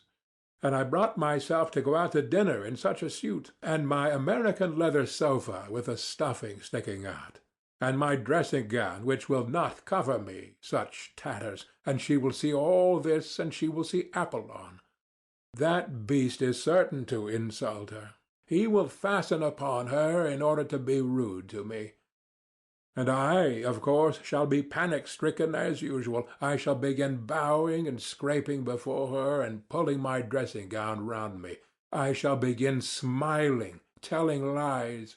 Oh, the beastliness! And it isn't the beastliness of it that matters most. There is something more important, more loathsome, viler. Yes, viler. And to put on that dishonest lying mask again. When I reached that thought, I fired up all at once. Why dishonest? How dishonest? I was speaking sincerely last night. I remember there was real feeling in me, too. What I wanted was to excite an honorable feeling in her. Her crying was a good thing. It will have a good effect. Yet I could not feel at ease. All that evening, even when I had come back home, even after 9 o'clock, when I calculated that Liza could not possibly come, still she haunted me, and what was worse, she came back to my mind always in the same position. One moment out of all that had happened last night stood vividly before my imagination. The moment when I struck a match and saw her pale, distorted face with its look of torture. And what a pitiful, what an unnatural, what a distorted smile she had at that moment. But I did not know then that 15 years later I should still, in my imagination, see Liza, always with the pitiful, distorted, inappropriate smile which was on her face at that minute. Next day I was ready again to look upon it all as nonsense, due to overexcited nerves, and above all as exaggerated. I was always conscious of that weak point of mine, and sometimes very much afraid of it. I exaggerate everything. That is where I go wrong, I repeated to myself every hour. But, however, Liza will very likely come all the same, was the refrain with which all my reflections ended. I was so uneasy that I sometimes flew into a fury. She'll come. She is certain to come, I cried, running about the room. If not today, she will come tomorrow. She'll find me out. The damnable romanticism of these pure hearts. Ah, the vileness, the silliness, the stupidity of these wretched sentimental souls. Why, how fail to understand, How could one fail to understand? But at this point I stopped short, and in great confusion indeed. And how few words, I thought, in passing, were needed. How little of the idyllic, and affectedly, bookishly, artificially idyllic too, had sufficed to turn a whole human life at once according to my will. That's virginity, to be sure. Freshness of soil. At once a thought occurred to me, to go to her, to tell her all, and beg her not to come to me. But this thought stirred such wrath in me that I believed I should have crushed that damned Eliza if she had chanced to be near me at the time. I should have insulted her, have spat at her, have turned her out, have struck her. One day passed, however, another and another. She did not come, and I began to grow calmer. I felt particularly bold and cheerful after 9 o'clock. I even sometimes began dreaming, and rather sweetly. I, for instance, became the salvation of Liza, simply through her coming to me and my talking to her. I develop her, educate her. Finally, I notice that she loves me passionately. I pretend not to understand. I don't know, however, why I pretend, just for effect, perhaps. At last, all confusion, transfigured, trembling and sobbing, she flings herself at my feet and says that I am her saviour and that she loves me better than anything in the world. I am amazed, but, Liza, I say, can you imagine that I have not noticed your love? I saw it all, I divined it, but I did not dare to approach you first, because I had an influence over you and was afraid that you would force yourself, from gratitude, to respond to my love, would try to rouse in your heart a feeling which was perhaps absent, and I did not wish that, because it would be tyranny. It would be indelicate. In short, I launched off at that point into European, inexplicably lofty subtleties à la George Sand. But now you are mine. You are my creation. You are pure. You are good. You are my noble wife. Into my house come bold and free, its rightful mistress there to be. Then we began living together, go abroad, and so on and so on. In fact, in the end, it seemed vulgar to me myself, and I began putting out my tongue at myself. Besides, they won't let her out, the hussy, I thought.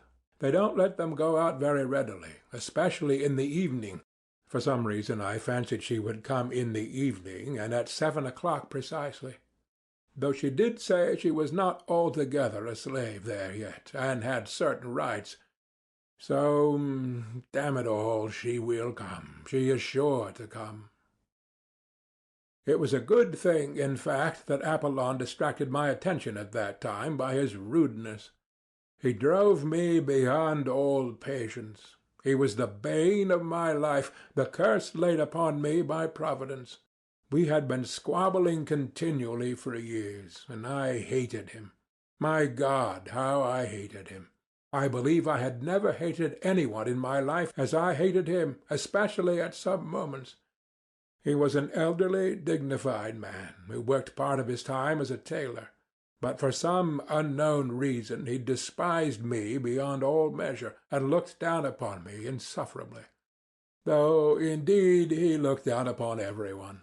Simply to glance at that flaxen, smoothly brushed head, at the tuft of hair he combed up on his forehead and oiled with sunflower oil, at that dignified mouth, compressed into the shape of the letter V, made one feel one was confronting a man who had never doubted of himself.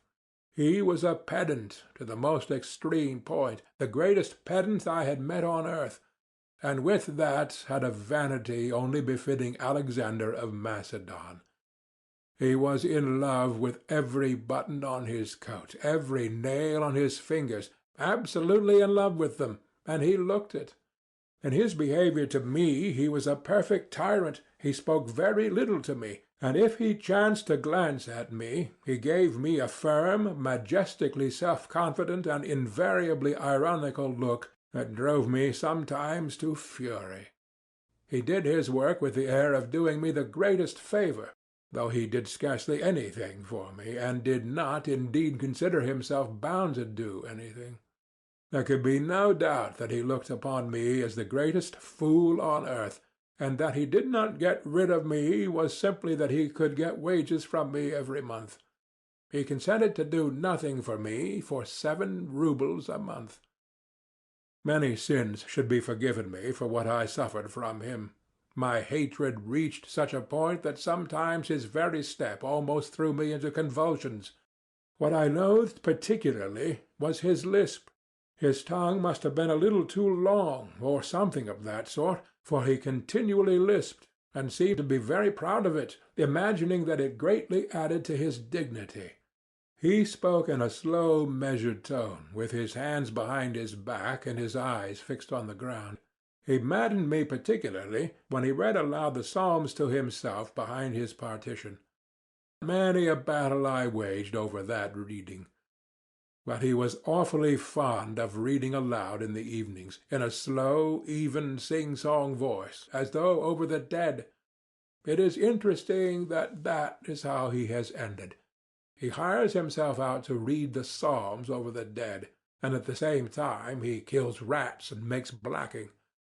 But at that time I could not get rid of him. It was as though he were chemically combined with my existence.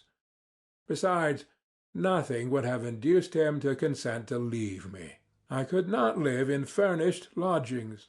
My lodging was my private solitude, my shell, my cave, in which I concealed myself from all mankind, and Apollon seemed to me, for some reason, an integral part of that flat, and for 7 years I could not turn him away. To be 2 or 3 days behind his wages, for instance, was impossible. He would have made such a fuss I should not have known where to hide my head. But I was so exasperated with every one during those days that I made up my mind for some reason and with some object to punish Apollon and not to pay him for a fortnight the wages that were owing him. I had for a long time, for the last 2 years, been intending to do this, simply in order to teach him not to give himself airs with me, and to show him that if I liked I could withhold his wages.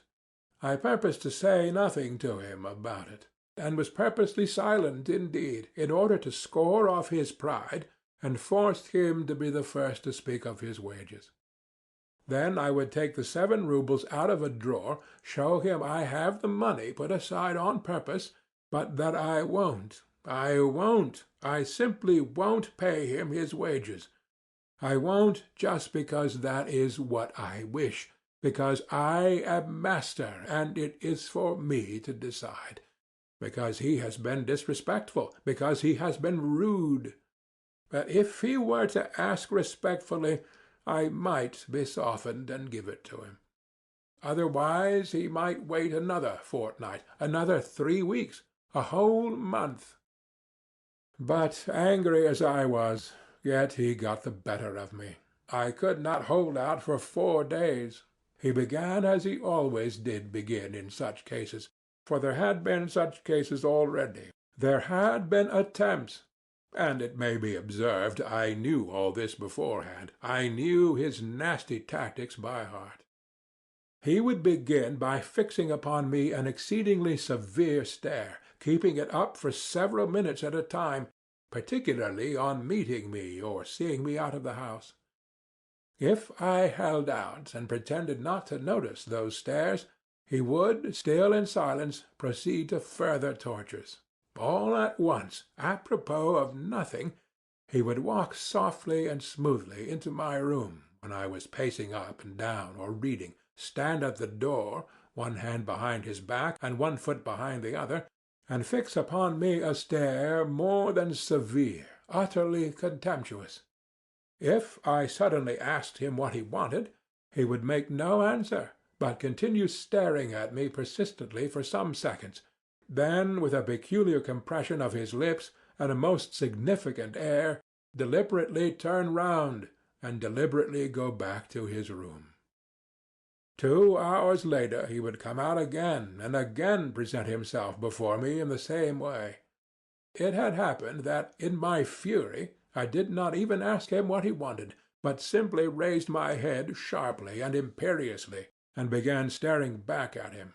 So we stared at one another for 2 minutes.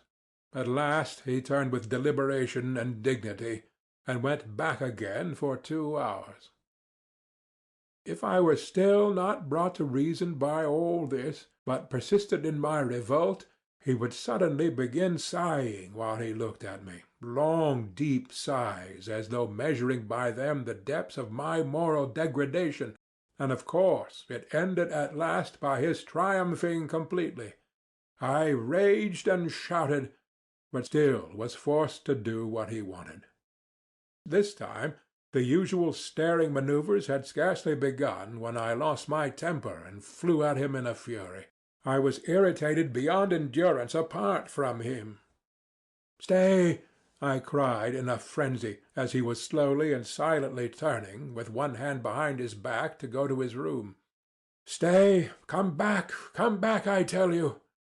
And I must have bawled so unnaturally that he turned round and even looked at me with some wonder. However, he persisted in saying nothing, and that infuriated me. "How dare you come and look at me like that without being sent for? Answer!" After looking at me calmly for half a minute, he began turning round again. "Stay!" I ordered, running up to him. "Don't stir. There! Answer, now! What did you come in to look at?" "If you have any order to give me, it's my duty to carry it out," he answered, after another silent pause, with a slow measured lisp, raising his eyebrows and calmly twisting his head from one side to another, all this with exasperating composure. "That's not what I am asking you about, you torturer!" I shouted, turning crimson with anger. "I'll tell you why you came here myself. You see, I don't give you your wages. You are so proud you don't want to bow down and ask for it, and so you come to punish me with your stupid stares, to worry me. And you have no suspicion how stupid it is. Stupid, stupid, stupid, stupid!" He would have turned round again without a word, but I seized him. "Listen!" I shouted to him. "Here's the money. Do you see? Here it is." I took it out of the table drawer. "Here's the 7 roubles complete. But you are not going to have it. You are not going to have it until you come respectfully with bowed head to beg my pardon. Do you hear?" "That cannot be," he answered, with the most unnatural self-confidence. "It shall be so," I said. "I give you my word of honor it shall be." "And there's nothing for me to beg your pardon for," he went on, as though he had not noticed my exclamations at all. "Why, besides, you called me a torturer, for which I can summon you at the police station at any time for insulting behavior." "Go, summon me!" I roared. "Go at once, this very minute, this very second. You are a torturer all the same, a torturer." But he merely looked at me, then turned, and regardless of my loud calls to him, he walked to his room with an even step and without looking round. If it had not been for Liza, nothing of this would have happened, I decided inwardly. Then, after waiting a minute, I went myself behind his screen with a dignified and solemn air, though my heart was beating slowly and violently. "Apollon," I said quietly and emphatically, though I was breathless, "go at once without a minute's delay, and fetch the police officer." He had meanwhile settled himself at his table, put on his spectacles, and taken up some sewing. But hearing my order, he burst into a guffaw. "At once! Go this minute! Go on! or else you can't imagine what will happen. You are certainly out of your mind, he observed, without even raising his head, lisping as deliberately as ever, and threading his needle. Who ever heard of a man sending for the police against himself? And as for being frightened, you are upsetting yourself about nothing, for nothing will come of it. Go! I shrieked, clutching him by the shoulder. I felt I should strike him in a minute. But I did not notice the door from the passage softly and slowly open at that instant, and a figure come in, stop short, and begin staring at us in perplexity. I glanced, nearly swooned with shame, and rushed back to my room. There, clutching at my hair with both hands, I leaned my head against the wall and stood motionless in that position. 2 minutes later I heard Apollon's deliberate footsteps. "There is some woman asking for you," he said, looking at me with peculiar severity. Then he stood aside and let in Liza.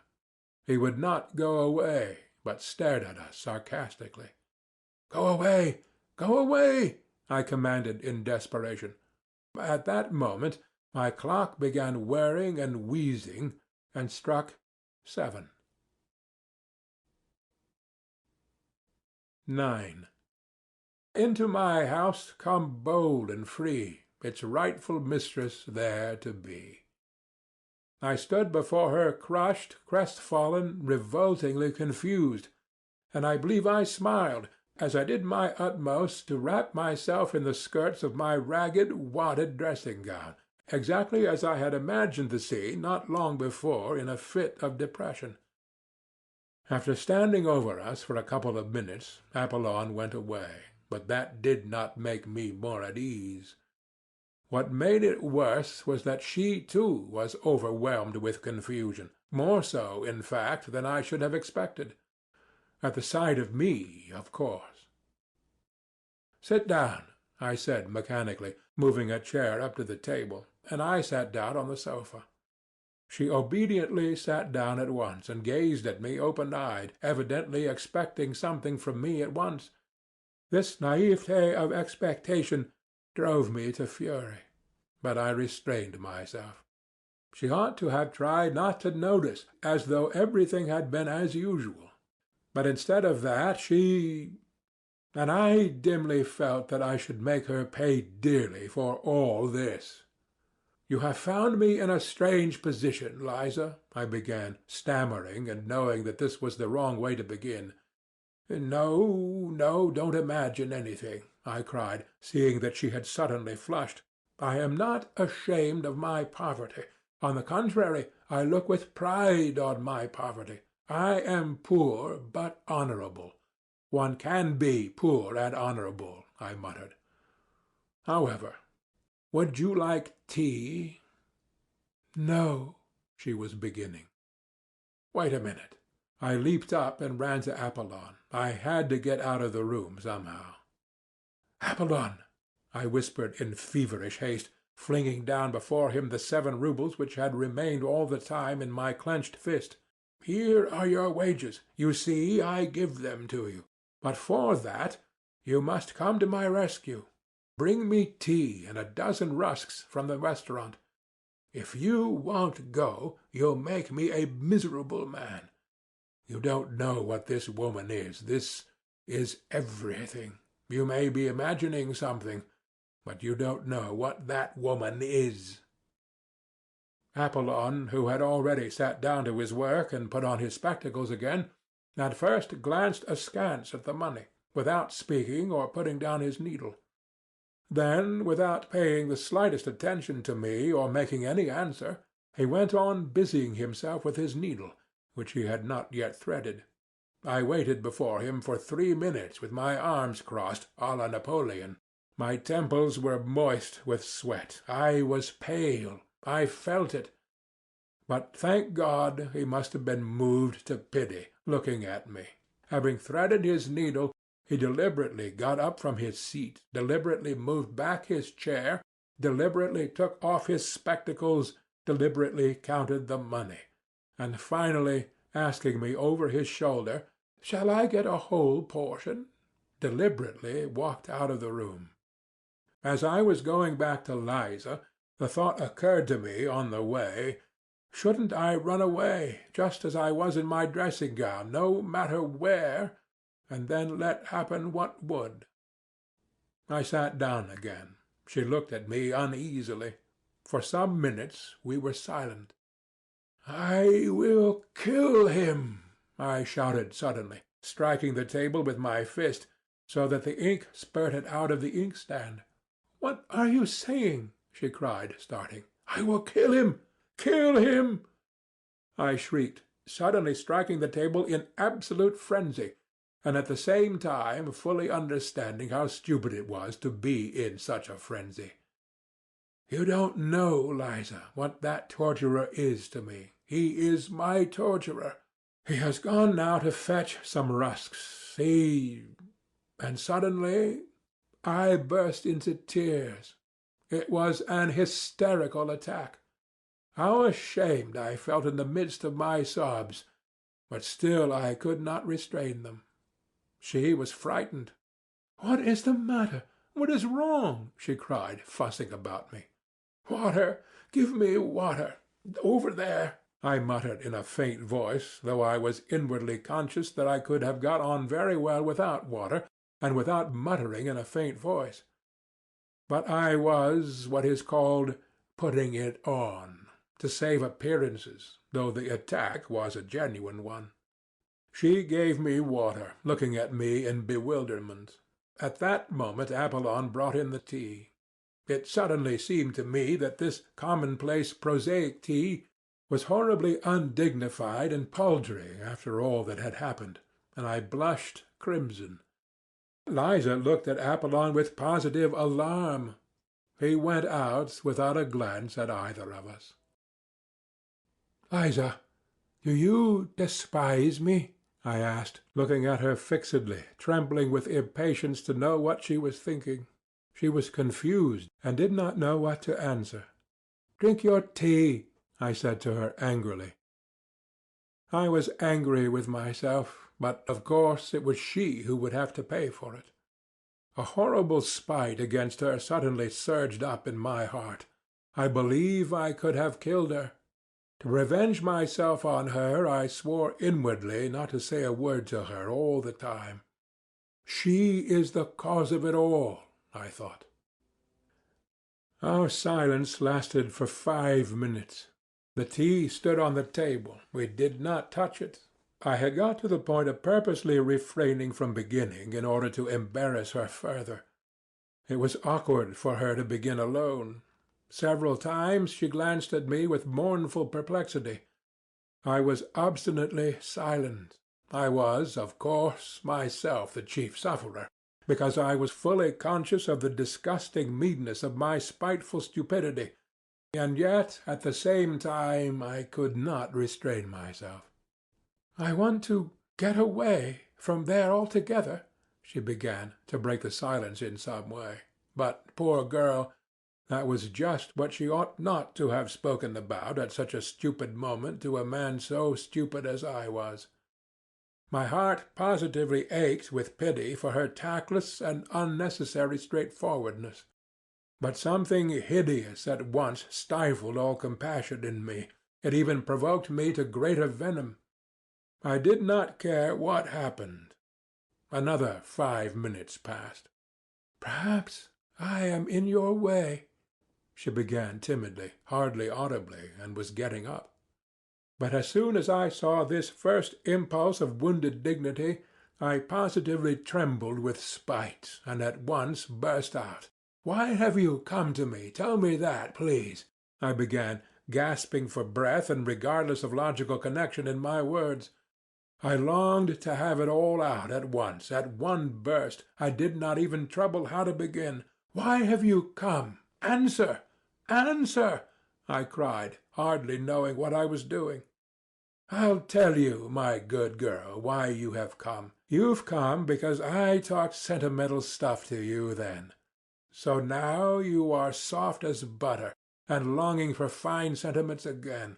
So you may as well know that I was laughing at you then. and I am laughing at you now. Why are you shuddering? Yes, I was laughing at you. I had been insulted just before at dinner by the fellows who came that evening before me. I came to you meaning to thrash one of them, an officer. But I didn't succeed. I didn't find him. I had to avenge the insult on someone to get back my own again. You turned up. I vented my spleen on you and laughed at you. I had been humiliated, so I wanted to humiliate. I had been treated like a rag, so I wanted to show my power. That's what it was, and you imagined I had come there on purpose to save you. Yes, you imagined that? You imagined that? I knew that she would perhaps be muddled and not take it all in exactly, but I knew, too, that she would grasp the gist of it very well indeed, and so, indeed, she did.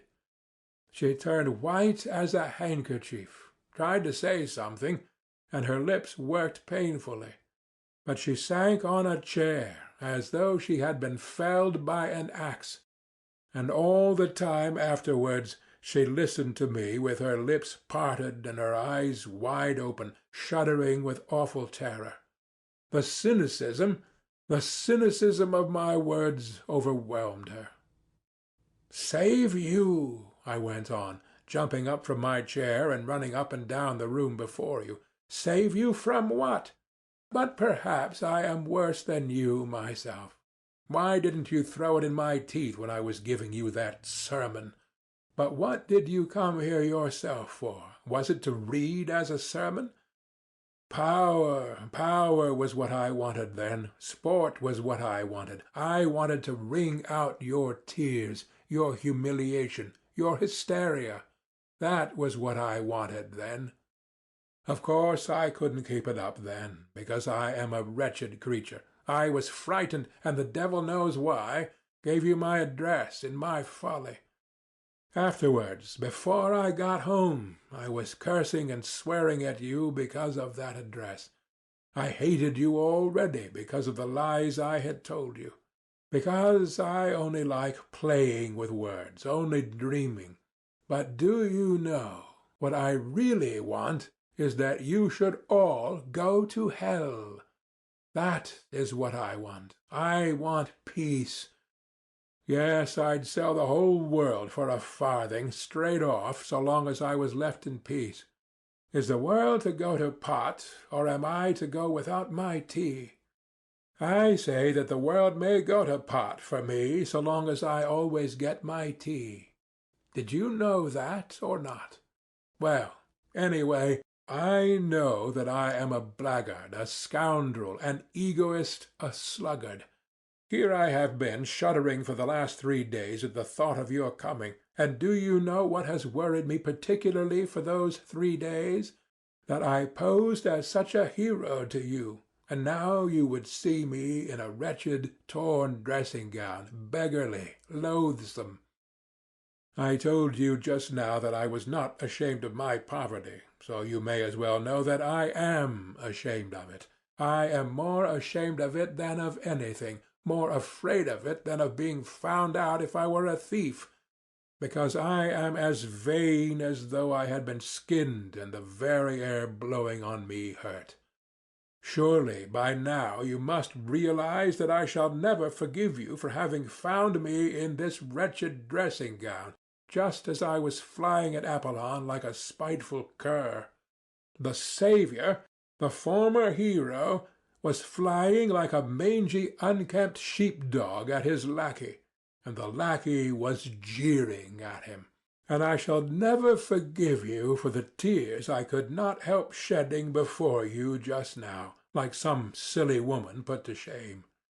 And for what I am confessing to you now I shall never forgive you either. Yes, you must answer for it all, because you turned up like this. Because I am a blackguard, because I am the nastiest, stupidest, absurdest, and most envious of all the worms on earth, who are not a bit better than I am, but, the devil knows why, are never put to confusion, while I shall always be insulted by every louse. That is my doom. And what is it to me that you don't understand a word of this? And what do I care? What do I care about you and whether you go to ruin there or not? Do you understand? How I shall hate you now after saying this, for having been here and listening. Why, it's not once in a lifetime a man speaks out like this, and then it is in hysterics. What more do you want? Why do you still stand confronting me after all this? Why are you worrying me? Why don't you go? But at this point a strange thing happened. I was so accustomed to think and imagine everything from books and to picture everything in the world to myself just as I had made it up in my dreams beforehand, that I could not all at once take in this strange circumstance. What happened was this. Liza, insulted and crushed by me, understood a great deal more than I imagined. She understood from all this what a woman understands first of all, if she feels genuine love. That is, that I was myself unhappy. The frightened and wounded expression on her face was followed first by a look of sorrowful perplexity. When I began calling myself a scoundrel and a blackguard, and my tears flowed, the tirade was accompanied throughout by tears, her whole face worked convulsively. She was on the point of getting up and stopping me. When I finished, she took no notice of my shouting, "Why are you here? Why don't you go away?" but realized only that it must have been very bitter to me to say all this. Besides, she was so crushed, poor girl. She considered herself infinitely beneath me. How could she feel anger or resentment? She suddenly leaped up from her chair with an irresistible impulse and held out her hands, yearning towards me, though still timid and not daring to stir. At this point there was a revulsion in my heart too. Then she suddenly rushed to me, threw her arms round me, and burst into tears. I, too, could not restrain myself, and sobbed as I never had before. "They won't let me. I can't be good," I managed to articulate.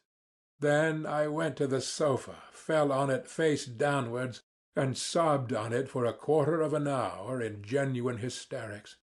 She came close to me, put her arms round me, and stayed motionless in that position. But the trouble was that the hysterics could not go on forever, and, I am writing the loathsome truth, lying face downwards on the sofa with my face thrust into my nasty leather pillow, I began by degrees to be aware of a far-away, involuntary, but irresistible feeling that it would be awkward now for me to raise my head and look Liza straight in the face. Why was I ashamed? I don't know, but I was ashamed. The thought, too, came into my overwrought brain that our parts now were completely changed, that she was now the heroine, while I was just a crushed and humiliated creature, as she had been before me that night 4 days before. And all this came into my mind during the minutes I was lying on my face on the sofa. My God! Surely I was not envious of her then. I don't know. To this day I cannot decide, and at the time, of course, I was still less able to understand what I was feeling than now. I cannot get on without domineering and tyrannizing over someone. But there is no explaining anything by reasoning, and so it is useless to reason. I conquered myself, however, and raised my head. I had to do so sooner or later. And I am convinced to this day that it was just because I was ashamed to look at her that another feeling was suddenly kindled and flamed up in my heart, a feeling of mastery and possession. My eyes gleamed with passion, and I gripped her hands tightly. How I hated her, and how I was drawn to her at that minute!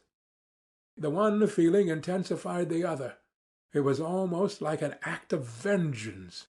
At first there was a look of amazement, even of terror, on her face, but only for one instant.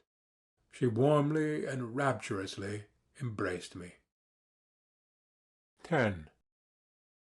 A quarter of an hour later I was rushing up and down the room in frenzied impatience. From minute to minute I went up to the screen and peeped through the crack at Liza. She was sitting on the ground with her head leaning against the bed, and must have been crying. But she did not go away, and that irritated me. This time she understood it all. I had insulted her finally, but there's no need to describe it. She realized that my outburst of passion had been simply revenge, a fresh humiliation, and that to my earlier, almost causeless hatred was added now a personal hatred, born of envy. Though I do not maintain positively that she understood all this distinctly, but she certainly did fully understand that I was a despicable man, and what was worse, incapable of loving her. I know I shall be told that this is incredible, but it is incredible to be as spiteful and stupid as I was. It may be added that it was strange I should not love her, or at any rate appreciate her love. Why is it strange? In the first place, by then I was incapable of love, for I repeat, with me loving meant tyrannizing and showing my moral superiority. I have never in my life been able to imagine any other sort of love, and have nowadays come to the point of sometimes thinking that love really consists in the right, freely given by the beloved object, to tyrannize over her. Even in my underground dreams I did not imagine love except as a struggle. I began it always with hatred and ended it with moral subjugation, and afterwards I never knew what to do with the subjugated object. And what is there to wonder at in that, since I had succeeded in so corrupting myself, since I was so out of touch with real life, as to have actually thought of reproaching her and putting her to shame for having come to me to hear fine sentiments, and did not even guess that she had not come to hear fine sentiments, but to love me, because to a woman all reformation, all salvation from any sort of ruin, and all moral renewal is included in love, and can only show itself in that form. I did not hate her so much, however, when I was running about the room and peeping through the crack in the screen. I was only insufferably oppressed by her being here. I wanted her to disappear. I wanted peace, to be left alone in my underground world. Real life oppressed me with its novelty so much that I could hardly breathe. But several minutes passed, and she still remained, without stirring, as though she were unconscious. I had the shamelessness to tap softly at the screen, as though to remind her.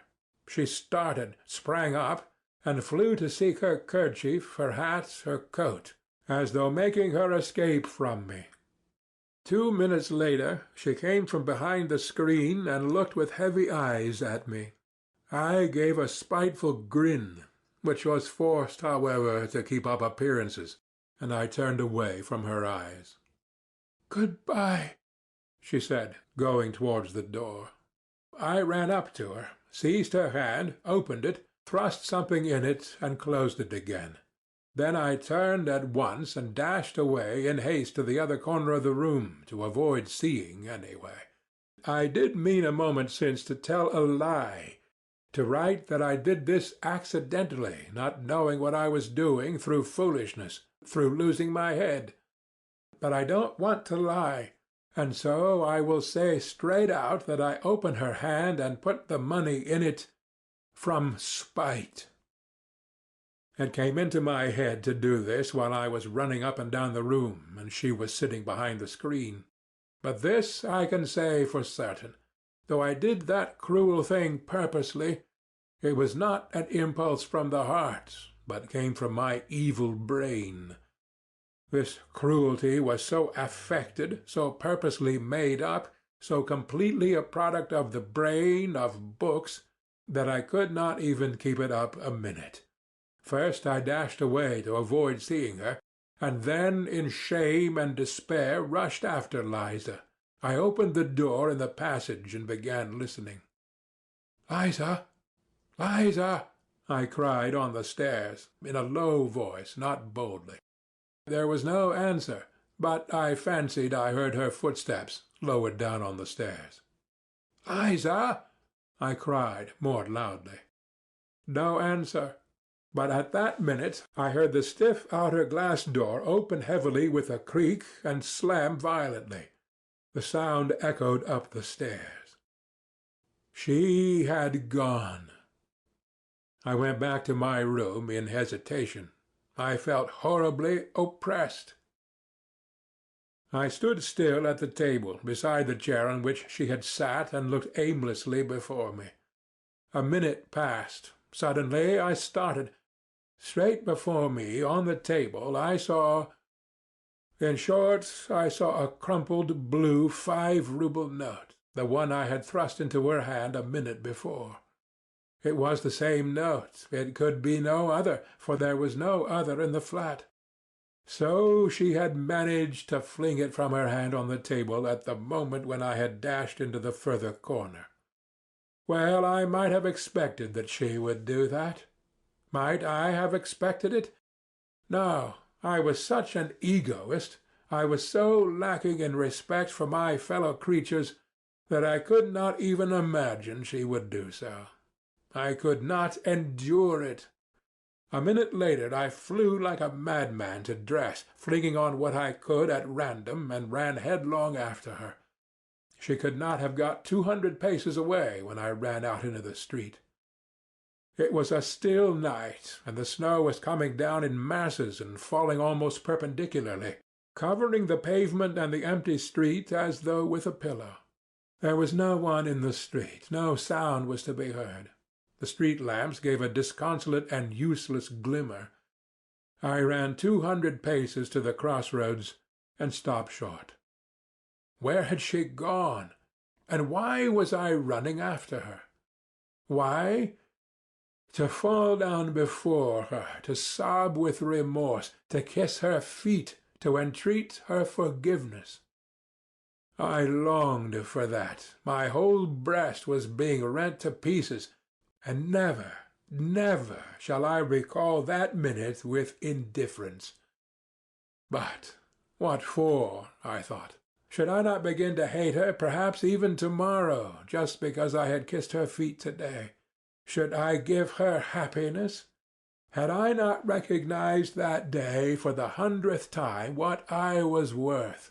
Should I not torture her? I stood in the snow, gazing into the troubled darkness, and pondered this.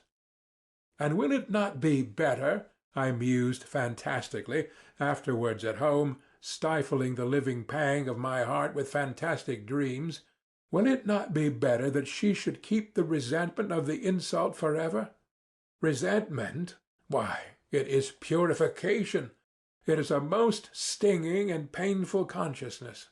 Tomorrow I should have defiled her soul and have exhausted her heart, while now the feeling of insult will never die in her heart, and however loathsome the filth awaiting her, the feeling of insult will elevate and purify her by hatred.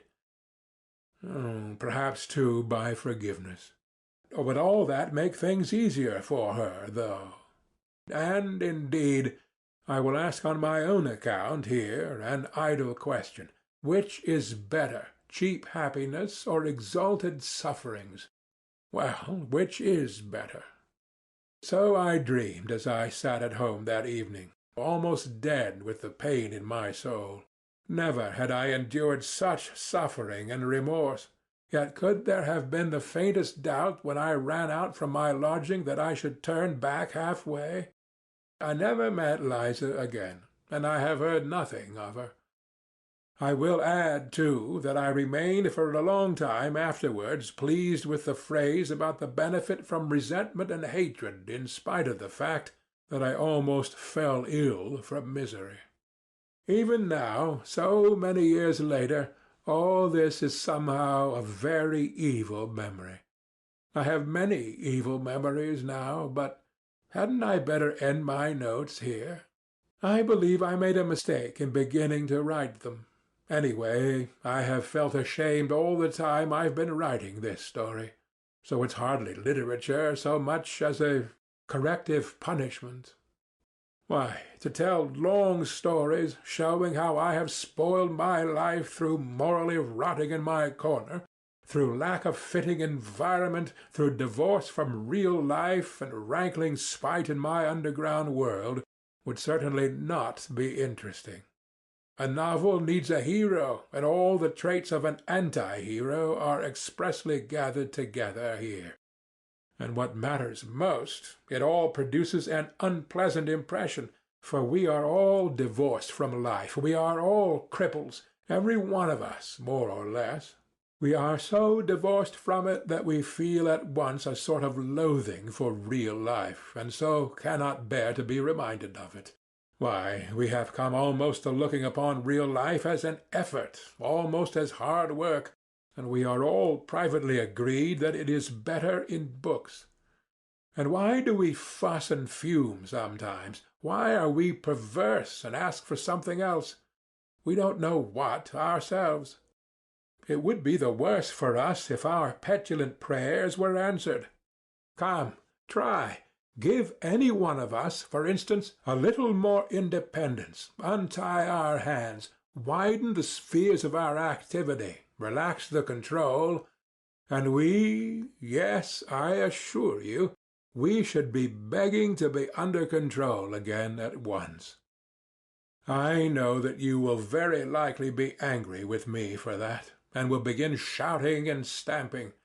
Speak for yourself, you will say, and for your miseries in your underground holes, and don't dare to say all of us.